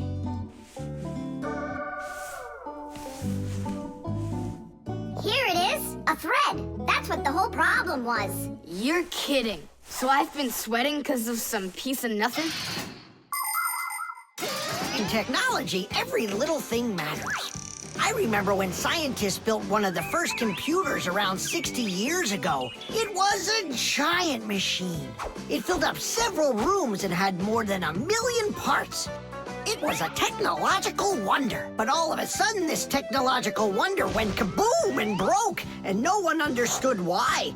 The computer just stopped working, and that was that. The scientists were going crazy. They couldn't find a problem. Turns out that this huge computer broke because a little butterfly had flown inside the computer and got stuck in between some contacts. Yes, it's true. This huge machine went crazy because of a little butterfly. And that's how it goes. So you see, every little thing really does matter. Tom Thomas, breakfast is ready. What are you doing in your jacket? It's 'cause I was playing polar scientist. Simka, what took you so long to figure it out? I just thought it would be funny to see Tom Thomas do his exercises and brush his teeth in his coat, that's all. That was your plan? Well, yeah. Can I joke around a bit? The alarm. Hey there! I'm back. Yoo-hoo! Wait, my chocolate bunny! It was standing right here. What's this, a dog? Not that one, another one. I had 2 bunnies. I just got them as a present. You had 2 bunnies? Are you sure of that? Of course. You think I don't know my 1s from my 2s? Huh. Then someone stole one. Unless. You went and ate it yourself! Me? How come I don't remember anything about it? Maybe you're a sleepwalker. What is a sleepwalker? Someone who gets up from his bed at night without waking up. He crosses the room, eats one of his chocolate bunnies, and doesn't remember a thing in the morning. But in the morning, the bunny was still there. Yeah? Huh. How about your mother? Could she have taken it? She doesn't like when you're eating too much candy. No, she doesn't. She says that candy's terrible for my teeth. And so, to save your teeth from these sweets, she snuck quietly into your room, snatched one of the rabbits, and ate it. But Mom's the one who gave them to me as a present. And so why would she take it? Yeah? Then I just don't know. Well, I do. I think it was your father. He wouldn't steal it. We know he's allergic to chocolate. Next, he'll tell us how the fish took it. You know, I always thought there was something fishy about those fish. No doubt about it. They stole the bunny.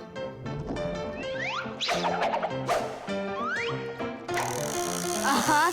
And then they hid it in their aquarium. Oh, Nolik, that's funny. You know what, Tom Thomas? You need to protect that other chocolate hair. Exactly. It has to be eaten right away. Now, before it disappears. Just wait a little. You don't have to eat it. Let's think of something else.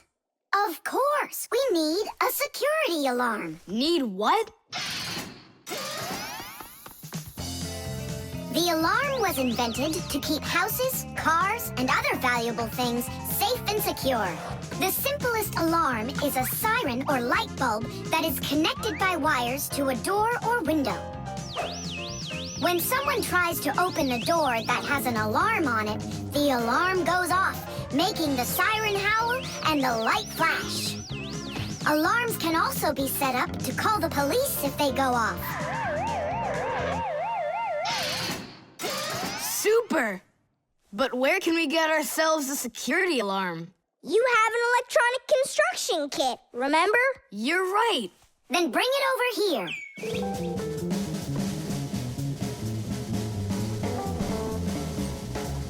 Nolik, help me.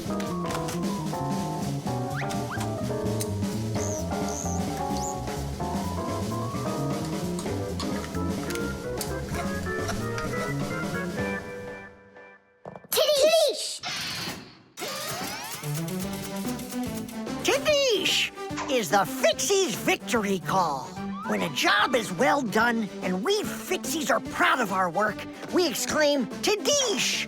And raise up our hand with our thumb and first two fingers sticking out. You want to know what it means? It's very simple. Fixies love solving problems and fixing things that are broken. And do you know what you need to do to solve a problem? First, you need to find out what's broken. Second, understand why it broke. And third, repair what's broken so it works again. So do what the Fixies do and first, find it. Second, understand it. And third, fix it. Tidish! It really is a great word, and it sounds funny, but we Fixies surely like it a lot. Well, Tom Thomas, turn on the alarm. You sure the alarm will work? I'm sure, without a doubt.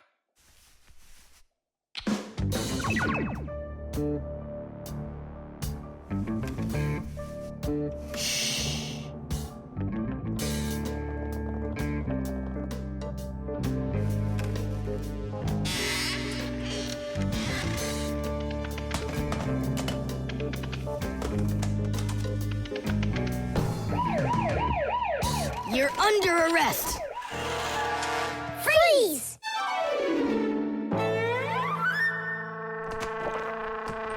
Chusaka? Why are you stealing my chocolate?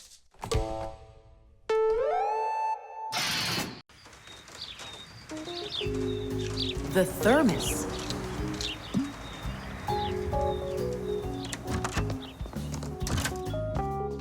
Where should I put it?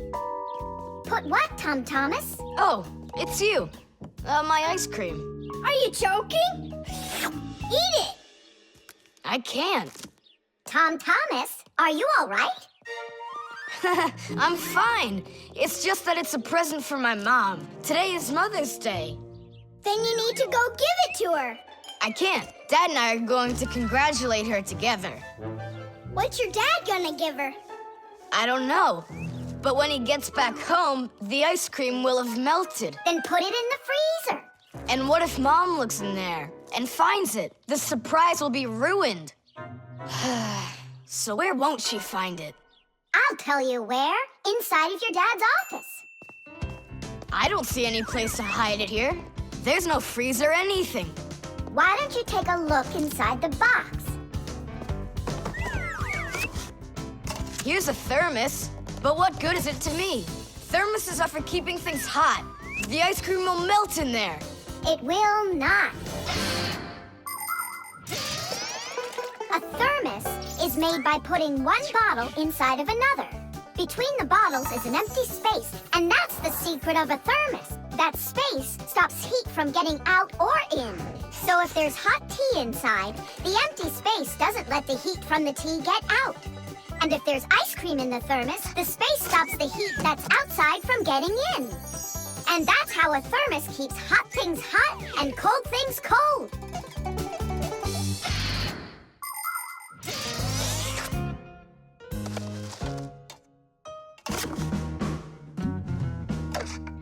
That's it. I'll go and play for a little while. He didn't even say thank you, did he, Nolik? Where are you, Nolik? I'm here! Where? In the thermos! What are you doing in there? I want about? Just don't touch anything! And don't even think of licking the foil! The ice cream's so cold, your tongue will stick to the metal. It's already stuck! What did you say? It's already stuck! Already stuck! Uh-huh. Try to unstick it. Well, is it working? Nuh-uh. And what if you breathe onto the foil? Nuh-uh. Hang on, Nolik. I'll go and get Tom Thomas. Winter is a wonderful time of year. Holidays, presents, snowballs, skates, sleds. But the cold is also something serious that you shouldn't fool around with. The most important thing is to dress warmly. Cover your head with a hat and your throat with a scarf. Then there's less chance you'll catch a cold or get a sore throat. And to keep your hands from getting chapped, don't forget to wear gloves. And never walk around in wet shoes in the winter. That's a sure way to get yourself sick. And there's one more thing I want to tell you. It's great to have fun in the cold, but use your head. Don't eat snow or stick your tongue on metal fences, poles, or doorknobs. Your tongue can get stuck so strongly to the metal that it will be very hard to get off. I wish you all a glorious winter. Tom Thomas! Nolik's tongue got stuck. Where? In the thermos. Hurry! I'll explain everything later. Dad, you're already home? Mm-hmm. Dad, why are you taking my present? What do you mean, your present? I mean this one. Since when did it become yours? Oh, hi there. What's the fuss all about? Oh, it's nothing at all. I have a surprise for you. I want to wish you a happy Mother's Day. A thermos. How wonderful. Thanks so much. Is there something in here? I don't think so. Inside there's a present from me. Vanilla ice cream. My favorite. And how did that end up in there? Thank you so much, my sweeties.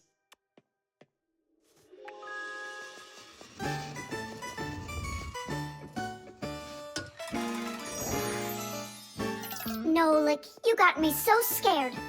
Thank goodness you thought of turning into a screw inside of there. Uh-huh. Does your tongue hurt? Uh-huh. Do you think you can talk again?